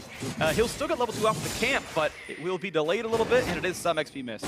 Yeah, it's a nice little move as long as Altec isn't losing too much on the bot side. Getting in there, being a bit annoying, and slowing down that leash. You can see Moon is a bit ahead because of this. And I also think it's actually interesting to note that Balls set up in camp Tribrush to deny Looper from doing the level 1 proxy, which it looked like Looper was going for. Nicely played. Yeah, all these little mechanics certainly worth a lot here in this game. FlyQuest right now playing a bit defensive. Wow, that was a nice shot by Keith, to be honest. That was quite this little sneak right there. Unfortunately, walks into the next arrow, but get the Q, Keith. Yep, exactly. Hashtag Keith. He lands that one, and you can see they push them back as they've got level 2 first here on the Echo Fox side. But this is going to be a close game regardless. We still have to track what's happening right here. Looper being pushed in early by Balls. There's a lot to watch for. We know these teams are fairly equally matched. Haya would put the shield on and win that trade slightly. And Singed, in those really early levels, you do love if you can set up a proxy to be able to kind of just circumvent that, be a little bit more disruptive, get a few levels in. But he is going to have to kind of just straight up lane against Balls, and I do kind of favor Shen in those first couple levels in these sorts of matchups. Looper doing what he can to get the last hits. No Summer out of reach as they push in the turret. Nice fling actually puts him right into turret aggro, so that was like a 250 damage fling in the end of it all. Looper doing everything he can to keep alive in this, and he does have the lane under his turret right now, which can lead to some hesitation for Balls. Doesn't know for sure if Acadian's coming in. Yeah, it's a little bit of an awkward spot there now for Looper, as the wave is going to be pushing pretty heavily towards Balls, and he's not sure where the Kha'Zix is. If they can actually get some vision on him, he can safely shove this in, but he does have to be a little bit nervous, and that ward has spotted out, so this gives him the freedom to actually fully shove in the wave, reset it, and not really have any fear of dying up in that top lane. And of course, FlyQuest can make the same notification. Moon should know that ward just died. It's very obvious when it happens. Then they can watch for a nice little poke onto Keith once again. The bot lane still very close to equal. Just still continued shoving from the Echo Fox duo. And Acadian camping out. Reveal. Acadian wanted to look for Moon. He knew he was on that side of the map. And now he's like, all right. I think for a smite, they're going to have to fight for this. Cool downs, dodges the Void Spike, and actually gets away from Moon. So Moon, after missing that skill shot, has to get away from it. And also the push for Echo Fox means their bot lane can come up a lot faster. That would be a tough fight for Moon to take, so Acadian able to reign supreme there on the bot side. And that's actually a pretty important scuttle to take, because that, with the pink ward as well as the river ward bush, they have everything safe. So their bot lane can continue to push, continue to poke, and play very aggressively and look to bully. Here gets the play into Froggen, though. It's a Kha'Zix early gank on a Froggen's lane, just like last game. This time, though, from the other team. As the flash is forced out, Moon, of course, trading his own for it. But it means that Froggen is gankable. Yeah, it does. And High is very low on mana here, too. Froggen have been doing extremely well in that 1v1, so they're trying to push them back and kind of get that safety for him to be ace. Quick little shield from Gate trying to stay alive, but you're right, now it's FlyQuest who have actually the lane lead in this one, forcing Keith away, and it's going to be a bit of an awkward recall. I feel like FlyQuest could make this freeze if they wanted to, as the wave, I think, was actually bigger. Yeah, it was actually bigger on the side of Echo Fox. They choose to instead play to shove the wave out. It's going to be a bit slow going. And I think they just want to get the early buy, right? Yeah. You can sometimes get that freeze, but the question is it worth it if you have not already bought? Your opponent can come back much stronger, and sometimes it can end up working. I don't mean you farm the freeze. I mean you make it freeze, you instantly recall. Like Lemon takes 5 seconds, and you come back with it with one bigger wave. But this means that you mentioned buys, that their recall will have more gold in it. They might hit a more important item power spike, and it'll mean some long swords or something. We'll see. Reekerville means he's going for the Blade of the Rune King rush. Okay, so this is What I was expecting to see out of the Varus is a Moon. If he gets spotted. Okay, he doesn't see him. Just out of vision. Oh my god. And this is why you recall in Fog of War like this, by the way. Yep. Doesn't get caught on lazy recall. There's so many times you actually see pros recalling in poor spots, getting picked off, and just taking the extra little time to go for it. Can set that up. The Looper is 6. They can set up the dive. The attempt for this one. Ball's only 5. Goes to the top. He's running out of HP way too rapidly. Kill comes through. Easy one for Acadian. Set up by Looper. The singed mechanics. He clicked the fling. He made it happen. Hitting that early level 6, you get all that extra armor. You have the regen, the move speed. It can be very powerful in setting up those dives. At the same time, of course, maybe egg on Moon's face for not thinking about that and not being healthy enough. Of course, he had to recall out of HP, and the pathing was there, though, and good job by Acadian getting that first blood alongside Looper. Top lane lead's going to be nice. It's definitely a pretty big one, and being able to get the early call fields on Rengar before your first ultimate can be quite nice here, too. Having the CDR on that very long first ult can help you out, but Gate in trouble. Looking for more on this one. Gate already had to burn Flash, gets away with it. Of course, Moon didn't have his own Flash follow, so just going to be the Summoner spell burned on the HP dealt. And Froggen is still flashless, so he's going to have to play pretty carefully for a little bit more time here.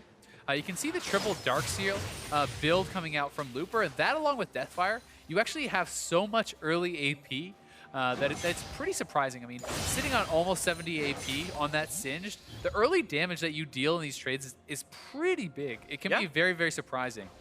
Definitely agree, and of course, the first rule of League of Legends is do not chase Singed, and sometimes players forget the rules.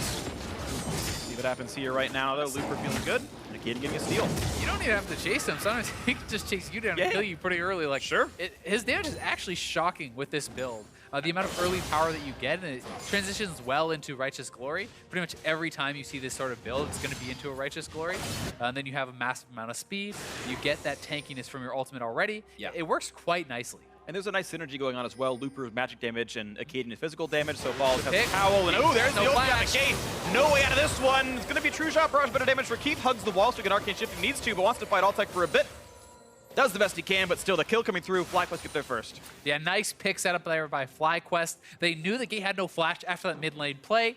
So landing that ultimate from Altec is going to secure it. And he's going to have to back off, but we'll get spotted out. Should have Arcane Shift pretty soon, if not right now. Takes some damage, but he's waiting to see if Shockwave comes out.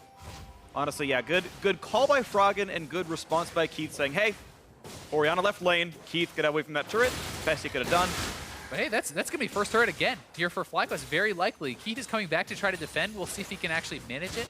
Because FlyQuest would love to just hand this solo gold over to Altec. We'll see if they do so. They're going to get Dragon too. Wow. Yeah, this is a lot actually picked up there. FlyQuest get the undisturbed solo gold maybe on first turret. They should, yep. Yeah, Lemon gave it away. He walked back enough, and Moon even gets his Mountain Drake, which is quite nice as well. So a big surge here for FlyQuest.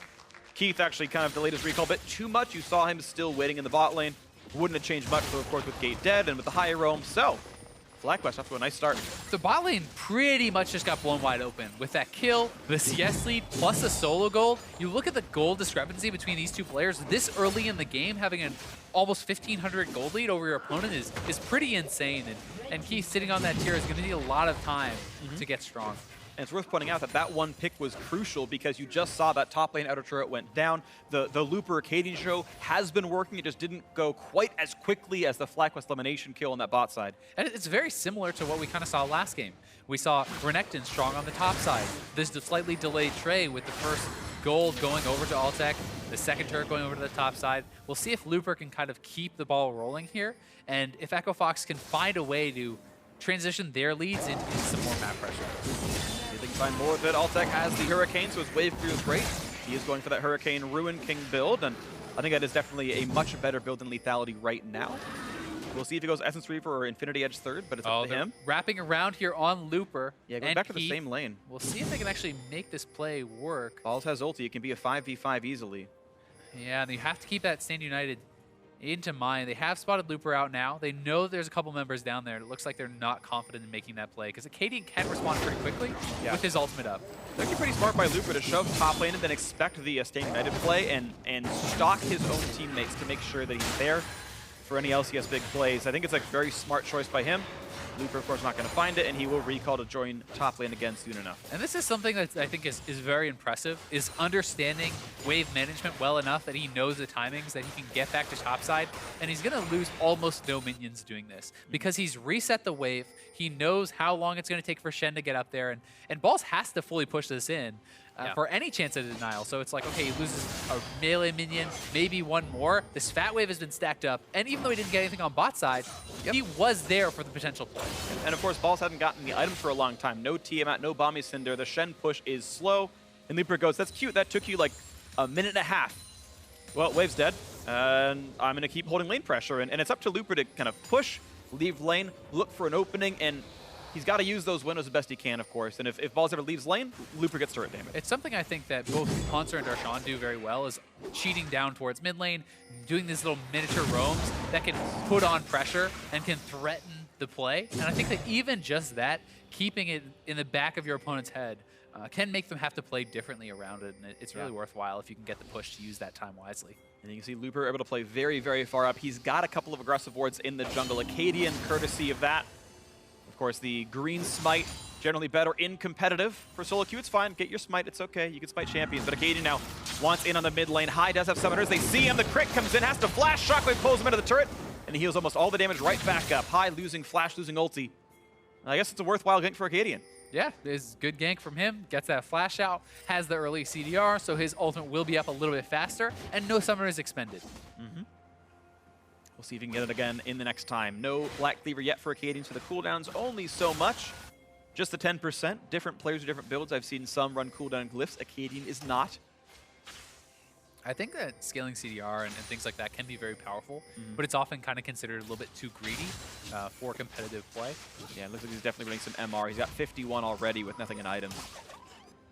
Yeah, you don't want to risk getting one combo by an early Shockwave because you're often not going to build MR for such a long time. Yeah, Hexdrinker's a bit out of the way. You really want, usually it's Cleaver, I think, for the CDR specifically, and no space for a Maw in that build. Acadian waiting around the jungle. Sadly for him, Moon already grabbed the red buff, but he's looking for those ganks on a Looper. Looper's still just pushing Balls into the turret. The Ball's kind of impervious to damage. He's got the wave clear with Tiamat. It's not going to be much. And I think something that Echo Fox deserves a lot of credit for in this game is actually how much they've controlled the vision on the top side jungle. If you look at all these wards around, they have about 5 wards, 6 wards even, up in this side, and this has become Echo Fox territory. Now, FlyQuest needs to kind of regain some of the map presence around there, but they're having trouble actually getting in and ever really doing that. And it is really important the fact that Looper is up against this turret right here, because you'd expect that with Stand United and the fact that the bot lane is winning for FlyQuest, that they could play around these Shen ultis. But the problem is, if he leaves, Looper gets to kill a turret. And if you can disengage fast enough, and you're facing an Ezreal and a Karma, it's easy to disengage when you're those two champions. It's so hard for FlyQuest to find that opening play that's worth losing a top lane tier 2 for. Yeah, and the trait that FlyQuest has made is really the bottom side control, right? And this is, you can very well see the advantages for the two teams. The top side was stronger for Echo Fox, so they've controlled that side. FlyQuest moves in on the bottom side instead of trying to regain vision where they're weak.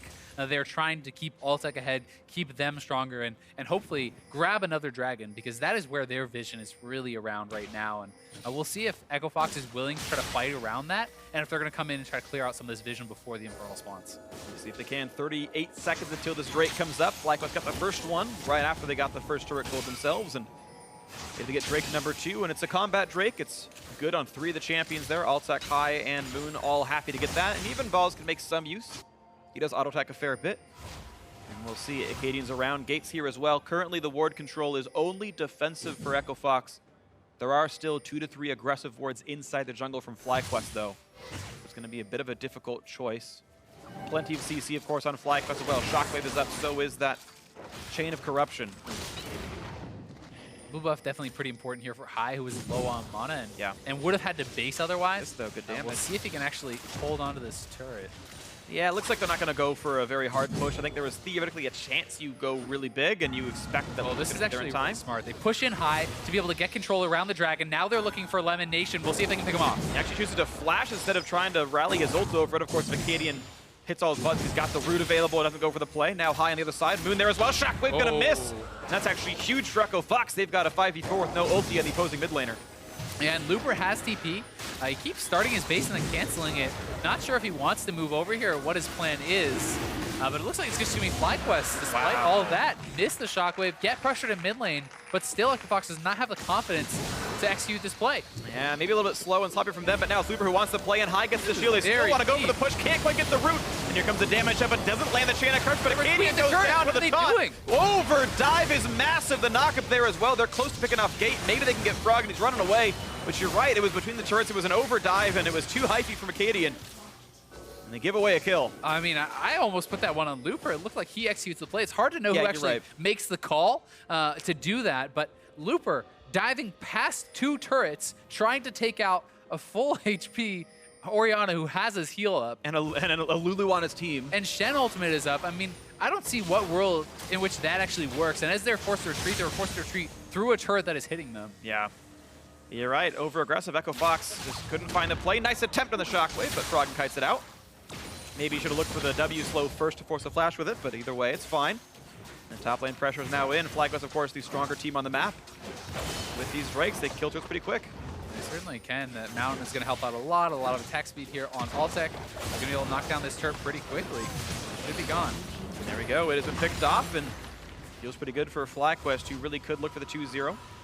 I do want to correct what I said earlier when I mentioned their game record. They do have 19 wins thanks to the Game 1 win here. They'd improve to 20-20 if they close this out. I mean, he sees high, decides to go for it. His team is not really in position to follow up, though. That is a bit. I mean, he has his heal. The Shen is already ulting in, and you're still chasing after him. At least when you see the Shen ult, then I think the team could have retreated. You know, maybe you try to force that out, but that is just, there's almost no world in which that play works. Yeah, it's something that could totally work if you think about it. Like, again, it was over-aggressive, right? I always love comp synergies. You've got like a global range Ezreal ultimate to help like those things push through. There's things. Ooh, nice shockwave is big. Not enough to get the kill, but still a turret picked up is a nice thing for Equifox, tying up that score line. And Lulu ult to keep alive. This game within 900 is certainly within reach. Overdives notwithstanding, and we'll see what happens next. Yeah, it's still a very close game. The topside advantage has kind of just led away, though, for Equifox, whereas, you know, Varus has gotten himself to a very strong point, still has a nice advantage for him. You can see that Balls has actually pulled ahead in farm. He's been able to hold it under the turret, farm it out pretty well. Moon picked up a kill. He's actually up in farm. So FlyQuest is doing well across the map at this point. I think the big thing for them is just going to be trying to control vision, trying to not get picked off. You know, you need to give some respect to the fact that this Rengar and Singed have pretty strong engage. And if you're kind of caught out, they can chase you down very easily with the Righteous Glory and Ghost and the ultimates. Yeah, I do like the comp. Like, there's so many nice haste buffs. You've got 2 move speed frontliners, the Karma buff. You've got reasonable backline reach with the Victor and the Ezreal. So if they can make the dives work, Equifox can be really explosive here. But again, you're against Lulu Shen and an Orianna. It can be difficult. We have to see how execution goes. 1,200 gold lead for FlyQuest. Again, hoping to make it a 20-20 game record. They can close one out.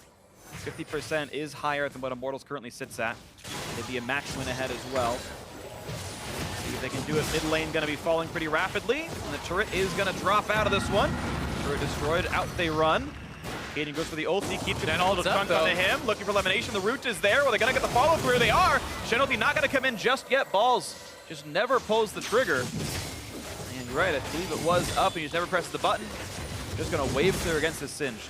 A lot of trust on the team. I guess they just didn't think they needed it. They were correct in the end. We're okay to hold on to that. They get another turret. FlyQuest has done a great job in this series of pushing the pace on these turrets, sieging very aggressively, and you can see the confidence they have. With using that Orianna ball to zone out your opponents. Altec steps forward, has the safety of the Lulu, and is able to get a lot of damage on the turrets very quickly. See if they can keep pushing to this one. 1,500, 1,800 gold lead here, this one. Acadian going to live inside the jungle a bit, though, and get some of the farm back, maybe get it closer. For what it's worth, Balls has actually managed to catch up and farm pretty nicely against Looper. Was able to just soak up waves. Going for a bit of a more damage-focused build. Titanic Hydra already done. Going towards Visage. Looks like no Sunfire for Balls. Going to be going for a more magic resist heavy build right now. And I think that makes a lot of sense for what he's going to be doing. For the most part, you're kind of having to match this Singed, and you want to be able to build towards that MR. Both solo lanes are magic damage. The Rengar will not be targeting the Shen. And you have a lot of kind of implied pressure plus the parry zone to threaten the Keith, at least for now. Yeah. Yeah, I do like this build. I always want to give credit to people who make what I think are smart adaptations against the standard build. We saw, for example, an early Scimitar, well, a mid-game Scimitar for Altec when he was against the Ashe, but that was a good choice as well. And we'll see as they keep pushing forward. 2 item spike done for Altec. The Muramana should be reasonably close. It's 30 mana shy, and the Triforce is only still over 1,000 gold to go for Triforce to be done for Keith. But Muramana's close, and Triforce is maybe 4 minutes out. We'll see if FlyQuest can weather the FlyQuest duo item until then. Bit of a play in the mid lane. AoE shield comes in, doesn't get much done. Here comes the attempted assassination. Altec a bit low, gets the shield. Here comes the dive on in. The shotgun going to catch in the front line. There's Top in there as well. And they're going to try to explode them. No kills. There we go. One picked up just now as Looper drops, and the second one got through to Acadian. 2 for 0. FlyQuest get the re-engage. Now Ball's shield goes on the front line and gets the flash taunt. Gets it on a Keith. Kill comes through high. Gets the third of the fight. And that is a great play there from FlyQuest. Shen Ultimate comes in. They could look to pressure Baron with Jungler down. We'll see if they have a confidence to do it. It's very early. They would still take a lot of damage, but they are known for making these sort of gutsy plays. Yeah, here we go. The play is in. 3 dead.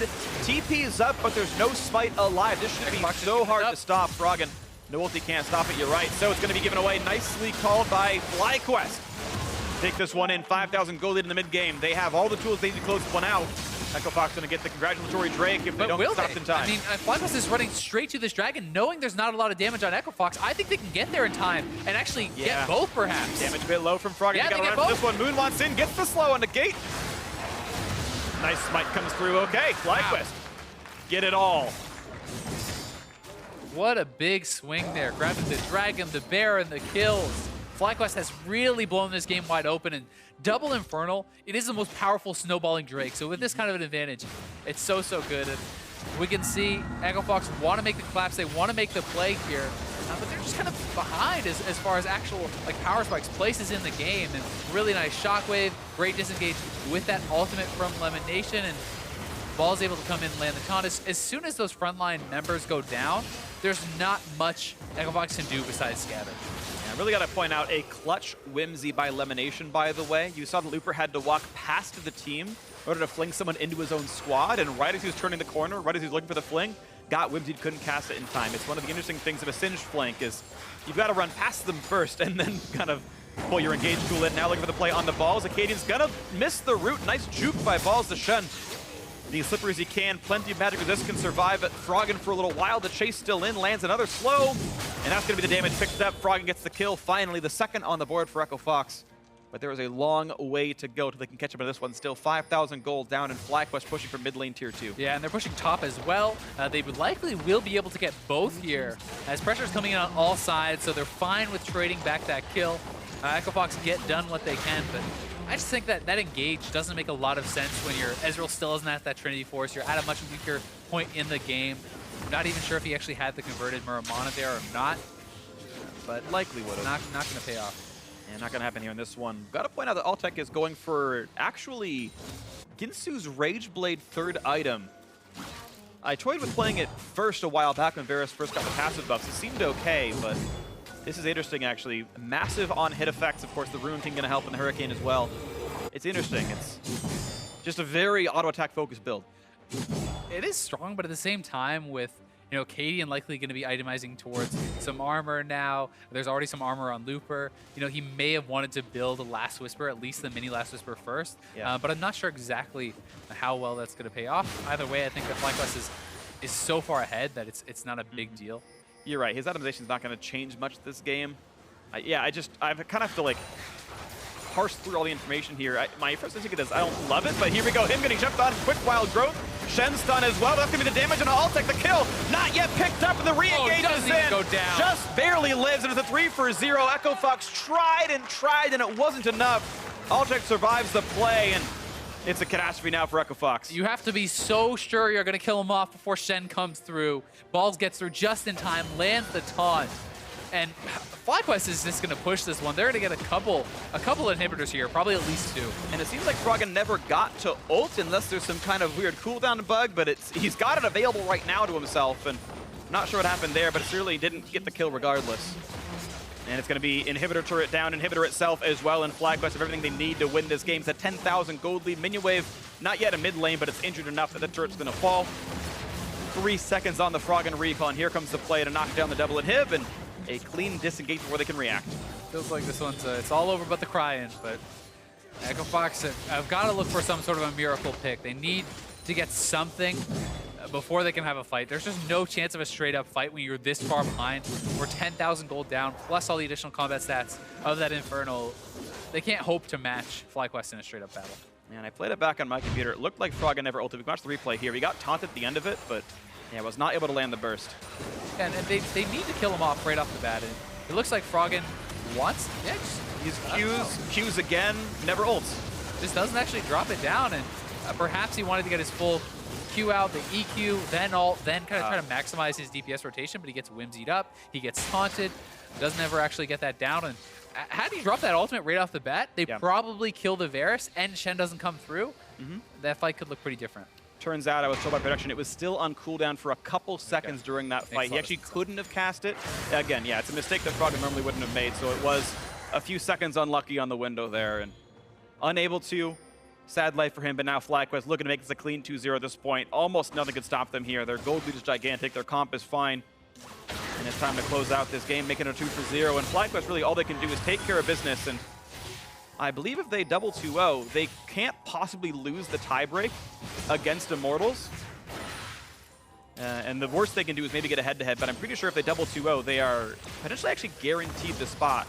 I have to look at it for sure. It depends on how the teams play, of course. Every game matters. It's not just about the series. It's about the individual game wins at this point. As playoffs can come down to the win percentage, the match win percentage. I want to see FlyQuest pushing in the sideways, looking to set this up, but it's actually Echo Fox looking for an engage. They're trying to flank around here. They're going to go for one last fight, perhaps. They have been spotted out. Would be tough to make it happen. Yeah, it's in a 10,000 gold deficit. Can the play happen? Can the burst come through for Echo Fox? The shield's going to be enough. Looking for the flank. Here's Sync on the left side. Gets whimsied up, but can he find someone to kill? Pulls in one. That's low. Back through. Nothing yet coming in, but Looper's going to lose his life. The 1-for-0. Now Ball's just locking up the front line. Not going down, and Gate forced to flash away. The front line survives, and the back line does too. 1-for-0 to FlyQuest. Katie can't get in. Double kill in already, and it's going to be all the slaughters coming in. Nobody left alive but Keith to sit back and cry. His team is already dead. It's going to be the game and the match over. FlyQuest gonna snuff out Echo Fox. Gonna get the 2-0. The flash taunt in just for good measure. Doesn't mean a ton, but this game is over. The 2-0 to FlyQuest. I believe they're in control of their own destiny. Match 1 of this week is over. Match 2 gonna be an important one as well, as they hope to stay ahead of Immortals in that race for 6-7.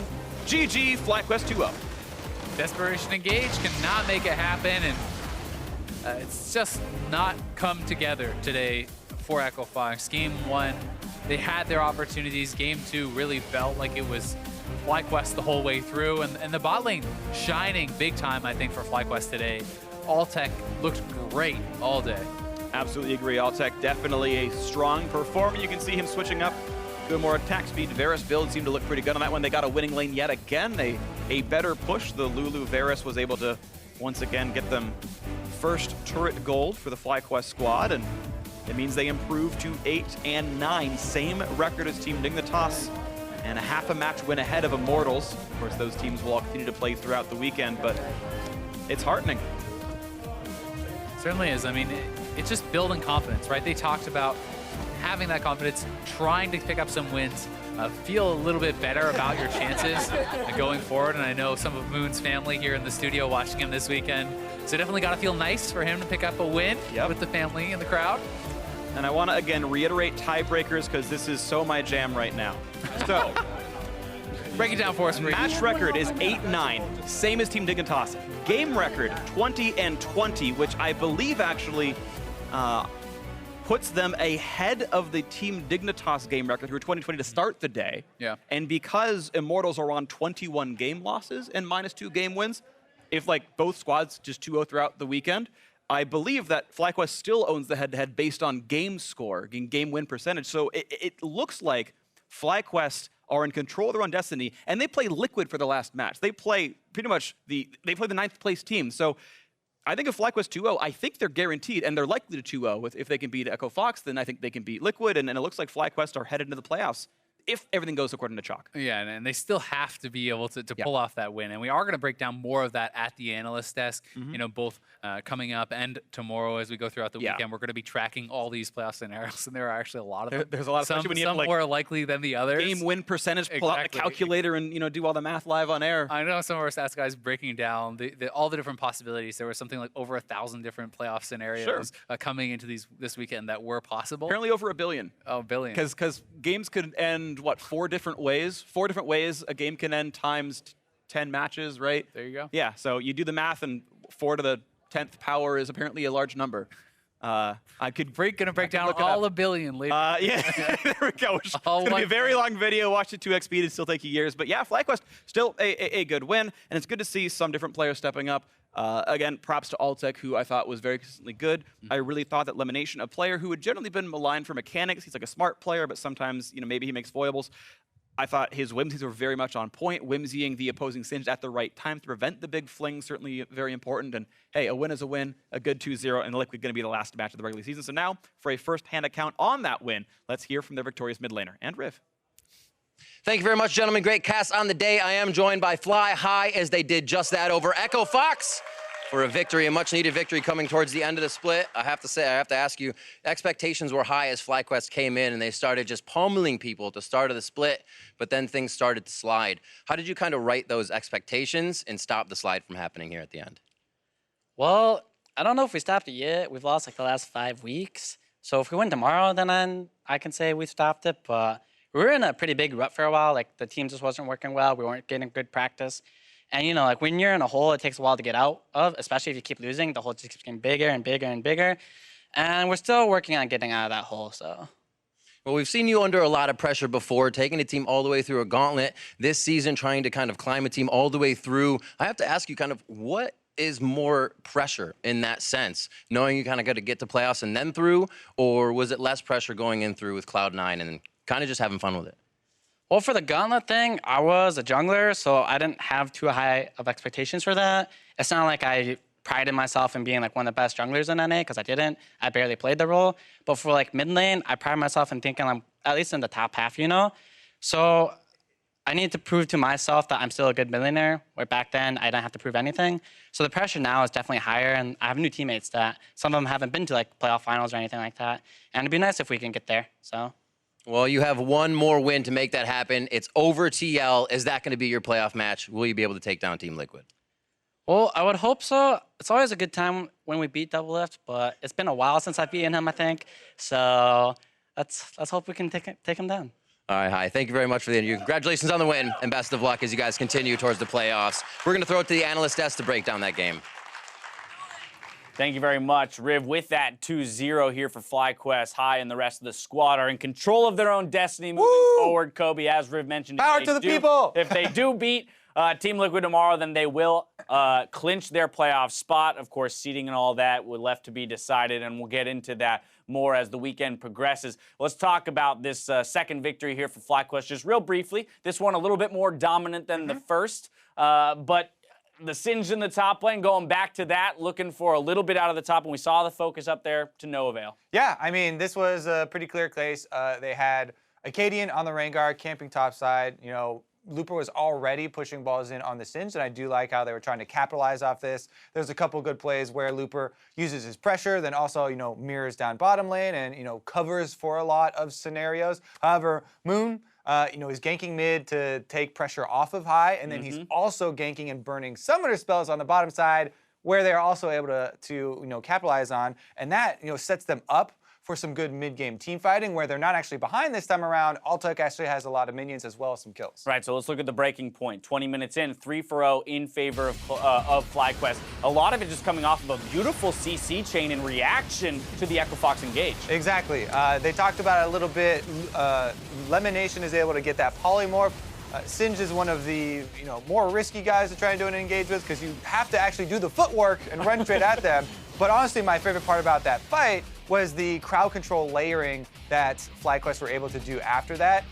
There was a very good Lulu knock-up into Shockwave, into double taunts, and all three of them really combined to take those two players out of the team fight where they just ran them down afterwards. And if I'm FlyQuest, I'm looking at this gold graph and I'm going, oh, thank God, guys. We got one where it's mostly trending in our favor the entire time. There's kind of a clean, trend, kind of exponential trend in terms of continuing that gold advantage once we got a hold of it, as compared to last game where we saw the first half of the gold graph in Echo Fox's favor and the second half in FlyQuest. So not needing the comeback this time around. Exactly. And the area where it could have gone in Echo Fox's favor was obviously they're targeting Balls early, and he's on this Shen who's not going to have a lot of control of that top side. Balls back on a tank. You can see he felt more comfortable. Even though he died in that first gank, he doesn't burn a summoner spell. He doesn't really get phased, and they still have good Shen ultimates to the other side of the map. So FlyQuest still, played to their strengths there. And this time around, player of the game going to alt tech. With the changing landscape of the ADCs, we heard from Sneaky a little bit earlier in terms of loving that Blade of the Rune King change, feeling like he can put it on more champions. It also definitely feels like that field of ADCs, top tier ADCs, has expanded just slightly. But it's fun to see what the different ADCs now individually are like leaping at, right? Yeah. We got the Lucian players, but then we still have Keith on the Ashe utility, right? And then we've got the guys who want to play stay. Ezreal this game. Exactly, Woo! but we've got, it's kind of cool to see now some differentiation between the players themselves. Yeah, I know a lot of AD carry players are happy about the changes in itemization, the new viability of different champions, but also, importantly in this game, Altec gets his player of the game. There's a Lulu buffing him up. There's a Shen ultimate coming in on him. A lot of stuff to save him, and I'm sure he appreciated that. Well, we saw there at the end kind of Echo Fox's last-ditch effort in the bot lane to make that, the Rengar leap out of the bush. Almost got Altec, and then with, again, as you mentioned, the Lulu wild growth and whatnot, the Shen ult coming in, barely keeping him alive and being able to roll towards the victory. But, ladies and gentlemen, with one more day of games in the books, let's go ahead and take a look at the standings. Off the back of their victory today, Cloud9 hold on to second place, while FlyQuest jumps to fifth place with their win today, leaving Team Dignitas in sixth going before their match on Sunday. Now, the race for our last three playoff spots continue with our matches tomorrow. Coverage kicks off with Immortals versus Counterlogic Gaming. Then we have a battle for second place as Cloud9 goes against FlyQuest. Over on NALCS 2, Doublelift and Team Liquid faces former teammates on TSM, followed by a match between Echo Fox and Envy. So it's important for me to note there that I misspoke earlier when I said that FlyQuest plays Team Liquid tomorrow. That match will take place on Sunday. Still in control of their own destiny for FlyQuest. I'm going to let this one slide, Dash. We just got to wait one more day, that's all. But in terms of the playoff race, and as was mentioned, there's still plenty of scenarios left to be discovered. I guess my question to you would be, within those matches that we've got going on tomorrow, is there a pivotal one that you're looking at, one that might be the most important in terms of determining this playoff picture? Honestly, the North American LCS, this split has been so close. I don't think there's a single one that I'm going to pick off. Yeah, everybody is excited, especially after the hype video for, Doublelift versus TSM, right, and the storylines in there. But I think there are a lot more other super interesting ones as well, especially with, FlyQuest on the rise. I want to see how high they can actually climb. Right, yeah. I mean, regardless of whether or not it actually has playoff implications, when we get to the Cloud9 FlyQuest matchup, that's going to be a fun one to really... Because even if, let's pretend C9 ends up remaining in second place just because of this game separation that they have, if FlyQuest beats them, a lot of people will be entering playoffs saying it's actually TSM and FlyQuest who are the top two teams moving into that playoff picture. Exactly. Standings going into playoffs is one thing. Performance during the playoffs, that's what actually matters. Actual power level. Ladies and gentlemen, for myself, the casters, the entire live broadcast crew, thank you for watching. We'll see you tomorrow for more North American LCS. Good night.